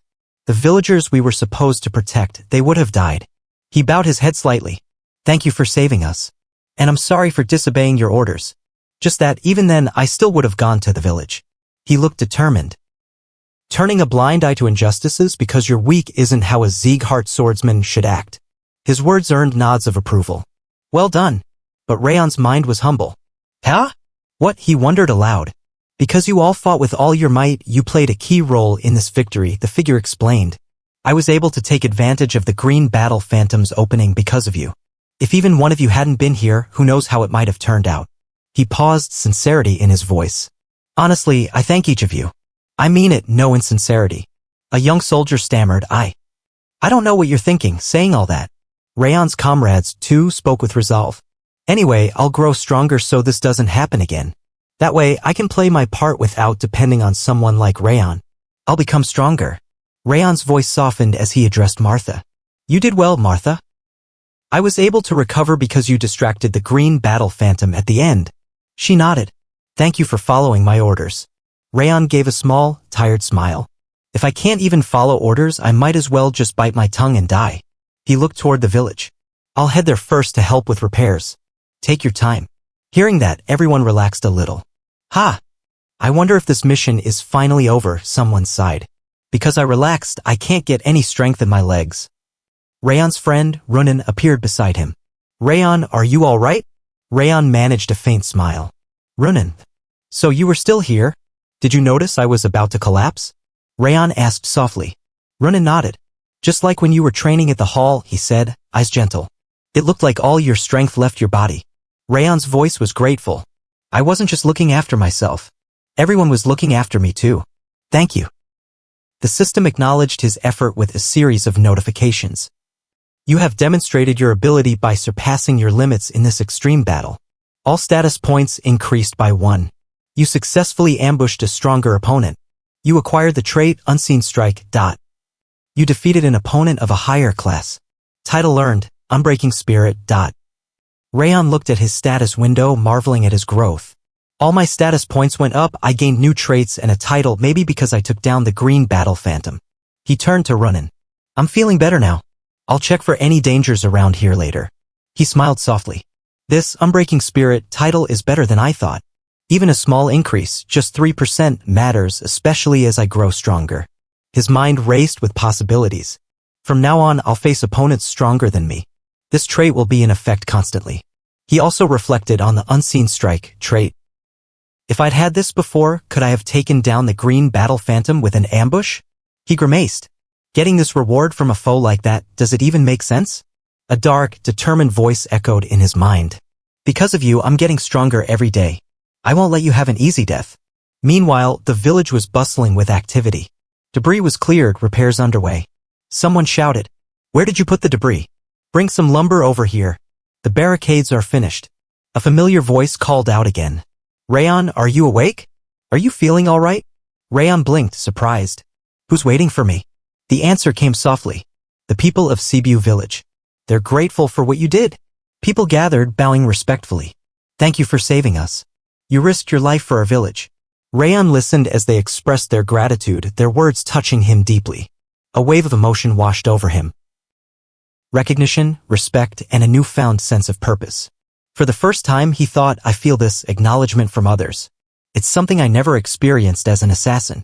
He looked inward, feeling a greedy desire stir. I want more. I want to be acknowledged even further. He clenched his fists, resolve firming. From now on, I will live not as an assassin, but as a true swordsman. In a tense gathering within the small village, a commanding voice pierced the air. Do you know who controlled the orcs to attack this village? The village chief, a seasoned man with worried eyes, was approached. Chief, do you have a minute? Yes, what do you want to ask? He replied, voice calm but cautious. I heard from Sir Kambar during the battle, long ago you retrieved a red gem from Sibiu Mountain. The chief nodded, recalling. Yes. When I was young, I discovered it in the mountains and brought it back to the village. A shadow of realization crossed the chief's face. Eden was after the gem, he whispered. If that's true, then all this chaos, this attack, may have been because of it. He looked down, troubled. I nearly brought ruin to this village. The young warrior pressed further. We managed to fend them off this time, but as long as that gem remains here, Eden will keep attacking. The chief's eyes flickered with concern. It's true. After it was planted in the ground, the land grew richer and the village became warmer. We worshipped it as our patron god. But I never imagined that this supposed blessing could call Eden upon us, he added softly. A heavy silence fell. So, what can we do? The chief shook his head. Should we dig it up and dispose of it? No. I will take it with me. The others gasped. You, our savior, will? Yes, the chief said firmly. Eden believes it to be a treasure capable of reviving the dead. Even if I dispose of it, Eden will find it. Instead, I will take it back to Zyghart. A hush of fear spread. If you do that, Eden will go after Zyghart, someone warned. That may be so. But I cannot pass this danger on to you, my people. It is the only way. He looked away, voice filled with sorrow. It's the path of Zyghart or of sacrifice. Decades ago, when I was just a boy, Glenn Zyghart, our village's protector, saved us from a monster onslaught, he reminisced. He faced the danger with a smile and kindness. The young warrior looked skeptical. Kindness? With a smile? Are we talking about the same person? The village erupted into chaos as the village chief's voice rang out. Raon Zyghart. Suddenly, a figure appeared with a swift motion, catch. The village chief. All at once, everyone shouted, everyone, get away from here. Take the village chief somewhere safe, run. A tense silence followed, broken by a panicked cry. What are you saying? I can't breathe. What is this presence? It's like my lungs are collapsing. A towering figure emerged, clad in ogre-like armor, his presence overwhelming. Quite the cute bunch we've got here, he sneered. That appearance, ogre armor, are you an officer of Eden? The villagers trembled. You can't handle my mere presence? The demon taunted. You're quite weak, despite bearing the Sieghart name. Do you all want to die? Raon shouted, trying to rally. Snap out of it. Focus your aura, resist his spirit, and get out of here. Oh, okay. I'll be back soon. Bun, go to the village and evacuate the villagers. Martha and Runan retreat and prepare for battle. Don't face him head-on, just observe the situation. Raon's mind raced. Instructor Lima said it often, this is that moment. The moment to surpass your limits. He clenched his fists, determination burning in his eyes. Now is the time to push beyond what I thought possible. He thought to himself. Behind me are the recruits and the villagers. Everything ends the moment I turn back. I have to find an opportunity, But doubt not at him. It's like I'm at a cliff facing an endless abyss. I want to attack, to take his head, but I see no way. The demon's speed was terrifying. He's faster than before, 1,000 flames technique, 10 flames. Raon barely dodged a fiery assault. I have to redirect his attack, he thought, narrowly avoiding destruction. I managed to divert his flames with a ring of fire, but if I hadn't, I'd be dead. He gritted his teeth. I want to retreat, but I can't yet. I need to give the others just one more thing to observe it. A wicked laugh echoed. With that, our chances of survival will increase just 1%. Kahaha. Flames that go out with a punch, how dull. The demon's voice was taunting. Your flames are on a different level from ordinary aura. But I thought it odd that the green war demon fell. Now I understand. He gazed at Raon with contempt. That one, it can't be harmed by fire. Do you know why? Raon hesitated. Because of the helmet you're wearing? The demon chuckled darkly. Exactly. It bears the trait of the ogre, the king of the forest. Krogers, they are impervious to blazing forest fires, fiercely protecting their territory. These monsters are unfazed by torrents of fire, tearing down castles without flinching.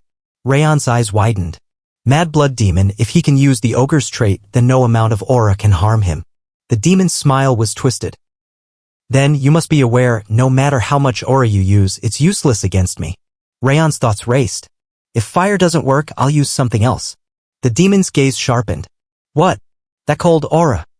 You can use multiple attributes at the same level? He sounded incredulous. Your capacity for attributes and skill with the sword, at your age? Who are you?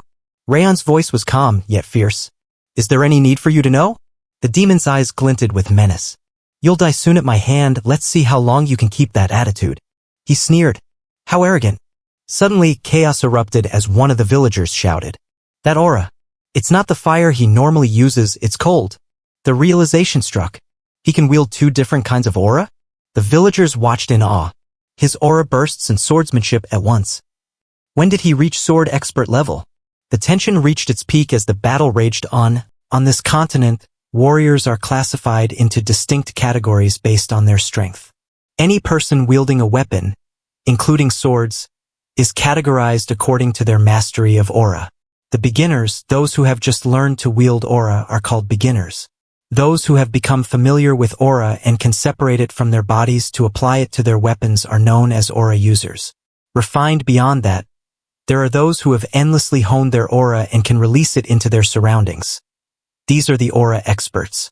And among the highest, those who can manifest sword energy are called swordmasters. Raon has now reached the level of an expert, a swordmaster capable of wielding sword energy. That alone should have been impossible, yet here he is, standing against the infamous mad blood demon, renowned as an expert in his own right. But even as Raon fights back against him, he hasn't managed to land a significant blow. He can ignore the disparity in strength, at least to some extent, to buy time. Yet, as I watch from afar, I can see Raon exchange a single glance with his comrades. He's signaling he'll make an opening and we need to synchronize our attack. We are Siegharts. We must protect this village. If we fight together, we can do this. We will win. Suddenly, the enemy's voice boomed, taunting. I've been waiting for you, insects. That fighting spirit. Raon's allies trembled as the demon's aura spread like an explosion. He can unleash his fighting spirit like an eruption.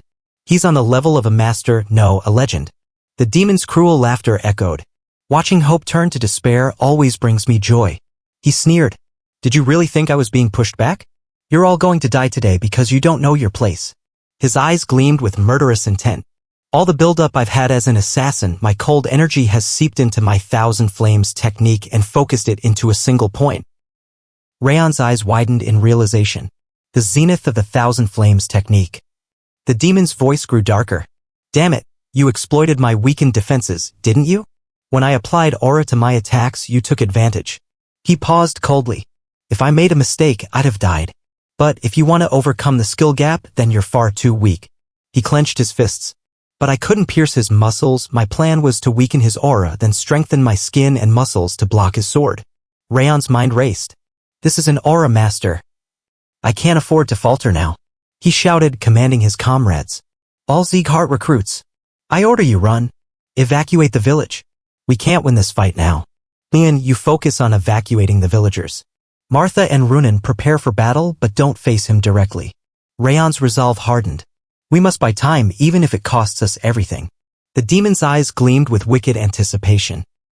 You think those insects can escape? Do you believe you can hold out while they run away? Raon's voice was steady, unwavering. Wrath, I suggest a wager. The demon's smirk widened. Your turn has finally come, huh? But you'll die any moment now. What do you intend to wager on? Raon's voice was calm but resolute. Whether I or you will be the one to fall. The demon chuckled coldly. Ha! Do you think you'll win against me? It's nearly impossible, Raon admitted inwardly.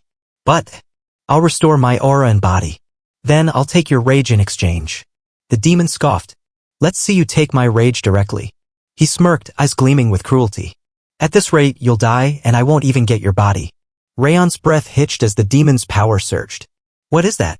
The demon's expression twisted with contempt. You didn't drink the blood of an ogre or troll, yet you recovered so quickly? I don't understand. The demon's voice was filled with awe and menace. That exceeds reason. He leaned in, whispering coldly.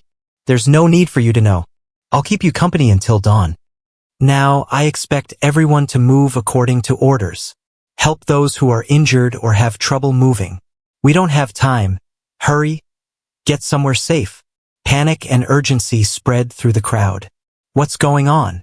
Are we going to be okay? The atmosphere was thick with despair. This had to happen when we got here too. Raon is facing that monster alone. For all of us. Lady Martha's voice trembled. Even though his arm and ribs are broken, he's still fighting. So what's with your attitude right now? You've all done nothing. Are you planning to die a foolish death here? A heavy silence followed. She's right. This isn't the time to be feeling down. Everyone, hurry up. Crane has gone to a nearby branch to request aid.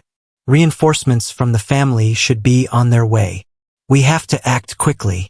But panic gripped some. Isn't that an ogre? Why is it here? Why did the king of the forest come for us? Wait, there's another one over here too.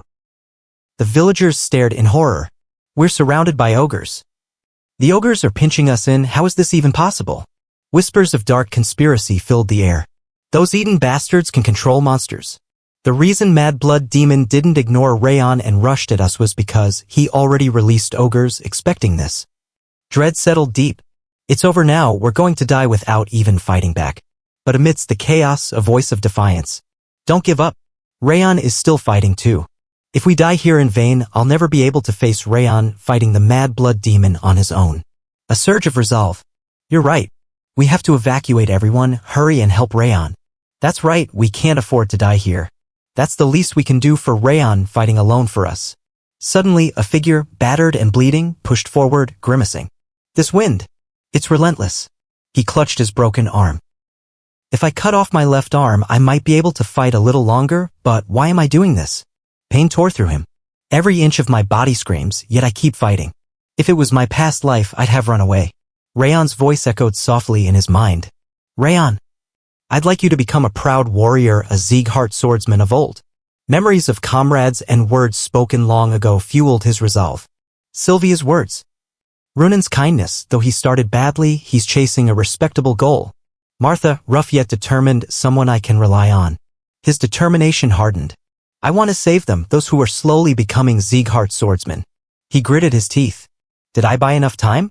While I withstand his rage, others escape. Raon's smirk was fierce.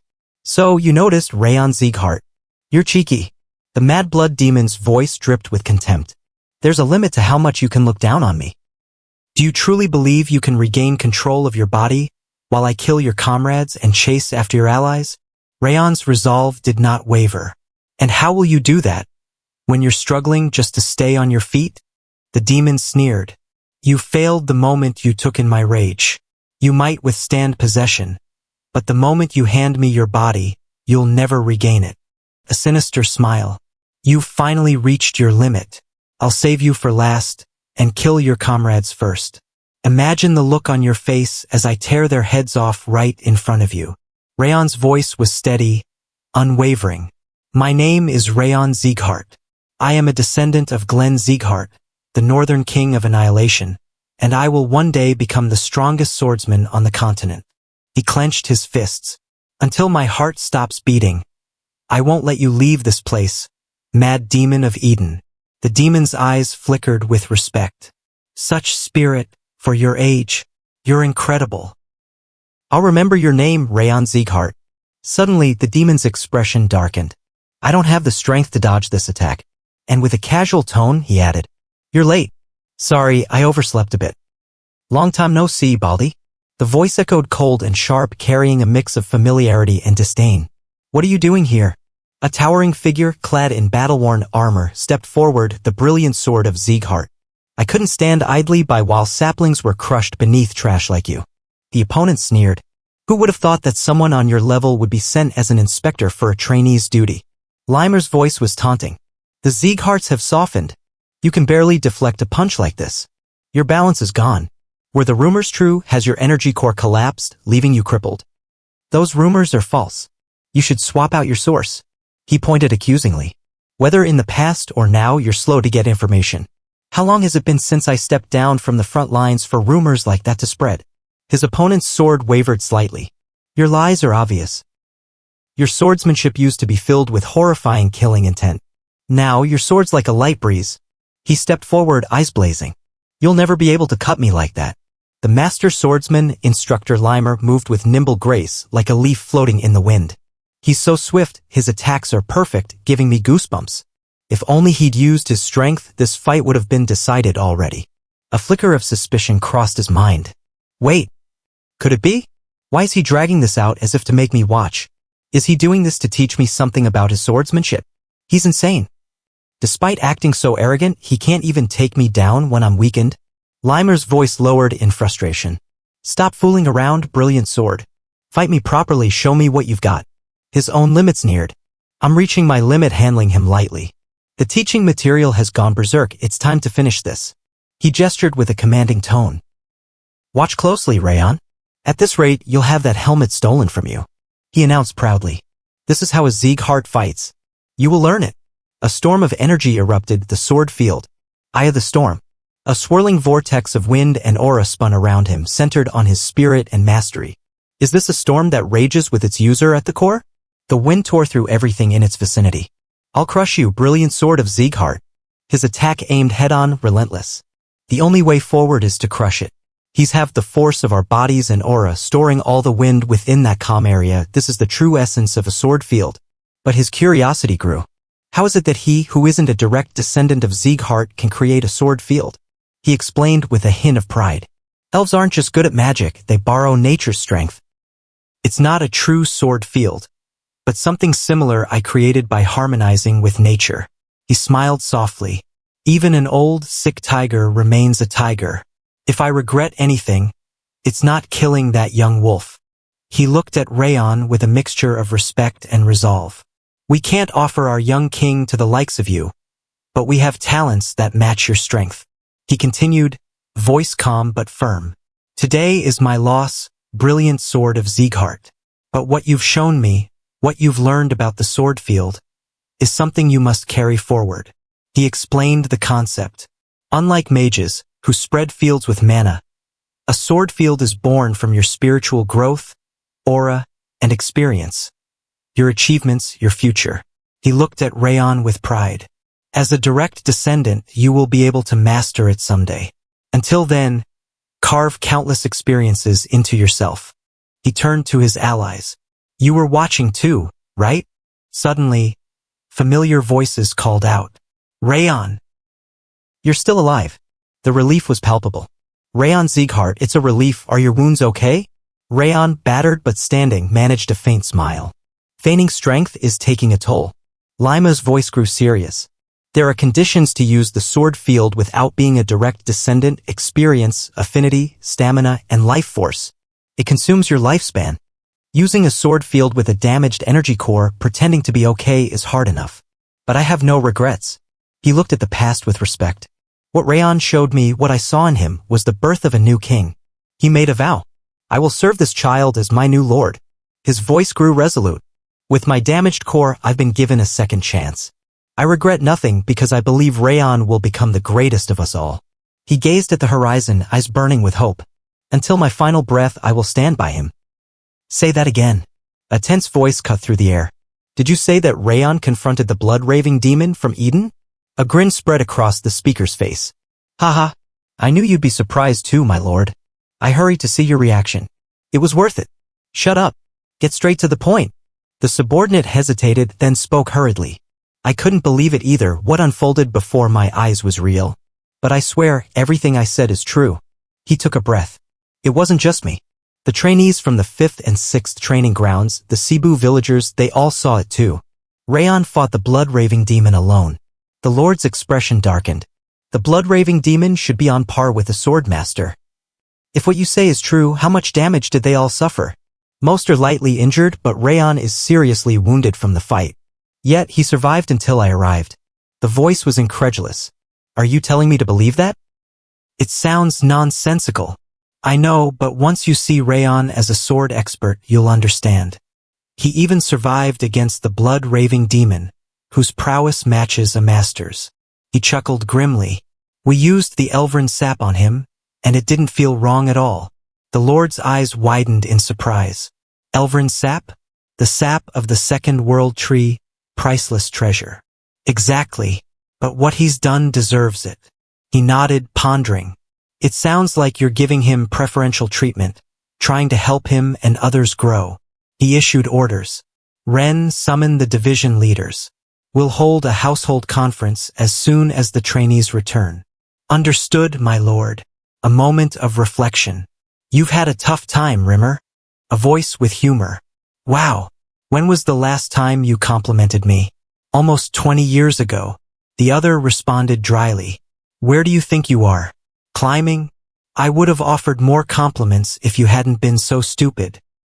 The conversation shifted. When are the trainees scheduled to return? They should be arriving soon. The Cebu mission was successful, though it took longer due to Eden's interference.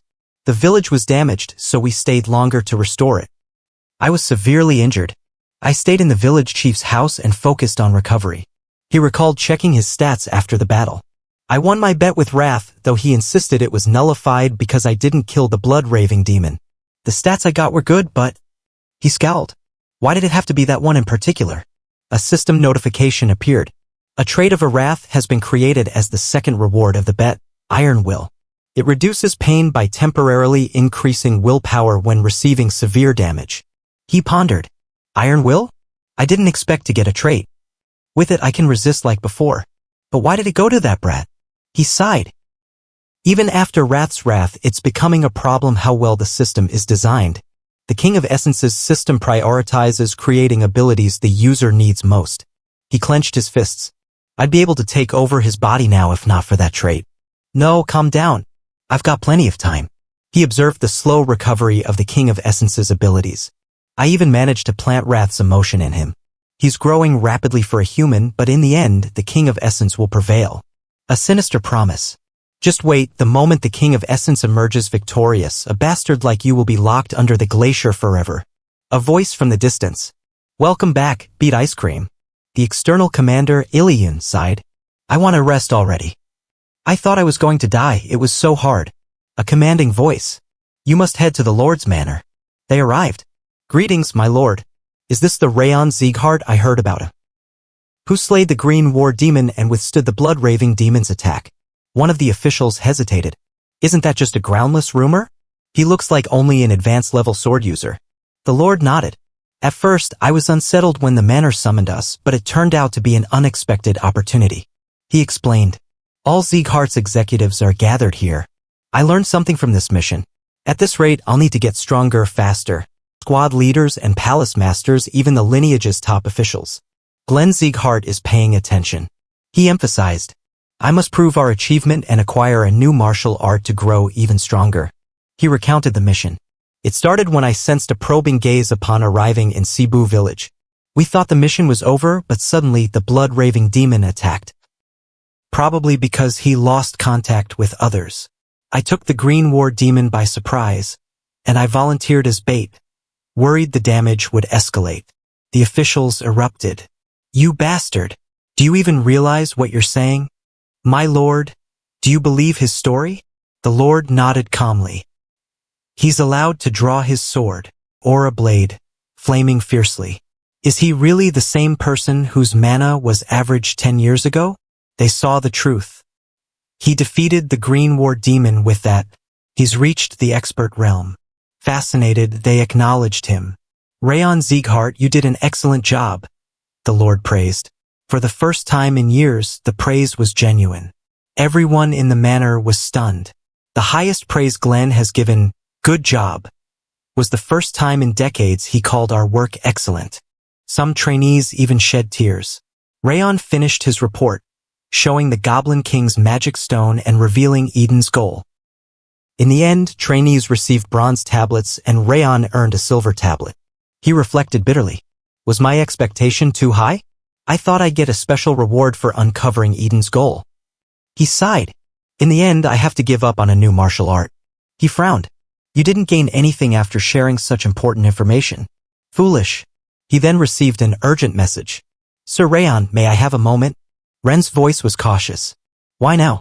The head of the house asked me to bring you to the annex building tonight at midnight. He might have your second reward. Raon nodded, prepared for what was to come. Mistress, the young master has returned. A voice full of urgency and joy echoed. Raon, my goodness. I heard you fought with Eden? Is your arm all right? Raon responded calmly. I'm fine. I'm almost fully healed now. Tears welled in the woman's eyes. I'm sorry, Raon. Because I said something unnecessary, because I said it would be nice if you showed what a true Sieghart is like. She paused, trembling. Because of what I said, Raon ended up facing the demons of Eden alone. Raon gently reassured her. I'm more thankful than anything, mother. He looked down, voice softening. Honestly, when I faced the blood demon, I wanted to run. I didn't feel like I could win at all. I even thought about using the other trainees as bait. His expression grew serious. But in that moment, I remembered what you said, that you'd be happy if I could at least live like a Sieghart swordsmaster. Those words gave me strength. They let me stand proud in that fight. He smiled faintly. So, I'm grateful to you, mother. The woman's face broke into awe. Young master, you've grown so much. Suddenly, a sharp voice interrupted. What's with you two? Did anything happen while I was out on my mission? A messenger hurried in. An order to return has come from the Central Martial Hall master. I believe they're going to dismiss me. Raon's expression grew tense. It's probably punishment for not acquiring the information I reached, being a sword expert and partly spurred by what happened in the audience chamber. He clenched his fists. I can't just abandon Judiel, my double spy, whom I've just barely saved. He quickly devised a plan. Judiel, if you want to live, do exactly as I say. Do not return. Instead, send a letter claiming you've become a lady-in-waiting to Raon Sieghart. Say that my mother, concerned about my health, chose you. That way, they won't be suspicious, and you'll have an easier time gathering information. He looked at her with urgency. If you feel you're being suspected, just tell them I'm almost healed. Only the Patriarch and Instructor Limer know the truth. Judiel nodded silently. I understand. She's not worthless. I can't just watch her be used up and discarded. A new voice cut through. I've come to your summon, Patriarch. A stern voice. Now then, what I have left to do today is... He stepped forward, eyes sharp. What core movement techniques did you use during this mission? Raon hesitated, surprised. Why are you asking about that? As a martial artist, your movements define your life and death. I used the river footwork, the basic footwork taught to trainees. Raon responded. The river footwork? It's a worthwhile technique, but it's too simplistic against stronger opponents. Very well. I've decided your reward for uncovering Eden's motive. I will teach you a more suitable footwork technique, directly.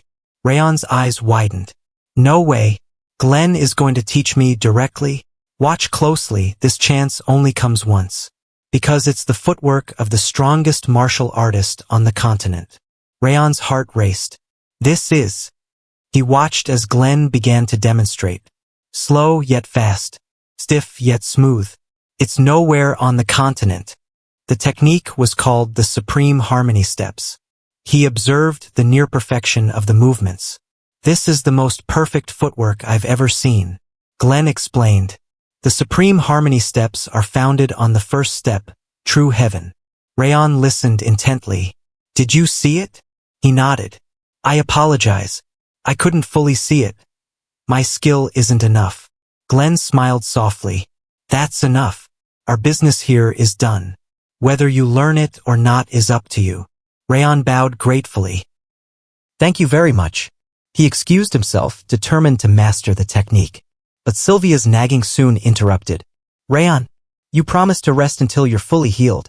He groaned. My own mother is scarier than the demon overlord. Despite her warnings, he couldn't resist. Just try and catch me again. He slipped away, eager to train, even as Sylvia's voice echoed behind him. Suddenly, a messenger burst in. Young master, Raiden Sieghart has arrived. The trainees whispered excitedly. Raiden? The son of Baldur Sieghart, the fourth son of Glenn. Questions arose. Why is he here? There's no reason for him to enter the annex. But then chaos erupted. He started using violence against the mistress and maids the moment he arrived. You left the garden messy when a guest was coming. Now what? A tense silence. We never received any letter about his visit. The tension thickened. Did you just say you never got the letter announcing my visit? A commanding voice rang out. Are you claiming I'm lying right now?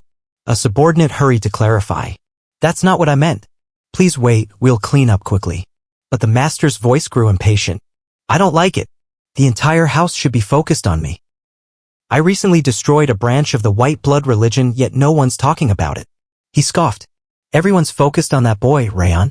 How dare a mere collateral make my achievements look pale? He demanded. How long are you going to keep me waiting? Suddenly, a figure stepped forward. Ah! Young Master Raden. You're too far even for the part of the direct line. A voice full of disdain. Who do you think you're shouting at? Raden's voice was defiant. Hey, I'm part of the direct line of this household, your master. Even if I kill you right now, I'll only need 2 days to stay in my room. He sneered. But you dare to shout at me? The hall erupted in chaos. No, stop. Lady Sylvia. Watch out. A rush to protect her. Raden's expression hardened as he reached for his weapon, a terrifying presence. Could it be? Are you Raon? A strange calm. Perfect timing. I wanted to see you anyway. He looked at the object in Raden's hand. What's that? Don't tell me you're planning to swing that scary thing at me. I'm part of the direct line. Quietly sheath it before you make things worse. Raden's voice was full of pride. I am Raden Sieghart, the son of Baldur Sieghart, the true martial palace master. Raden's face twisted with anger. Why, you crazy bastard? The tension intensified. Do you even realize who you're attacking? Raon's calm reply. I do. A robber who intruded onto my domain. What kind of nonsense is that? I am the legitimate master of this household. A flash of violence. No, you're wrong. You'll pay. A cry of outrage. You're not like our master. And this isn't your home. This is my home. My family's home. Stand back, Sir Raon Sieghart. The room grew tense. That outfit? Are you from the Heavenly Blade Division? An official from the division responded. He's a swordsman working directly under the head of house. Why's he even here? The atmosphere turned hostile. Kill that crazy motherfucker right now. Someone from the Heavenly Blade Division. But others responded calmly. We only obey the head of house's orders. You should step back, young Master Raden. Raden's anger boiled over. What? You're just a guard dog. How dare you? The tension threatened to explode. Let's withdraw for now, a voice advised. The issue might escalate if we antagonize a swordsman from the Heavenly Blade Division. Raden's voice was full of spite. Just you wait, Raon Sieghart. I'll never forget what happened today. The sin of pointing your sword at someone from the direct line will be paid with humiliation and pain, worse than death. Raon lowered his gaze, remorseful. I'm sorry, ma'am. I acted on impulse despite my age. It's all my fault. The lady responded kindly. No, you gave me courage by stepping up. Don't worry about this incident.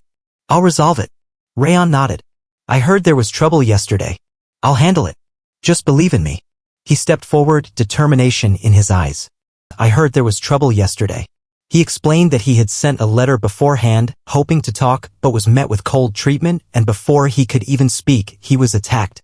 From what I see, he's more talented at acting than wielding a sword. That's not what Juyel told me about him. My lord, his entire testimony is a lie, especially the part where he says he was going easy on me. I still remember his furious face when he yelled at us. Raden's fury exploded. Ku! You bastard! Amid the chaos, the elders decided they needed witnesses. Since your statements differ, we'll need someone who saw everything, they decreed.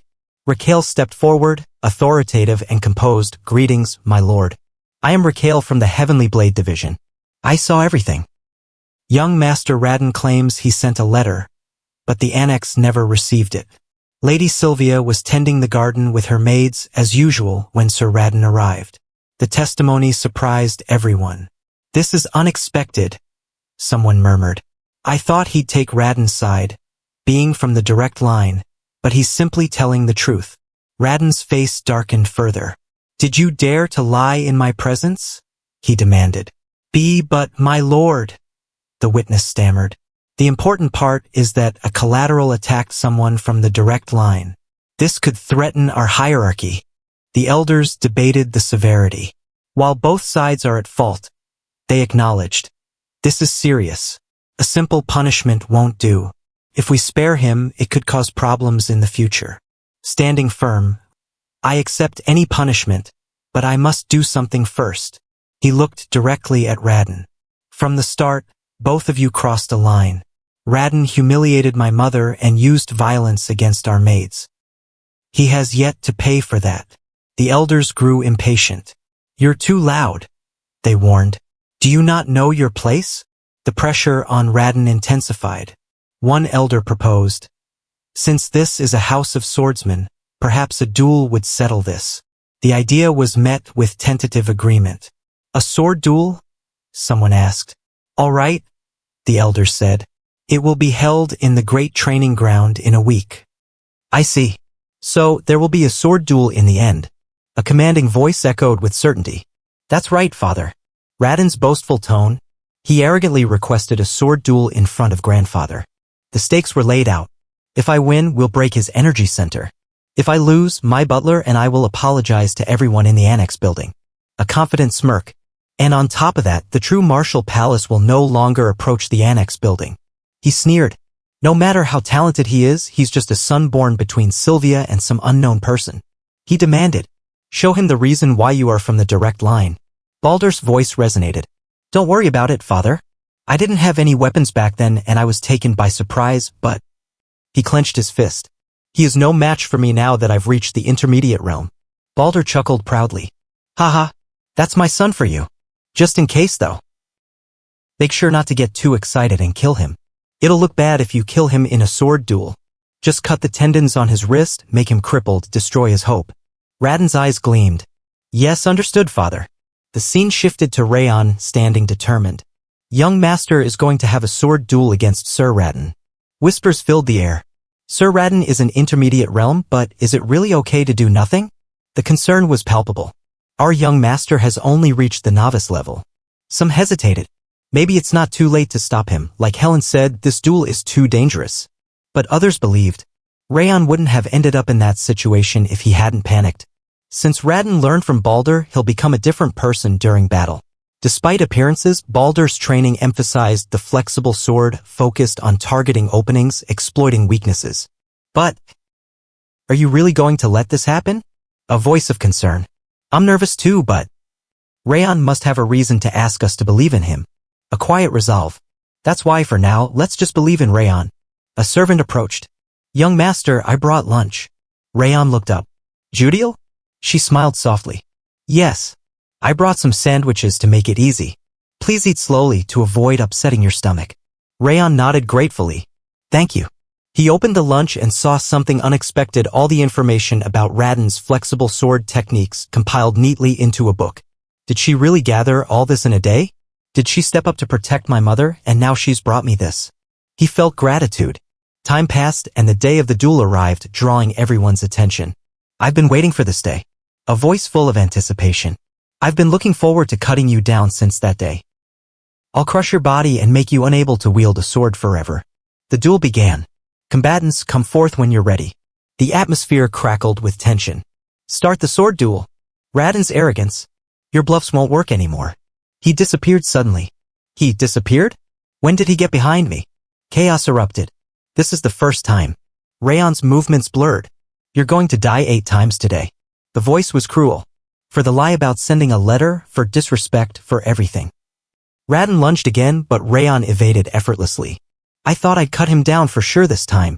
But Raon's attacks kept coming. This is the price for spitting on the flower my mother raised. For trampling her flower, for hitting Helen. The fight was relentless. He's only using star-connecting sword and river footwork. How's he even losing? A realization dawned. Raon is taking revenge for the violence against us. The truth struck hard. Even though we're just maids, he's fighting someone from the direct line to protect us. And destroying him. Raon's silent resolve. Despite how weak we are, we must have a fighting spirit.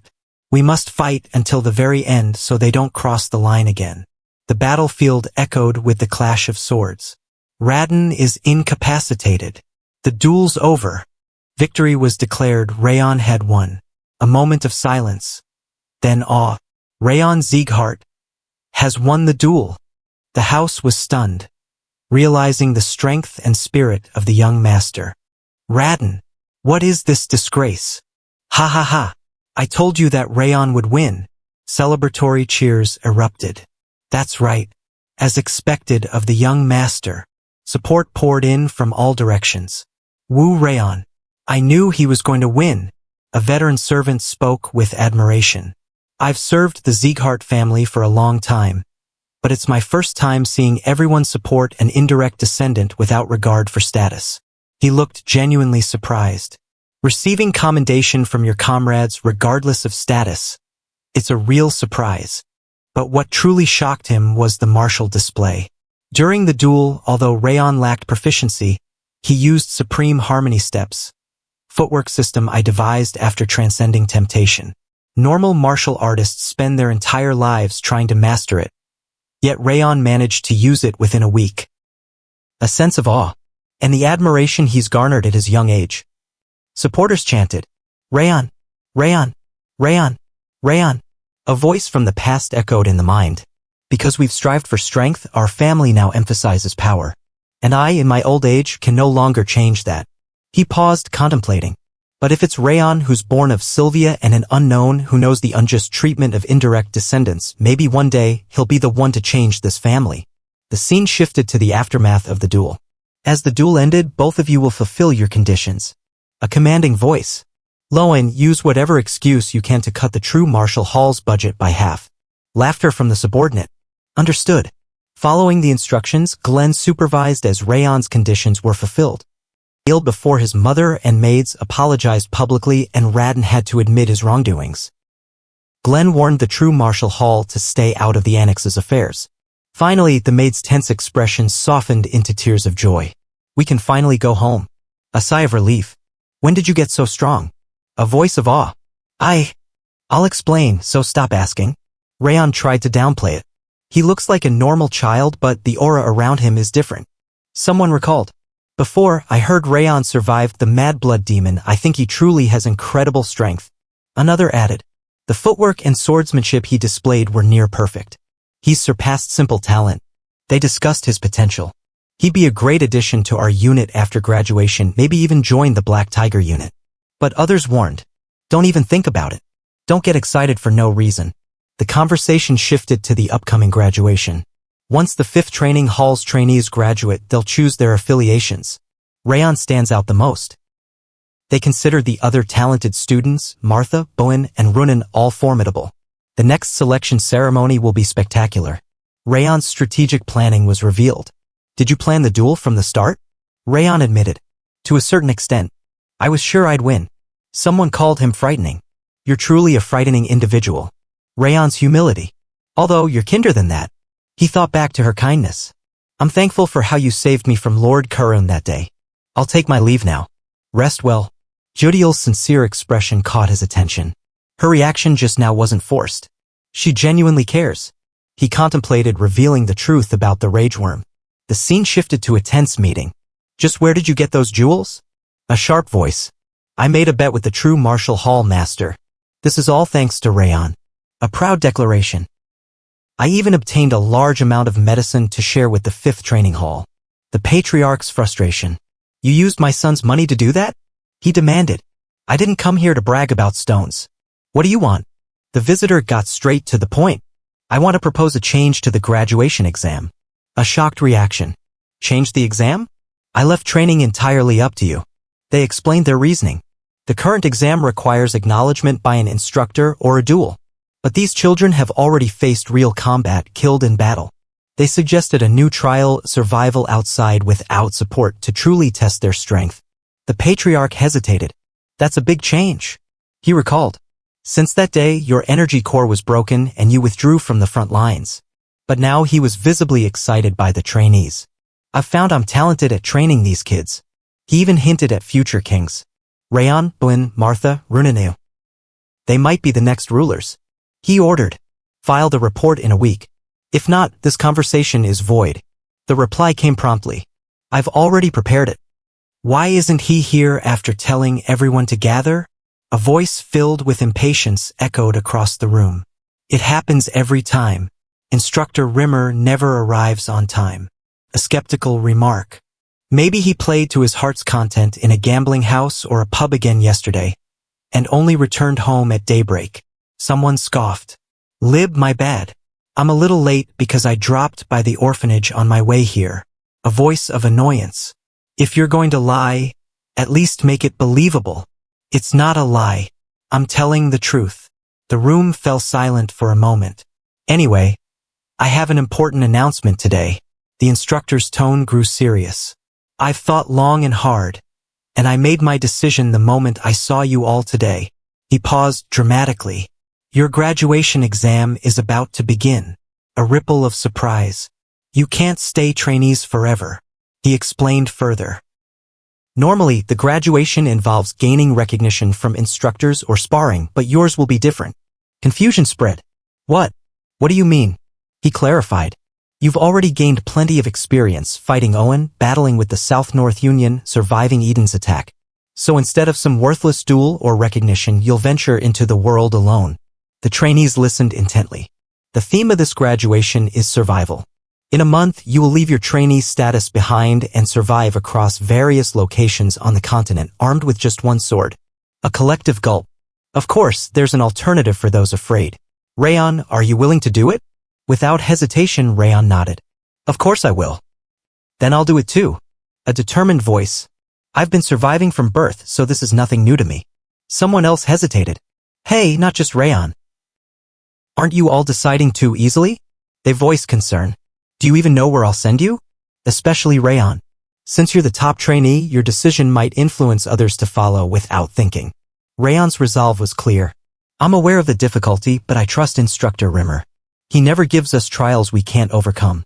The instructor's expression hardened. You're commendable, but I won't go easy on you. He announced their destinations. Ban, Loving Desert. Renan, Kadam Jungle. Martha, Sion Canyon. And Raon. Haben Castle. A heavy silence.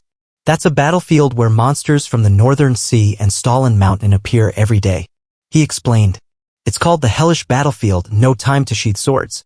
The trainees' faces paled. This will be tough for all of you, but prepare thoroughly. About a month until departure. The scene shifted to a concerned maid. Ma'am, isn't the young master training too intensely lately? She worried. He's been training for days, reducing sleep. I wish he'd refuse this test. Another voice. It's a chance for growth. Raon needs to push his limits. She nodded. He's trying to reach his peak for Haben Castle. We should support him. But she herself felt the strain. I've increased my training, but it still doesn't feel enough. The monsters there had tough skins, large bodies. Since Sieghart's swordsmanship balances attack and defense, I'll be at a disadvantage. I could use the Thousand Flames cultivation techniques, but they consume a lot of aura. Extended battles are dangerous. I need more info on Haben Castle and a sword technique that complements Thousand Flames. A plan formed. I'll need to invest, perhaps get a new swordsmanship. They discussed. You want to acquire a new sword technique using silver tablets? Yes. I was planning to restore my mother's status to the direct line with the tablets, but... He interrupted. You're using silver tablets despite that? I realized that the reward I got, just a silver tablet, was not enough. Golden tablets are needed to restore her status. So I thought, instead of wasting time collecting silver tablets, I should become stronger first. He nodded. That's wise. If you don't trust me, you can choose differently. Glenn made sure to reward me accordingly. I'll do my best to learn it. He asked. Before you leave, why did you accept the Haben Castle exam? Because I realized from Eden's fight I need to surpass my limits to get stronger. Instructor Rimmer would never give us trials we can't handle. He advised. Broaden your thinking when using sword techniques. That's why I cherish Raon. He already understands my intentions. He reflected. He's different from Brian or Martha. They're good, but he's special. They exchanged words. I gave him the Fangs of Insanity. It's a powerful, violent swordsmanship. His concerns. I worry if Raon can control it. He finished. I've given him the book. Whether he learns it or not depends on him. It's a gesture of love from his grandfather. He agreed. You talk too much, Rimmer. A rare teasing. I've been quiet lately. Rimmer's tone softened. The Fangs of Insanity is dangerous. I worry about Raon controlling it. He concluded. I've done my part. Now it's up to him. Despite your claims, you've given him valuable advice. You talk too much, Rimmer. He replied. I've been quieter lately, but... He paused. The Fangs of Insanity is a violent swordsmanship. Fangs of Insanity.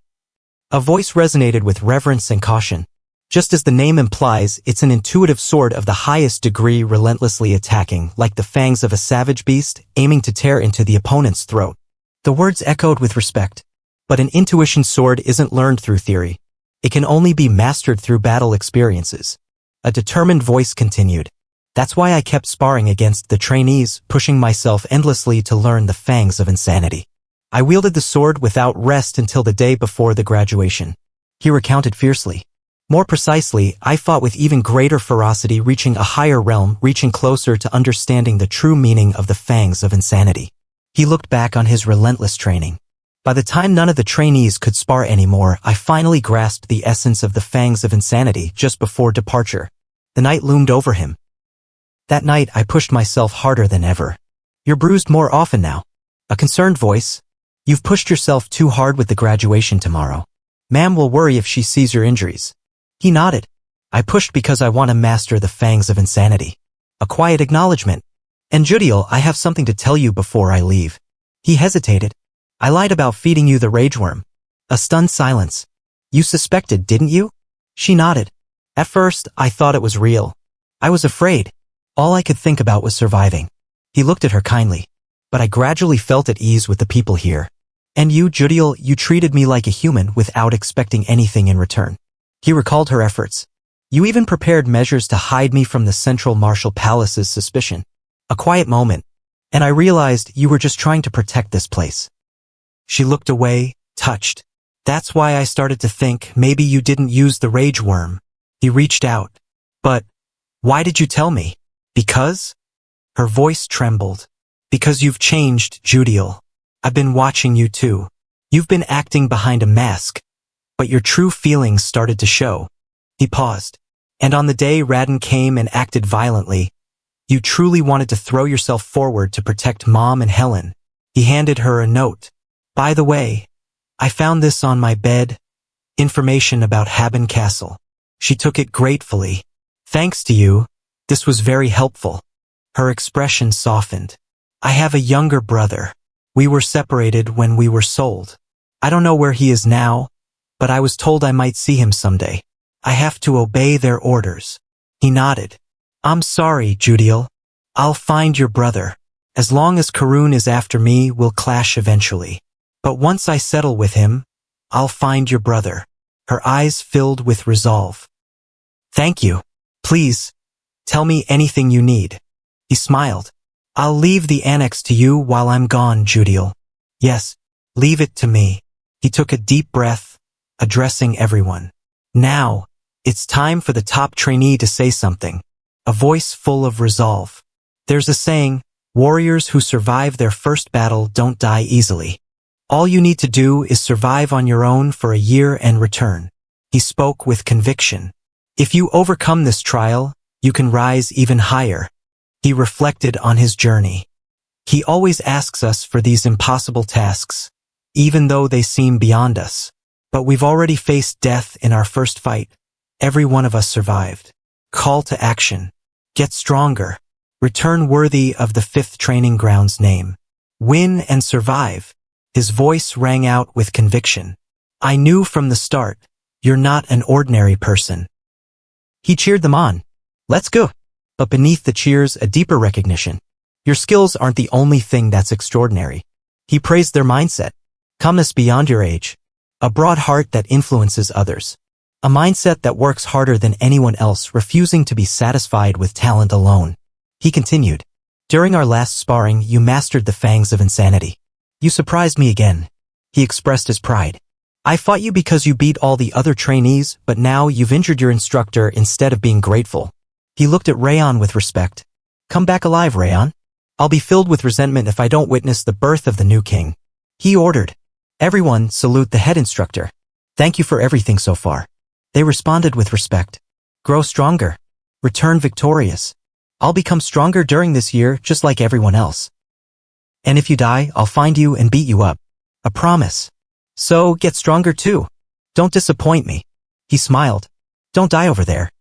He handed Raon a gift. Take this, beet ice cream. Raon accepted it gratefully. Thank you. He prepared to leave. I'm leaving too. Have a good journey, Raon. And Dorian spoke. Why'd I have to go to Haben Castle with him? He hesitated. We have somewhere to visit first. Where? Camelun, the merchant city. Let's get some good equipment before the fight. The scene closed with their determined departure, ready to face the challenges ahead.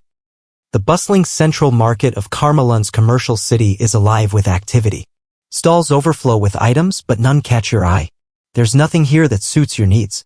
You grimace, realizing it's time to go deeper. We really have to head to the black market, you mutter. Your assistant tilts his head, observing. Sir, since you're not stopping anywhere, I guess you don't see anything you need here. You nod. Are we going below, then? He raises an eyebrow. Below, you know of Carmelun's black market? You glance at him, surprised. Is this your first time here? He smirks. How do I know about the black market? I grew up in a merchant's family, you know. I know all about these places. Realization dawns. Ah, so that's why you knew. I had my suspicions, but now I see. Let's go right away. He nods. You enter the black market through a secret tunnel. Do you know where it is? He hesitates. I heard about it from Instructor Limer. Faint smile. Did I? Well, I heard the black market has a casino. You nod, confirming. That checks out. Let's head in. Later, beneath the city, the black market reveals itself in all its sprawling underground glory. This place is huge, your companion exclaims, eyes wide. I can't get used to it, you reply, gazing at the organized chaos. It's even more organized than the market above. You approach a merchant, seeking what you need. Is what you're looking for here? He asks. I'll only know once I check the auction catalog. You respond, flipping through the listings. Suddenly, your eyes catch something. Found it, the black butterfly, you say softly. It's being auctioned tonight, starting at 10 gold. Your brow furrows. You're going to buy that? It's more expensive than expected. It's a risk. I could buy it if we used all our money, but that's too much. You mutter. Follow me, Dorian. You say, heading toward a pawn shop. We need to sell off what we don't need first. 1 hour later, Raon and Dorian continued browsing the bustling market stalls. But why are you looking at more stuff and not heading to the auction? Dorian asked impatiently. Raon glanced around, replying calmly, I'm seeing if there's anything useful here. We still have a bit more time before the auction begins, and I wanted to check this out since we have more than enough money. There's nothing of note here, Dorian muttered, crossing his arms. Raon's eyes suddenly caught something shiny. Ah, you have a good eye for things. He pointed at a worn ring on a dusty shelf. It'll only cost 5 gold coins. Sometimes there are undervalued treasures here. It's a shame. Dorian looked skeptical. Suddenly, Raon's gaze fixed sharply on an ornate ring displayed prominently. That, he exclaimed. That's the ring of the first patriarch of Sieghart, the one I saw in the memories that flooded in when I learned the Thousand Flames technique. His companion's eyes widened. That's here? Raon stepped forward. Hey, how much is this? The shopkeeper, an older man with a sly grin, responded, that ring increases the strength of the user and purifies their mind. Raon's eyes widened in disbelief. 5 gold coins? Are you trying to rip us off? That ring was clearly bought with silver coins. He pointed at a number. Look, 171. The effect is supposed to be a strength buff along with mental purification, but just the mental purification alone was worth 5 gold coins. It deserves a place in a specialty magic item shop, not this rundown store. Plus, the strength increase isn't much. It's scratched all over, old enough that I can't tell if it's gold, copper, or bronze. Honestly, if you threw this among street trash, nobody would bother to pick it up. Yet, you're charging us 5 gold coins? He stepped back, frustrated. Let's negotiate. He offered 1 gold coin. Take it. Good work, Dorian. Raon felt a faint energy from the ring but still wondered. I clearly feel something from that ring. But that guy just now, didn't he seem like a different person? Dorian is quite good at negotiating, but he still doesn't have a good eye for items just yet. Raon sighed. Anyway, we got something out of this. Then suddenly he asked, wait, did you already pay for that ring? Yes, I did. The shopkeeper's eyes gleamed with greed. Whatever you paid, I'll pay you tenfold. Sell it to me. You look like an adventurer who needs money. That should be enough. Tenfold? Dorian exclaimed. I only bought it for 50 silver coins. That's worth that much. She turned to Raon. Sell it, sir. She wants to buy that cheap ring for 10 times what you paid. Raon's gaze sharpened. She knows what this ring is worth. From the way she's talking, it's at least 100 gold coins. Raon shook his head firmly. Sorry, but I refuse. I still won't sell it. She pressed on. Then, 20 times the amount. No, 30 times. 50 gold coins. Raon remained resolute. Sorry, but I don't let go of my items that easily. I won't sell it no matter what. You. I don't know where you're from, but it'd serve you well to know your place. You'll only suffer if you don't give her what she wants. Raon retorted, you're speaking like I should know who she is. I don't care about that. Just leave me alone. The woman's voice rose in anger. Do you know who I am? Do you know who you're being rude to right now? Don't get cocky and just sell it while I'm still asking nicely. Those are quite bold words against someone who just refused to sell an item. She snapped back, if you don't want to look like some spoiled brat, you'd better leave it alone. You know nothing of this world. It would serve you well to consider why people bow to others. If you don't want to meet a sudden death without witnesses, that is. Raon stepped back. I'm leaving if you're done. Setter, who had been silently observing, signaled. We're going to the auction floor. He explained further. People come to the stalls after visiting the pawn shop. If he was at the pawn shop, he'll probably be at the auction too. Whatever he wants from there, I plan to take it instead. He glanced at the auction list. The necklace of dainty 70 gold coins. Congratulations. Now onto the silver mana stone, he continued. The auctioneer announced the next item. Next, participants began raising their bids. 2 gold coins. 5 gold coins, 7 gold coins, 13 gold coins. The bids kept climbing. 50 gold coins, the highest bid ever. Setter nodded. I doubt there will be any more bidders after this, he observed. He didn't even look at any other items. The auctioneer declared sold. He bought that butterfly above the market value too, someone murmured. He definitely wanted to snag that black butterfly. Setter decided I have no more business with that poor man. The woman, annoyed, thought to herself, she's doing this on purpose. What do we do now? It'll be a while until another black butterfly is sold. He looked at Raon. Ha! Why do you need that all of a sudden? Raon smirked. Don't worry, Setter. Why don't you go and get us some clothes for the night? I'm going to steal that butterfly from her. On the continent, the most renowned assassins each possess their own unique traits. Some move with lightning speed or light-footed grace, while others rely on their sharp intellect as their greatest weapon. In my past life, I was known even among these legends for my exceptional stealth, my shadowless step. It was a technique I often employed in combat, blending seamlessly into the darkness. But in this life, I've learned the supreme harmony steps, a more refined and balanced form. I never thought I'd need to use my shadowless step again until now. 10 minutes ago, I handed over the cloak I requested. Well done, I said, impressed. You found something quite good in such a short time. My assistant, Dorian, hesitated. Did you find out anything about the woman in the mask? I asked. He fidgeted awkwardly. Oh, well, he began. What's with that reaction? I pressed. He glanced away. Young master, perhaps it's better to give up on that line of inquiry for now? I raised an eyebrow. That woman, she's Princess Jaina of the Bakr Kingdom. Dorian's eyes widened. From a young age, she showed immense talent in magic, and her ability to sense magical artifacts is exceptional. The Bakr King treasures her greatly. I sighed inwardly. It's unfortunate, but maybe we should move on to the next item, I said.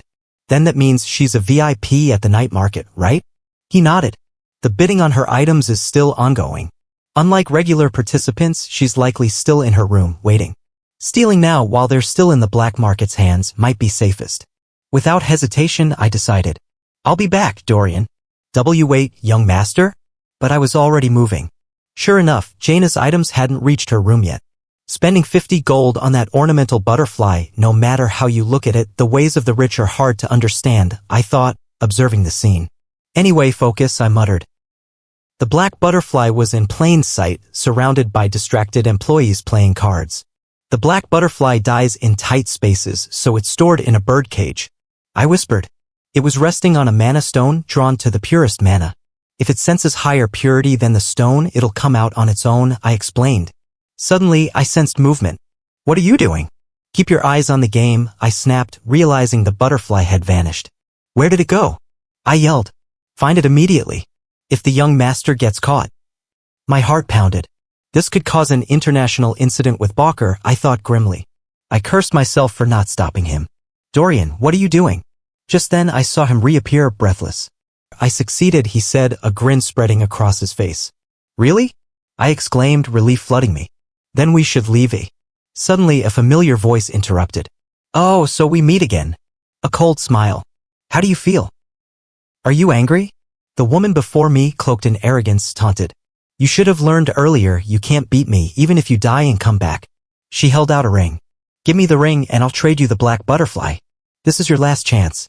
Think carefully. I hardened my voice. You're deaf. I won't sell it.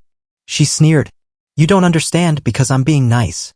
If you want to leave this night market alive. Her words turned threatening. Miss. The black butterfly is gone, stolen. Her face twisted in frustration. Damn it. That bastard stole it, I know it. That smug look, that's proof. She spat venom. I thought you were proud, but you're nothing but a vile thief. She bared her teeth. Do you even know who I am? I shrugged. What do I need to know? I'm Jaina, Princess of Bakr. Her arrogance clashed with her anger. You dare show me this attitude? A tense silence. I'll make sure you never steal again. Then the scene shifted, familiar voices, tense introductions. Greer. You know this person? Is that you, Raon? The name hit me like a blow. Raon Sieghart. Related to the Northern King of Annihilation, the legendary, blonde-haired, red-eyed ruler. My mind raced. He's from the royal bloodline. Her eyes narrowed. What did you call me, thief? I smirked. Think of it as Bakr insulting Sieghart. The atmosphere grew heavy. This is your last chance, I warned silently. Jaina's voice trembled. I didn't know who you were. Please forgive me. She bowed deeply, desperate. Fine, I said, relaxing slightly. Let's end this here. If her kingdom's honor was to be preserved, I'd let it go for now. Thank you for your help, I said. I'll take care of it. We exchanged a glance. What brings you to Carmelon? A mission, I replied.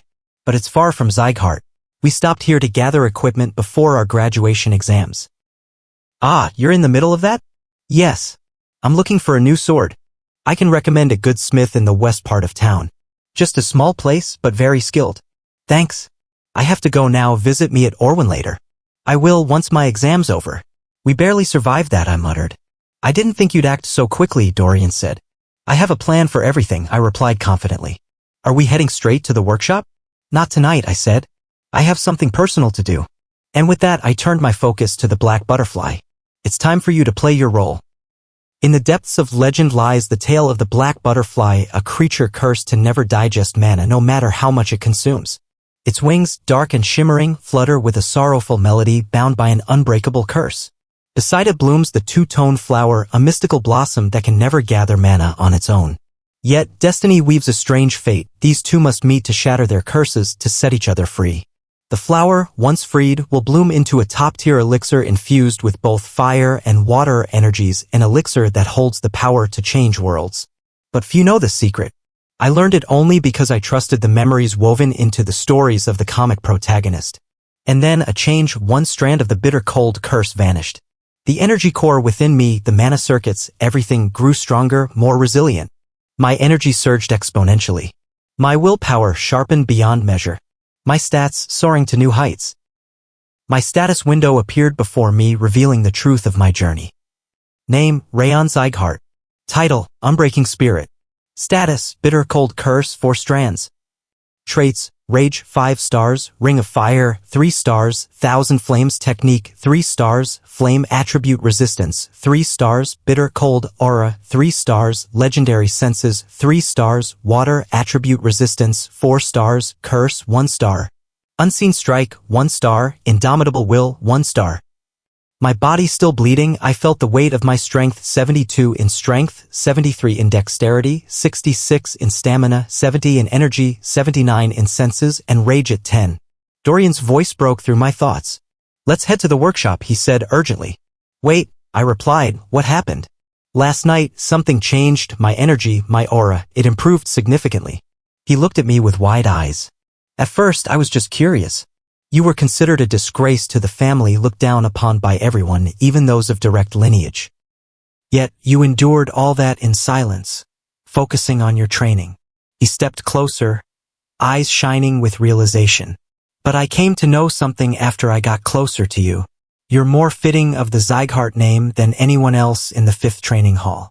That's why, even after we all split up, the hall still follows you. He hesitated, then added softly, if I can borrow your strength, I believe I can resolve that problem my family's been facing. I shook my head. That's not why I follow you. Dorian looked surprised. Then why? Get a grip, I said calmly.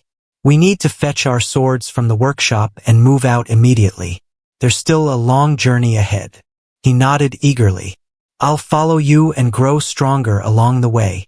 As long as I am with you, I'll be fine wherever we go. On our path, I reminded him, I'll check your posture for the continuous flow sword technique. There's a lot to improve. He looked uncertain. I think I'll be fine, right? I smiled. I was sent here on Greer's recommendation. Do you know him? Yes, the 3rd Prince of Orwyn, exactly. I trust his judgment. I believe this place will be trustworthy. He looked at me with awe. Really? I never imagined Greer would suggest this. I studied him, noticing the spark in his eyes. You seem young, but your energy feels like a large, sharp sword, more than I expected at your age. Are you saying I'm a Zyghart? I smirked. How did that blacksmith know this about you, even without saying anything? That's what artisans are capable of, they can sense where people come from and their potential, he answered. He paused, then chuckled. You talk too much. Sorry, I said. But I've met many swordsmen, and you're different. Allow me to introduce myself properly, I continued. My name is Raon Zyghart. Nice to meet you. I'm Dorian, he said brightly. And I'm Kuberud, an old man interjected, leaning heavily on his hammer. I'm an old blacksmith who can't die and keeps forging weapons. My eyes widened in recognition. Kuberud? The legendary blacksmith, father of countless exceptional weapons across the continent? I never thought I'd meet you here. He beamed with pride. So, why are you here, young master? I need a good sword for my journey, I said plainly. He looked at me with curiosity. You want me to make you one? No, I already have someone who promised to craft my first sword, Valkan. He grinned. Valkan's making your sword? That's right. When he said he was retiring, it was to forge your blade. I nodded. I won't steal his craft. Your work is too precious. He chuckled. Every sword here is made with all I have. Take what you want. Can I choose one too? Dorian asked eagerly. Of course, I said. Pick any. He eagerly looked around. Wow, all these swords are incredible. It's hard to choose just one. That's because I made them all, Kuberud said proudly. Suddenly, a dark wave of demonic energy flooded the room. I tensed instantly. What's that? I demanded. The blacksmith's face darkened. That's a demon sword. Feel how dangerous that energy is. I sensed the ominous aura radiating from the sword. I don't think I need to worry, I said, observing that none of the demonic power was targeting me. How dare it try to come after my vessel? Stop it, I ordered. That energy is dangerous, but I can handle it. He stared at me, astonished. You're not afraid? I've learned to control my fears, I replied calmly. The blacksmith looked at me with a mixture of admiration and concern. That's a failed sword, he muttered. Is it dangerous? I asked. Kuberud explained this isn't an ordinary short sword. It's a demon sword forged from the branch of Othello, a sacred tree from Siren. But it carries the grudge of a village slaughtered by the white blood cult. He hesitated. I made it to soothe the spirits of the victims, but it backfired. The sheath and blade turned red with their blood. Now no one can handle it. I reached out, sensing the sorrow and anger within. The memories of that village are flowing into my mind, the injustice they suffered, the grief, the suffering caused by the white blood cult. I have many things I want to accomplish. That means my time is limited. I may not be able to help you in your revenge, but if we face the white blood cult, I will stand with you. He looked at me with a strange resolve. Will you come with me? Suddenly, the demonic energy receded from the sword. The weapon acknowledged its new master of me. It's a true soul sword now, Kuberud whispered. From this moment, you are bound to it. Thank you, I said, feeling the weight of responsibility settle on my shoulders. Thank you for providing us with such magnificent blades, I said, gazing at the weapons. I didn't expect that we'd get a sword for everyday use alongside the blade of Requiem. The blacksmith smiled warmly. Don't feel pressured. Having a sword wielded by a promising swordsman is the greatest honor for a blacksmith. We'll prepare a warm welcome for you if you visit Zygarde someday. I nodded. All right, I'll be counting on that. I hope you stay safe and become a true swordsman. I had thought he was just a child with incredible talent, but something about him now struck me differently. He had managed to take control of the ghastly blade, even becoming its master. The unification with the blade, no, even more than that, his potential was boundless. Zygarde's name was destined to echo across the world once again. After days of traveling, leaving Camelun behind, we finally reached our destination, Haben Castle. The scenery had been transforming, the snowfield stretched endlessly, cold and silent. Ha, we finally arrived, I muttered softly. But a strange, foul stench greeted us, an unmistakable smell of battle, blood, and burning corpses. What is that smell? I grimaced. Ugh! It's the scent of a battlefield. It makes the essence of life feel so vivid. Why are you like that now, when we finally arrived? I asked, raising an eyebrow. He snapped back defensively. It's not like there were no hardships on the way. The weather kept getting colder after we left Camelun.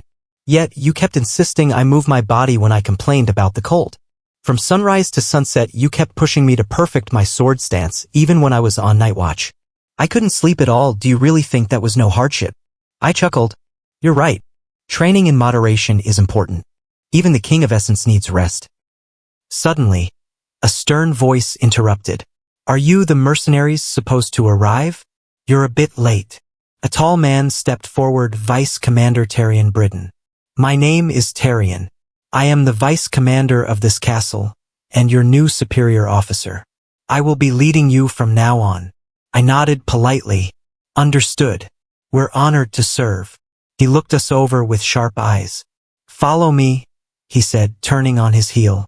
Dorian, stop dawdling. Stand up, walk on your own. Let me go home, Dorian mumbled, shoulders slumping. The environment here was worse than expected. Walls scarred with traces of repeated destruction and repair, exhausted residents, and an oppressive stench of blood and burnt flesh. These sights confirmed what I had heard from Judiel before. Even though she probably hadn't been here, she managed to piece everything together in such a short time. I wondered who these people were, observing from a distance. Are they mercenaries? Yua from the Frost Branch asked quietly. Let's go prepare to open the shop, her grandfather replied, already moving.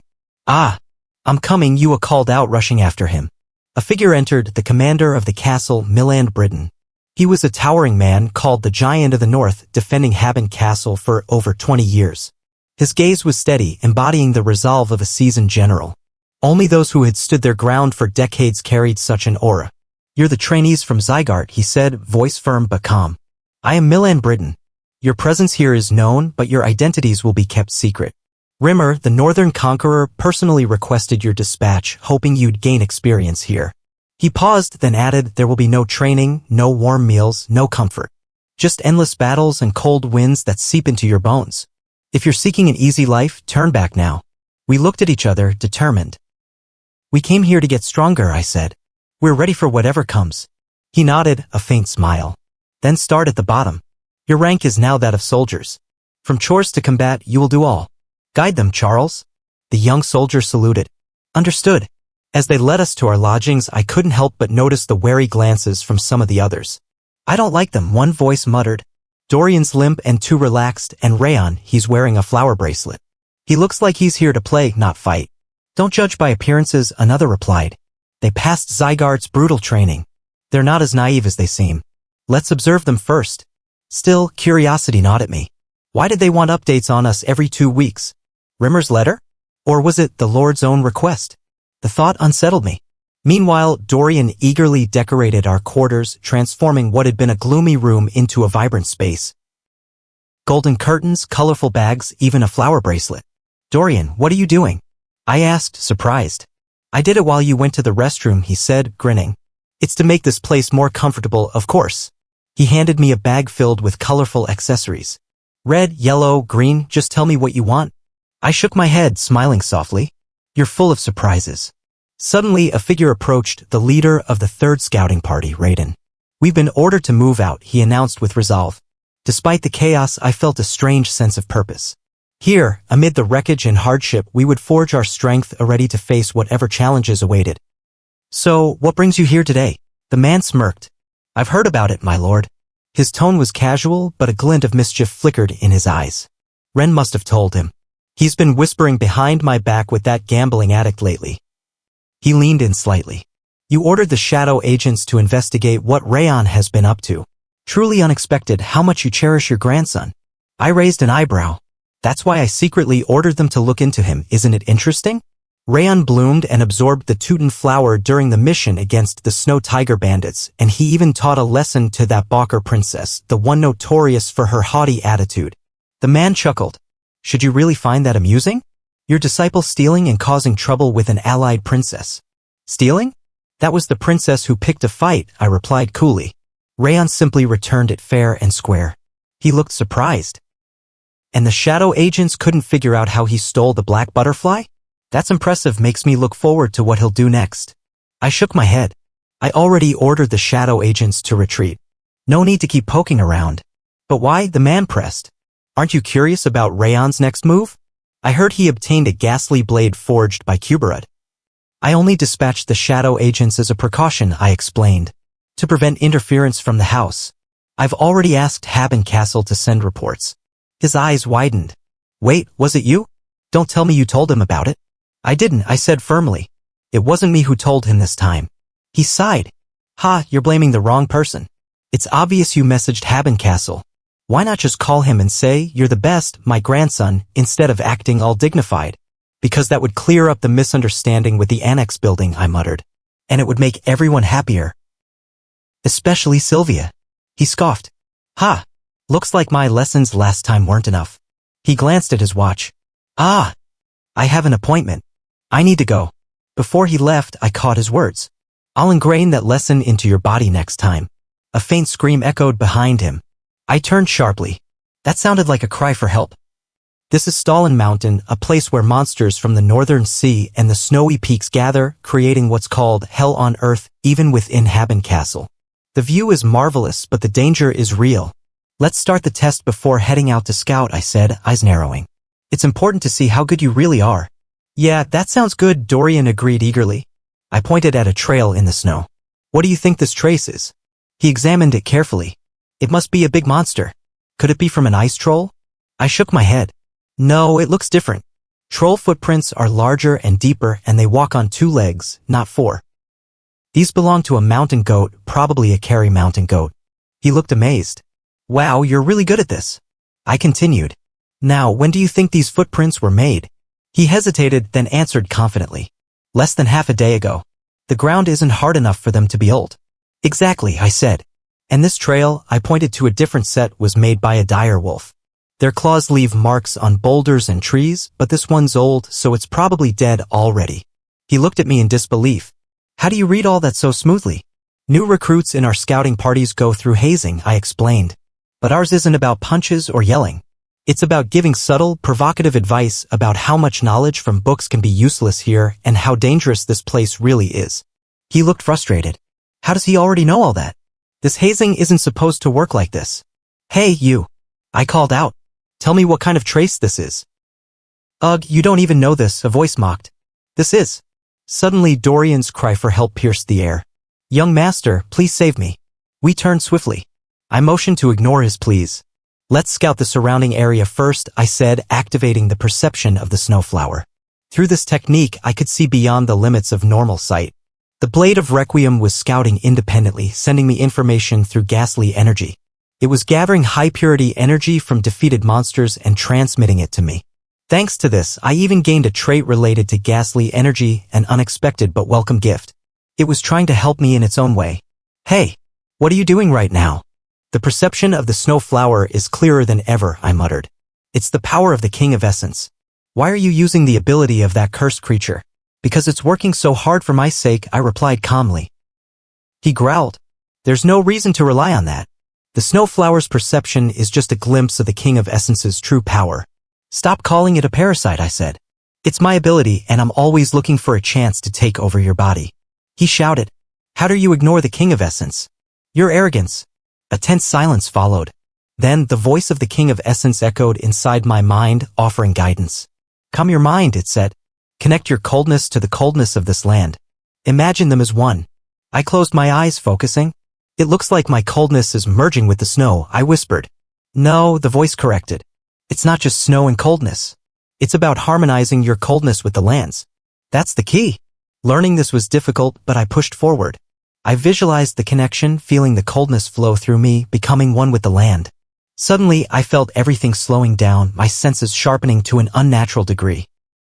I could tell what the monsters and humans around me were doing, even from the faintest movements. Radically, I sensed Dorian being hazed by Raon, the scout leader. A dire wolf had succeeded in its hunt, and I saw it all clearly.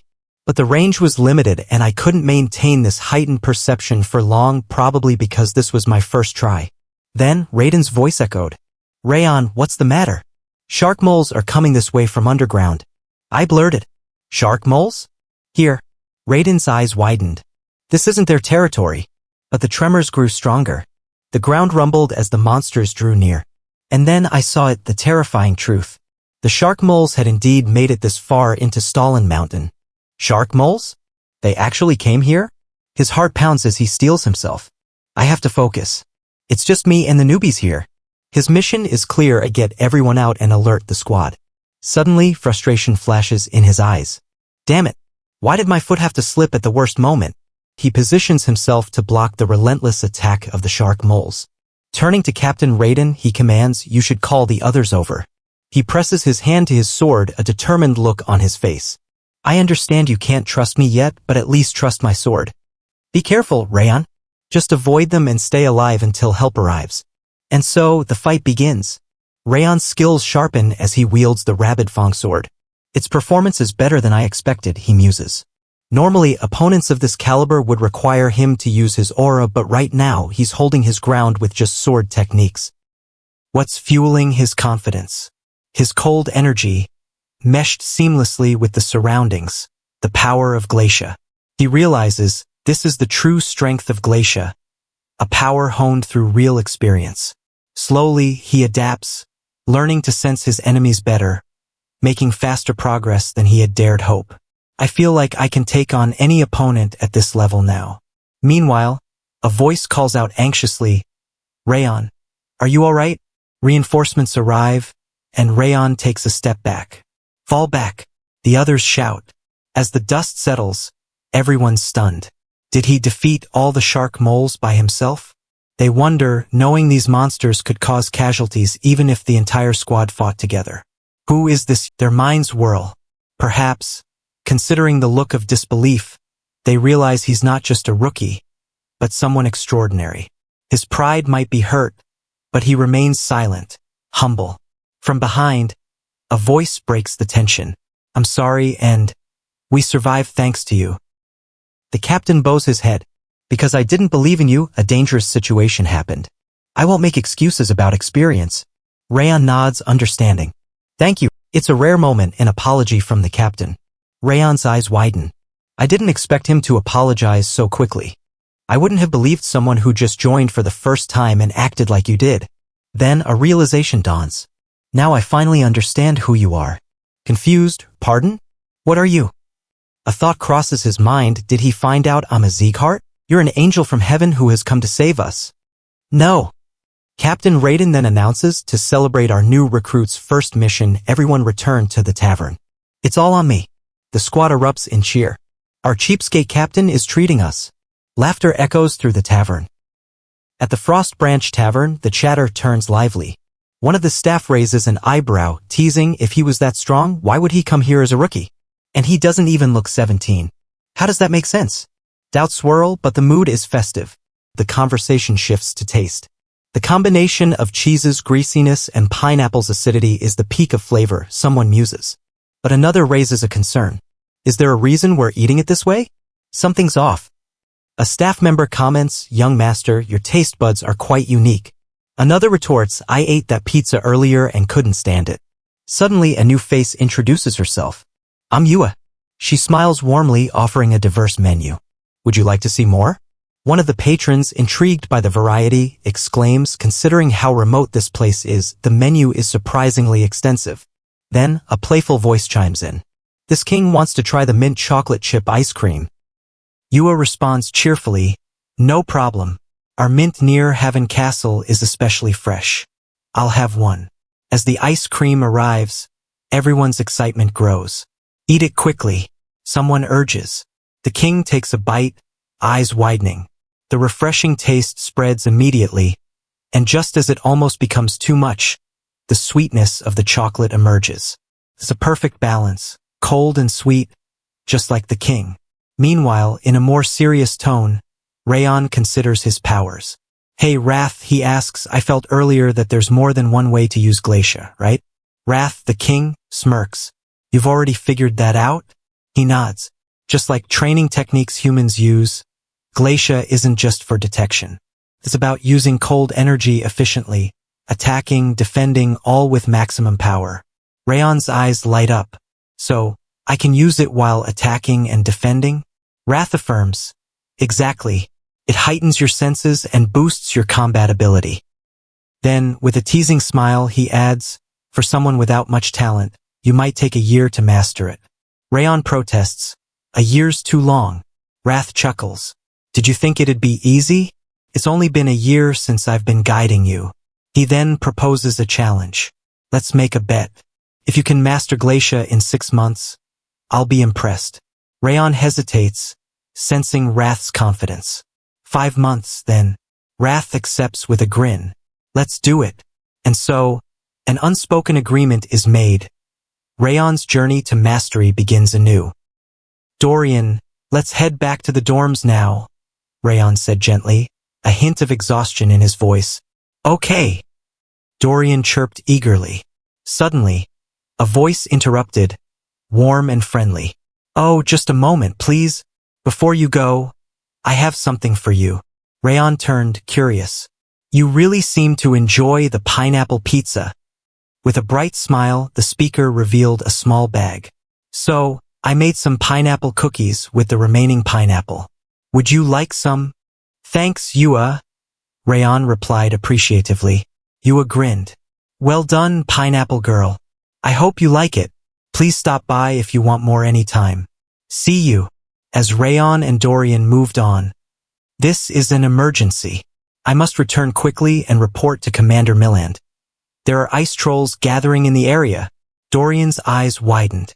Already? Our first patrol mission just ended yesterday.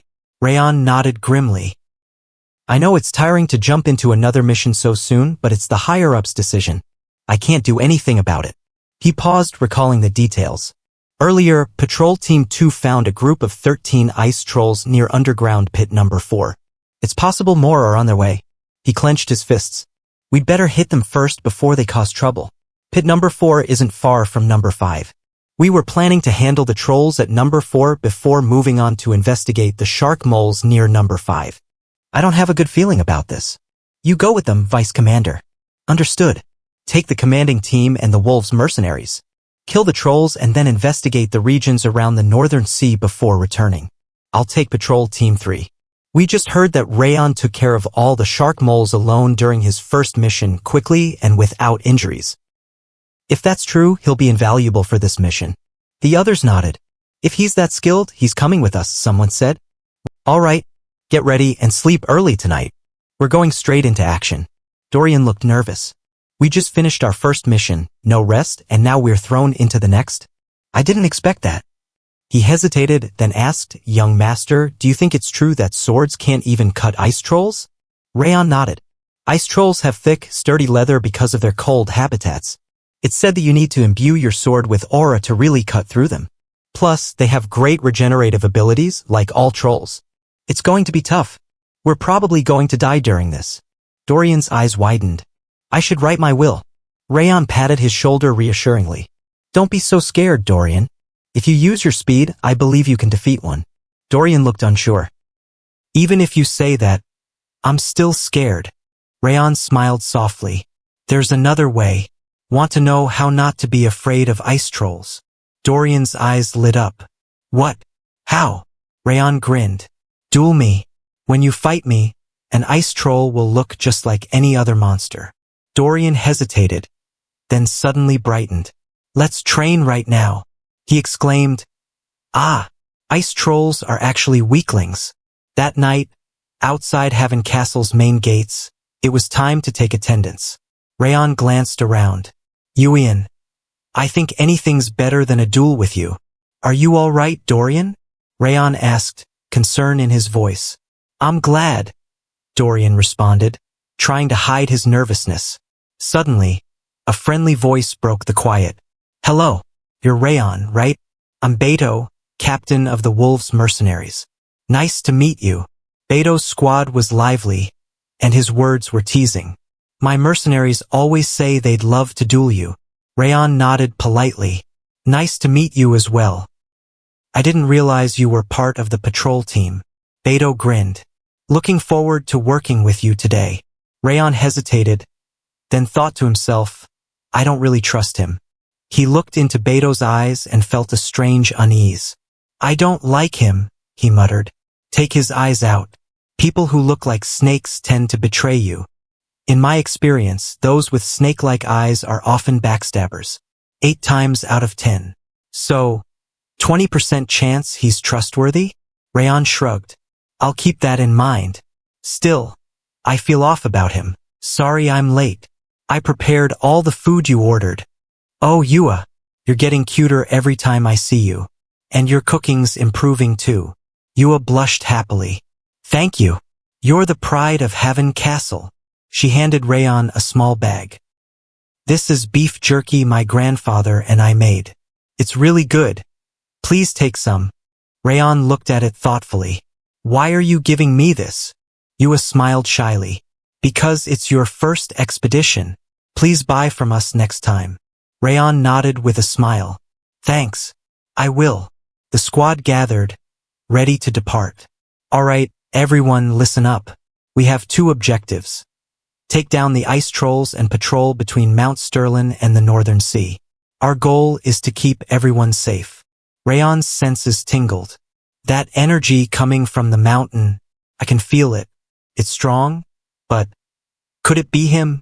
He shook his head. Let's go. Hey, scouts, barked the captain, voice commanding. Take over the packs before you depart. Be prepared, you lose even one, and it's going to hurt. Yeah, the scouts responded, tension in their voices. Treat them like your lovers. One scout snickered. Oh, maybe you don't know what that's like, since you've never had one before. Hey, Captain Raiden, why is the snow attack squad asking the scouts to carry their bags? Raon? Oh, it's your first mission with them, right? They say they need to conserve their strength for combat since they're the main fighters. Raiden nodded. Ever since those guys got assigned here, it's been like this every time. It's frustrating, but we've got no choice. One of the scouts added bitterly, and as scouts with less authority and strength, we just have to suck it up and do what they say. The conversation continued as they prepared.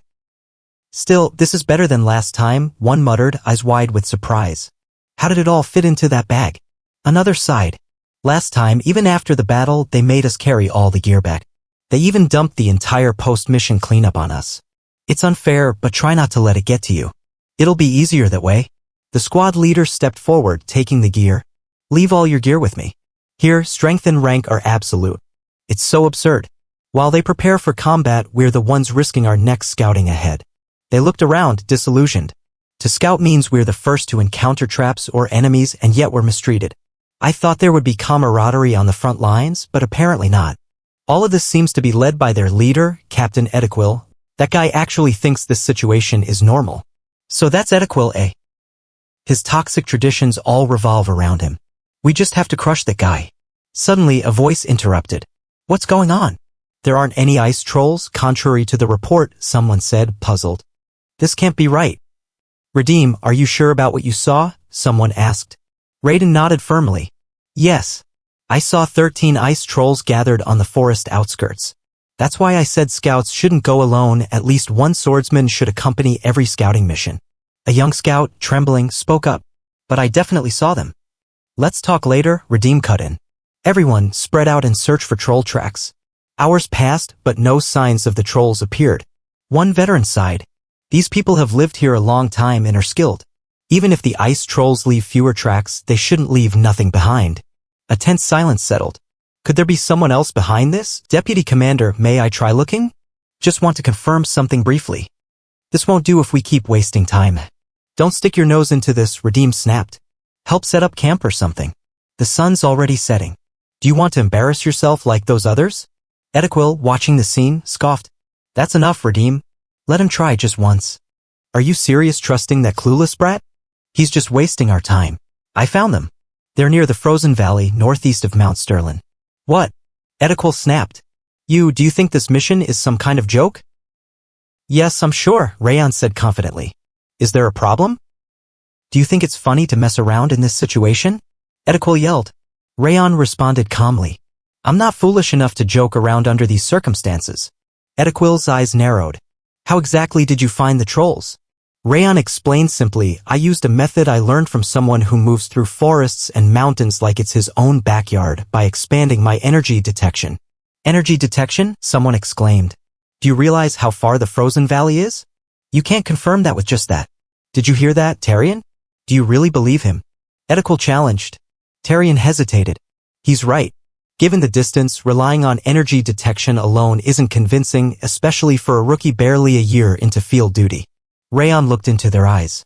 But his eyes, those red eyes, they pierce through everything. Just looking into them makes you want to believe him. He paused, then added, besides, only one person in Zieghart moves through forests and mountains like that, brilliant sword Limer Diaz. If Raon learned from him, maybe he's trustworthy. Edequil's expression softened slightly. Now I'm interested too. Raon, how long will it take to reach the frozen valley? About 30 minutes to get there, and 10 more to find a good ambush position, Raon replied. So he's already figured out where to set the trap. Everyone, Redeem said, we still have 2 hours before sunset. We should go check it out. Deputy Commander, another shouted. If night falls, monsters might attack. It'll be even more dangerous. Redeem looked at the others. If what Raon says is true, this is our chance to prevent that danger in advance. Still not convinced, huh? Then how about this, let's make a bet to settle it. A bet? Redeem asked skeptically. If I find the trolls, Raon declared, from now on, the snow attack squad will speak respectfully to the scouts. You'll carry not just our gear, but also help with our chores. Edequil smirked. And if you're wrong? Raon met his gaze. Then I'll do whatever you want. Edequil nodded. Fine. I accept your bet. Then get ready, Redeem said firmly. We're moving out to the frozen valley. Why are they climbing up? That wasn't part of the plan. They're circling around. They're deliberately positioning themselves where the ice trolls are most vulnerable. They already know where the trolls are hiding. He frowned. But I erased all the troll tracks. How do they know? The realization hit him. In a blizzard like this, even a longtime resident would struggle to find them. They must have some other way. He clenched his fists. If they find the trolls before we do, it's a disaster. I need to delay them. But it's too late to move the trolls now. What do I do? Then an idea struck him. A glimmer of hope. Actually, this might be even better.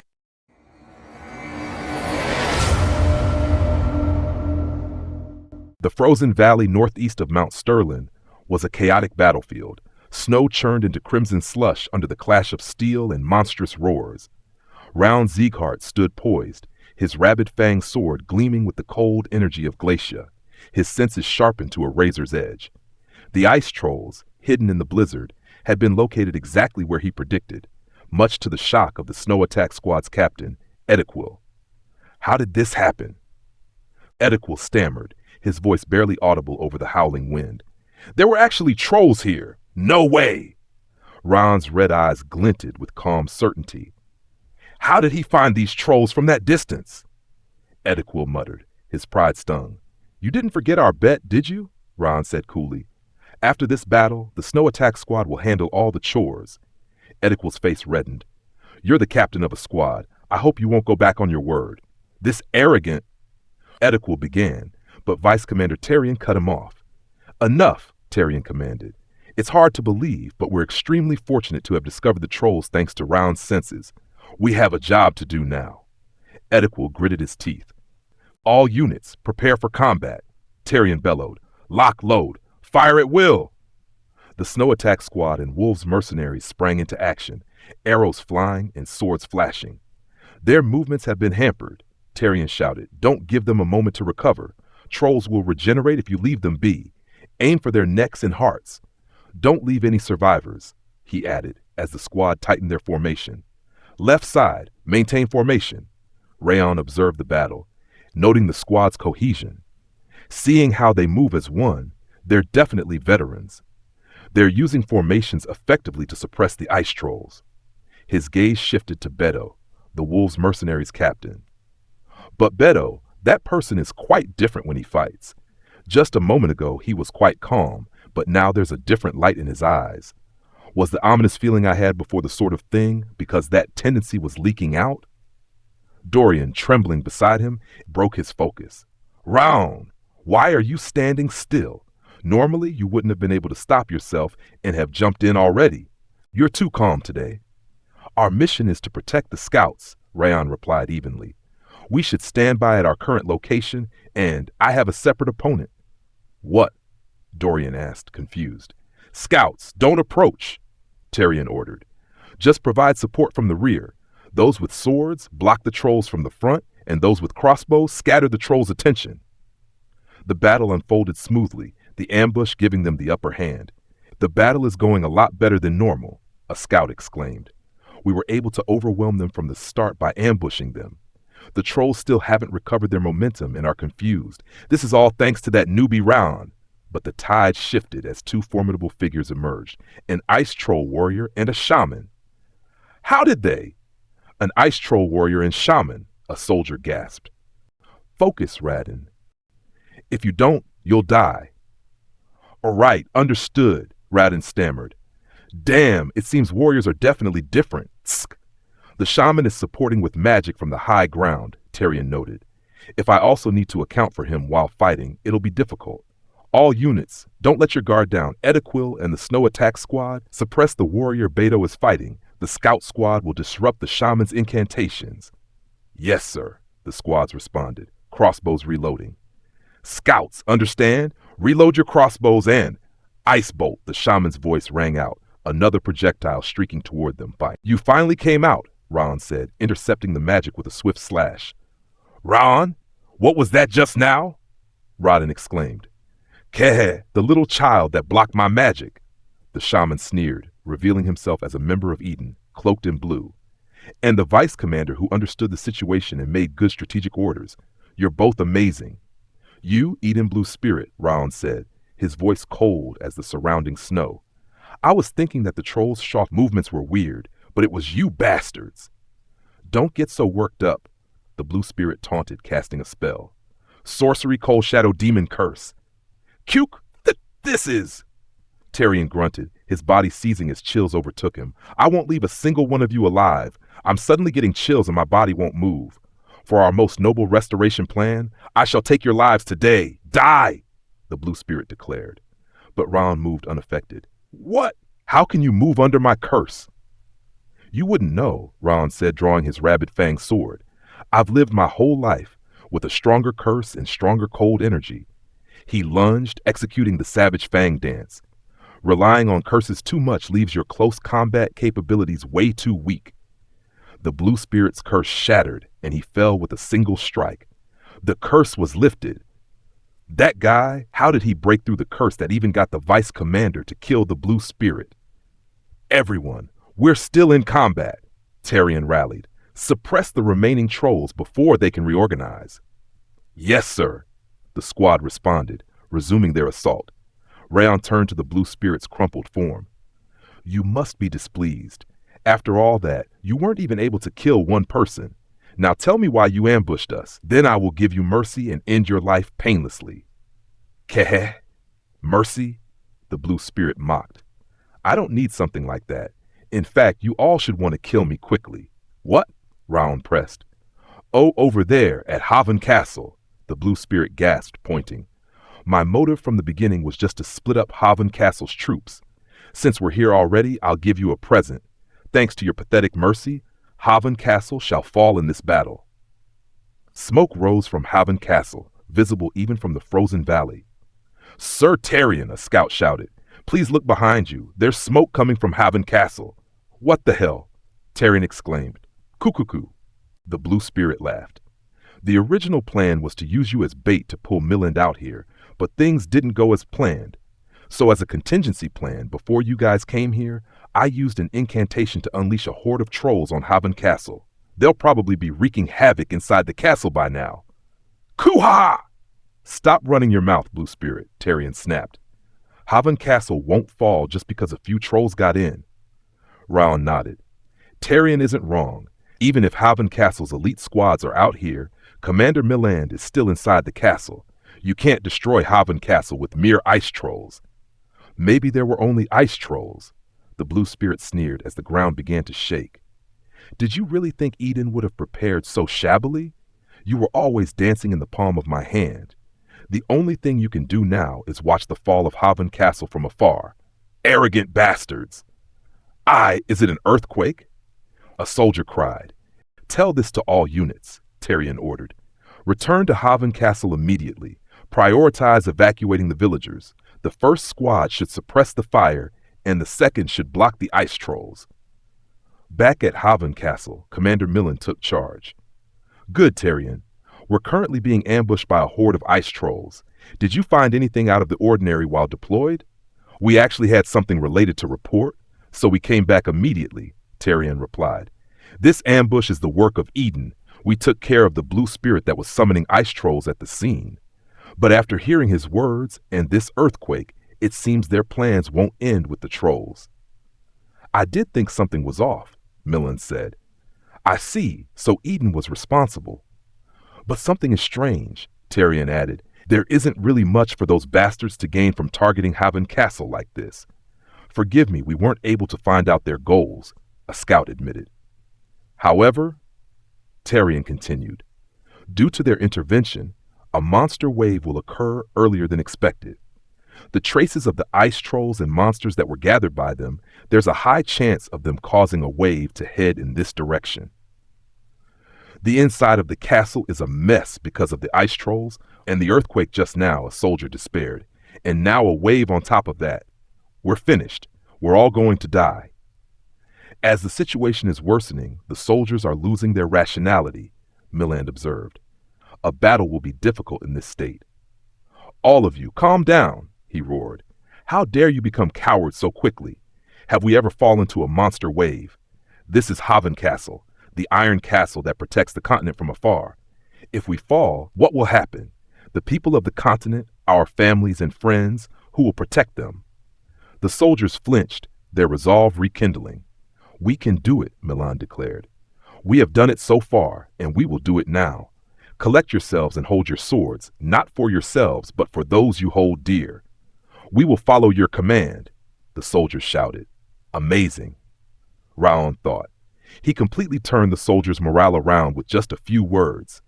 Is this the battle experience of the Lord of Haven Castle? Outside of squads who have received orders to protect the civilians and clean up the scene, Milland ordered, all other forces will follow me and head to the castle walls. Raon, Dorian, help the squads who are staying back. Milland began, but Tarion interrupted. Commander, how about bringing those two to the wall as well?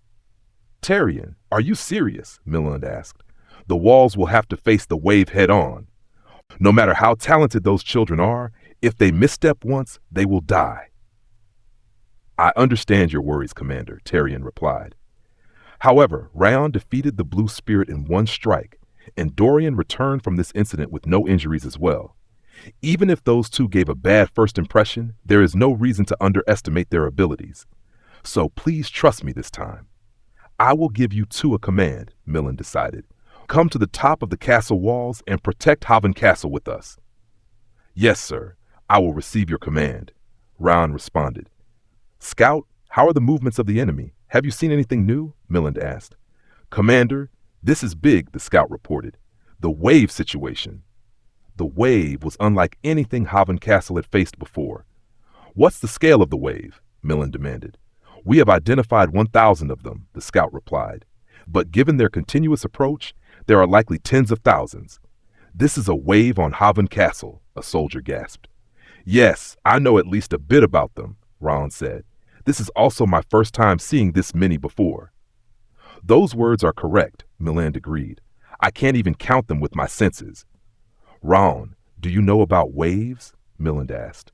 In the process of stopping a wave, there are always countless casualties.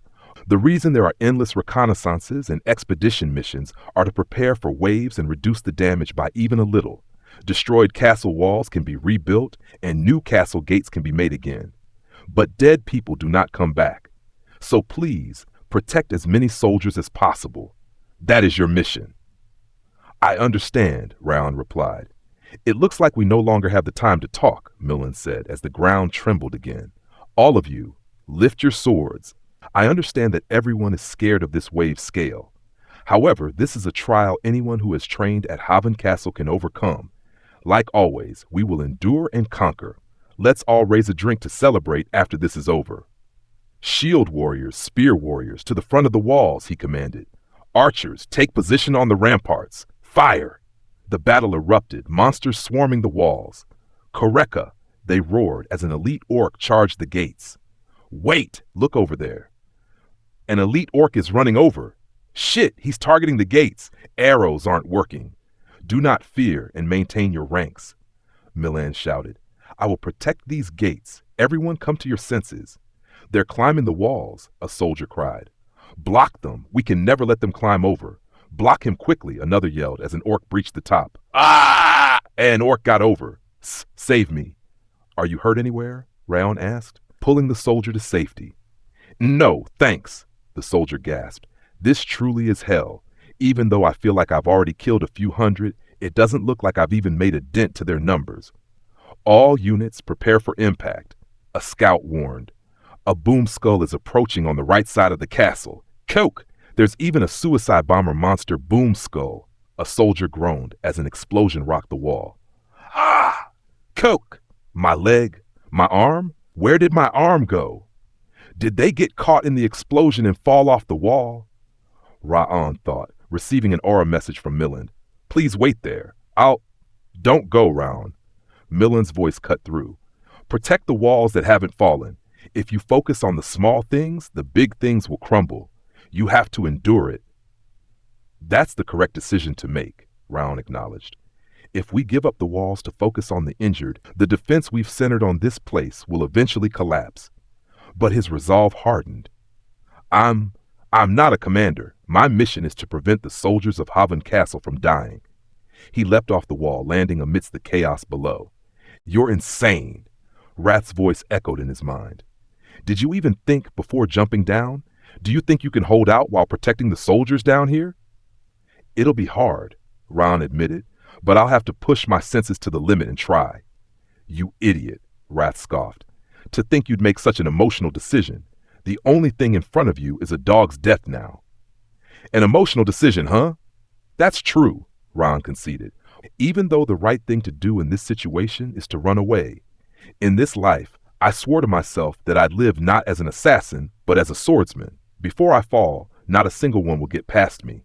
I will definitely endure and survive this hell. The battle continued without respite. Raon slashed, and slashed again, his hands torn and bloodied, his aura drained to the last droplet. The only sensation left was his swords cutting through flesh, the only sight the crimson of blood. As time passed, the blood-soaked night sky gave way to dawn, the moon waning. No monsters were left in front of me, Raon realized, standing alone amidst the carnage, his body pushed beyond its limits. 3 days later, Raon awoke in a makeshift infirmary, his body aching but alive. Hype! What happened? He rasped, memories fragmented. I remember the castle walls coming down and hanging in there until the cave was open. Raon! Dorian exclaimed, relief flooding his face. You've finally woken up. Seriously. We were so worried because you weren't waking up at all. You showed no reaction for 3 whole days, no matter what we did, so we really thought you might die. Sorry for causing you guys to worry, Raon said, and thanks for taking care of me, Dorian. The one you should be thanking isn't me, but Yua, Dorian replied. Yua stayed by your side and nursed you every day until the wave ended. She was really worried about you. She also has to work for the tavern, so she must have been really busy, though. Yua approached, carrying a bowl. Raon, I made some soup. You're still recovering, so I made the ingredients soft and easy to eat. Eat slowly, because it's still hot. Yua, Raon said, meeting her eyes. Thank you for coming every day to take care of me. Oh, come on. Follow-up care for regulars is basic business etiquette, Yua said with a grin. When you're fully recovered, be sure to drop by the tavern and help boost sales, okay? Speaking of which, Dorian chimed in, how about we eat at Branch of Frost tonight? I've been eating bland stuff for so long, I'm really craving something greasy. Ah, but Yua added, you need to show everyone that you're safe and sound. Show them? Who's them? Raon asked, puzzled. The people waiting for you, of course. As a crowd gathered, why are you making such a big deal about this? Raon muttered, overwhelmed as soldiers rushed forward. The hero of Havan Castle has awakened, one shouted. You're finally awake, another cried. Raon, thanks to you, Havan Castle was protected. I was so worried when I heard you might not wake up, a third added. Raon, thank you for saving my comrades, another said. When you leapt in like that, I thought you were insane. But you were really awesome. Drinks are on me tonight. I'll never forget this debt of gratitude, a soldier vowed. I'm glad you're safe, Raon, Commander Milan said, stepping forward. This wave was unlike any that had been seen before. It happened earlier than expected, and the scale was much larger than usual. Normally, we would have seen a high number of casualties, but you didn't hesitate and jumped off the wall without a second thought. Thanks to the determination and bravery you showed, there wasn't a single casualty in this wave. It's all because you stood at the front and protected us. You came here as a mercenary, but we are all deeply indebted to you. On behalf of Havan Castle, I offer you our sincerest thanks. Ediquil has something to say to me? Raon asked, noticing the snow attack squad captain nearby. Raon, I've been wrong about you this whole time, Ediquil admitted. So even when I saw your skill, I looked down on you. But the way you jumped down the wall to protect our comrades, that was the very image of a true swordsman. It was the noble, resilient ideal of the swordsman we all strive to become. I sincerely apologize for how I've acted until now. Everyone, you've worked hard holding back the wave, Milan declared. To celebrate this unprecedented achievement, we'll hold a festival. We'll provide food and drink at Branch of Frost, and for 3 days, you may eat, drink, and enjoy yourselves to your heart's content. Commander, when did you prepare all this? A soldier exclaimed. Ha! This is the first time something like this has happened since I came to Havan Castle. Another laughed. Come on, everyone. Let's go to the Branch of Frost, a third urged. For the next 3 days, drink like you've died and come back to life. Wait for me. Where do you think you're going without us? Another called. Raon, you should go along too, Milan said. I'll catch up after a meeting with the officers. Deputy Commander and Corps leaders, follow me. Young Master, what are you doing? Dorian exclaimed. We need to grab a seat and start partying too. In the officers' meeting, Tyrion spoke up. You're not planning to just shower Raon with praise and be done with it, are you? Of course not, Milan replied. We need to grant him the greatest reward and appropriate compensation. Raon saved countless lives. I'm thinking of giving him something more valuable than gold. Something that's more valuable? Tyrion asked. I plan to give him the Havan Castle's artifact, Milan revealed. Are you really giving him the snow-horned sword, the symbol of the castle? A corp leader gasped. Don't be ridiculous, Milan said. That sword is a symbol, not an artifact. Raon will be receiving something else. Aha, the leader stammered. What I plan to give Raon is this, Milan said, presenting the white soul armor crafted from the mana stone of an orc lord. It's said to be more valuable than the snow-horned sword, the castle's symbol. But when you think of what Raon's done, this is the least we can offer. He risked himself to save others. I'll only feel at ease if I can at least protect him with this. I agree, Tarion said. This will be the perfect gift. Considering how many lives Raon saved, nothing would truly be enough. Commander, I have a question, Ediquil interjected. Raon is not just an ordinary mercenary, is he? The martial art he used wasn't something simple. No matter how talented, a mere mercenary couldn't reach that level. I've known he wasn't just a regular mercenary for a while now, Milan admitted. But I'm sorry. There are still reasons that I can't tell you everything. But I promise you this, that child has always been sincere with us here. One day, the time will come when he reveals his true identity on his own. He's not someone tainted by darkness, so you don't need to worry. So for now, let's just enjoy the festival. Let's celebrate the birth of a hero. 10 months had passed since Raon arrived at Haven Castle, a period that felt both long and short. So many things happened during these 10 months, Raon reflected. I was able to achieve a lot. I was able to learn to manipulate spirit energy thanks to the true soul sword I got from Kubarud. I endured a monster wave right here at Haven Castle that many call Hell's Battlefield. For the last half year after the wave, I was able to learn a new way to use Glacia. Through all of that, the people of Haven Castle became my trustworthy comrades. His exploits had spread beyond the castle, earning him the title Hero of Haven Castle or Sword Demon. In the Levine Desert, northwest of the continent, mercenaries discussed him. The hero of Haven Castle? Yes, I heard that he fought until dawn while protecting those who were injured, one said. People call him the hero of Haven Castle or the Sword Demon. I heard that he's a blonde swordsman your age. That Raon Zieghardt, another exclaimed. He's getting stronger. Burin, is he the one you're trying to surpass? A mercenary asked. Yeah, that's right, Burin replied. Then why do you look excited? The mercenary pressed. Shouldn't you be angry or sad that the person you're trying to catch up to is even stronger than before? No, I'm actually happy, Burin said. It'll be much more worth it when I catch up to him now that he's even stronger. The stronger he gets, the stronger I can also become. You two must be really close. The mercenary laughed. See close! Not a chance! He's just a rival! Burin protested. In the Kadam jungle, another conversation unfolded. What? A blonde swordsman is being called the hero of Haven Castle? A warrior exclaimed. Yes, I heard that they stopped a monster wave thanks to him. I thought you'd want to know since you've always been curious about what's going on there, another said. I did expect him to get stronger, the warrior mused. But just how much stronger is he going to get? Damn bastard! Well, rumors are bound to be exaggerated. I don't know who he might be, but I'm sure you're stronger than him now, a companion said. The monsters behind you are proof of that. No, he's a real prodigy, the warrior admitted. This still isn't good enough. I can feel it. I can feel that he's getting stronger even now. I'm curious then, the companion said. Who is he to make you get so worked up? Someone who saved my life as well as a rival I have to defeat, the warrior replied. In the jungle's base, Runan, another of Raon's peers, listened to similar tales. I'm sure it's all just a rumor, a warrior said. How could a kid do all that? Runan, didn't you say that he's your friend? Another asked. What do you think? I'm sure the rumors are true, Runan said. He's definitely capable of such feats.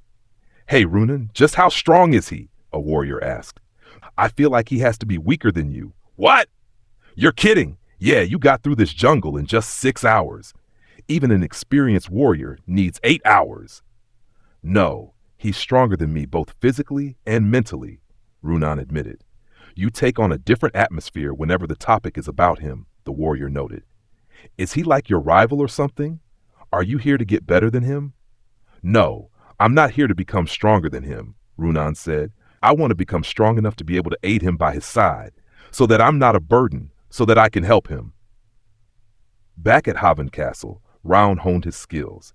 All right, the more I use it, the more Glacia's senses feel more vivid, he thought. What a ridiculous technique. Now I can see much farther even if I have my eyes closed. There's a reason Wrath was so mad when I got this skill. This can't be happening. Wrath's voice erupted, sulking. But he's been quiet lately. Well, he's always looking at the peak of Mount Sterling. I need him to make bets or something to get something out of him. Yeah, Raon Zeegard, Wrath said suddenly. How about a bet? It's been a while. That's out of the blue, Raon replied. You've been so quiet lately. What kind of bet did you have in mind? It's very simple, Wrath said. Was the test from that pointy-ear dude to survive in this place for a year? Yeah, I have less than 2 months left of that now. All right, we'll bet on that then, Wrath proposed. I'll bet that you won't survive the remaining 2 months. Are you serious? Raon asked, skeptical. I don't ever lie. Wrath insisted, though Raon muttered, You've lied tons of times, though. Is he really a demon lord? I have less than 2 months left until graduation, and the wave is over too, Raon thought. There is less risk of Eden attacking too. After the death of the Blue Spirit, Balkar and Orwin's forces have been dispatched here. If Eden has any kind of intelligence, they wouldn't try another attack. All I need to do is train and then return to Zeegard. All right, I'll accept your bet, Raon said. Raon has accepted the bet. 1 month later, with only 1 month left until his graduation exam, Haven Castle remained peaceful, defying Wrath's ominous warning. Despite Wrath's ominous warning, the peace of Haven Castle continued, Raon noted. Considering how Wrath screamed towards Mount Sterling, calling it a lazy bum, things seemed to be going differently than he had thought. Well, that's good for me. But the peace shattered as a murder of crows darkened the sky. A murder of crows? There's so many appearing all at once, Raon observed. Did a monster appear somewhere? A foul stench hit him. What's this? A frog. Why would a frog be here? This area is too cold for frogs to be around here until the summer. Kia! It's an earthquake, a villager screamed. What's going on? Another cried. A wave has appeared. A wave has appeared, a scout shouted. What's going on? Raon muttered. This isn't wave season? Everyone, get a hold of yourselves and get to the castle walls, Milland ordered. Raon, get ready. Let's go together. Tyrion called. Yes, sir. Let's go, Raon replied. We have to hurry and just inform the others on the way. We don't have time to wait for them. The wave was massive, rivaling the previous one. They're coming this way as well, a soldier shouted. I need assistance here now. Shit, it's as large as the previous wave. They've broken through our lines here, another cried. I need backup. Commander, is Eden behind this as well? Tyrion asked. Otherwise, this situation doesn't make sense. No, it's different from back then, Milan replied. I don't sense any murderous intent or madness from the monsters. It's more like they're running for their lives from something more dangerous. It's coming here now, Wrath's voice warned. I told you that you should escape from this place. This is your fate for not heeding my warning. What do you mean by it? Raon demanded. Tell me what you're talking about. It's too late, Wrath said. You might have had a chance while it wasn't quite awake, but it's already noticed everyone here. It won't stop until it erases this castle from the face of the earth and kills every single last one of you. Though, maybe something might change if you offer it a sacrifice that it deems to be sufficient. A sacrifice? Raon asked. What exactly is coming here? Witness it with your own eyes, Wrath replied. I am not obligated to tell you such a thing. Commander Milland, Raon said, turning to the commander. What plans are set if a foe we can't defeat appears? It's not like you to ask such a question, Milland replied. Regardless, we will fight. Countless innocents will pay the price if we do not defend this castle. Even if it means sacrificing ourselves, we need to buy time for them to evacuate. That is the reason Haven Castle exists. That's right, Raon thought. When I don't even know what we're up against, I can't call for a retreat already. For now, I need to focus on stopping the wave. Something's different about the monsters, a scout shouted. Push them back while they're still dazed. Shoot down flying monsters with bows and crossbows. Are even the animals evacuating? Raon noted. Just like the crows from earlier, I don't remember this happening in the last wave. Tarian, send some troops to evacuate the civilians, Milland ordered. Including the civilians outside the castle. Now! What, Commander? What do you mean? Tarian asked. You are capable of a higher future, Milland said to Raon via aura message. There's no time to waste. Can you hear me, Raon? If things get dangerous, you need to get out. I understand what you meant earlier now. You saw further than me. Keep your life safe for your own future. The efforts you have made for Haven Castle will never be forgotten. I need to run away and leave these people to die, Raon thought. No, that's not happening. I won't run away alone. As the battle raged, Raon noticed an anomaly. Wait, more than 12 hours have passed. Why hasn't the sun risen? I'm cold, I'm tired, and I'm sick of all this, a voice within him groaned, chilling his blood. But I woke up. I must erase it all. Have you finally sensed it? Wrath said. You really are quite dull. It's too late for you now, so I'll tell you. That lazy bum's name is Sloth the Receiver. He is a demon lord on the same level as me, as the monarch of laziness.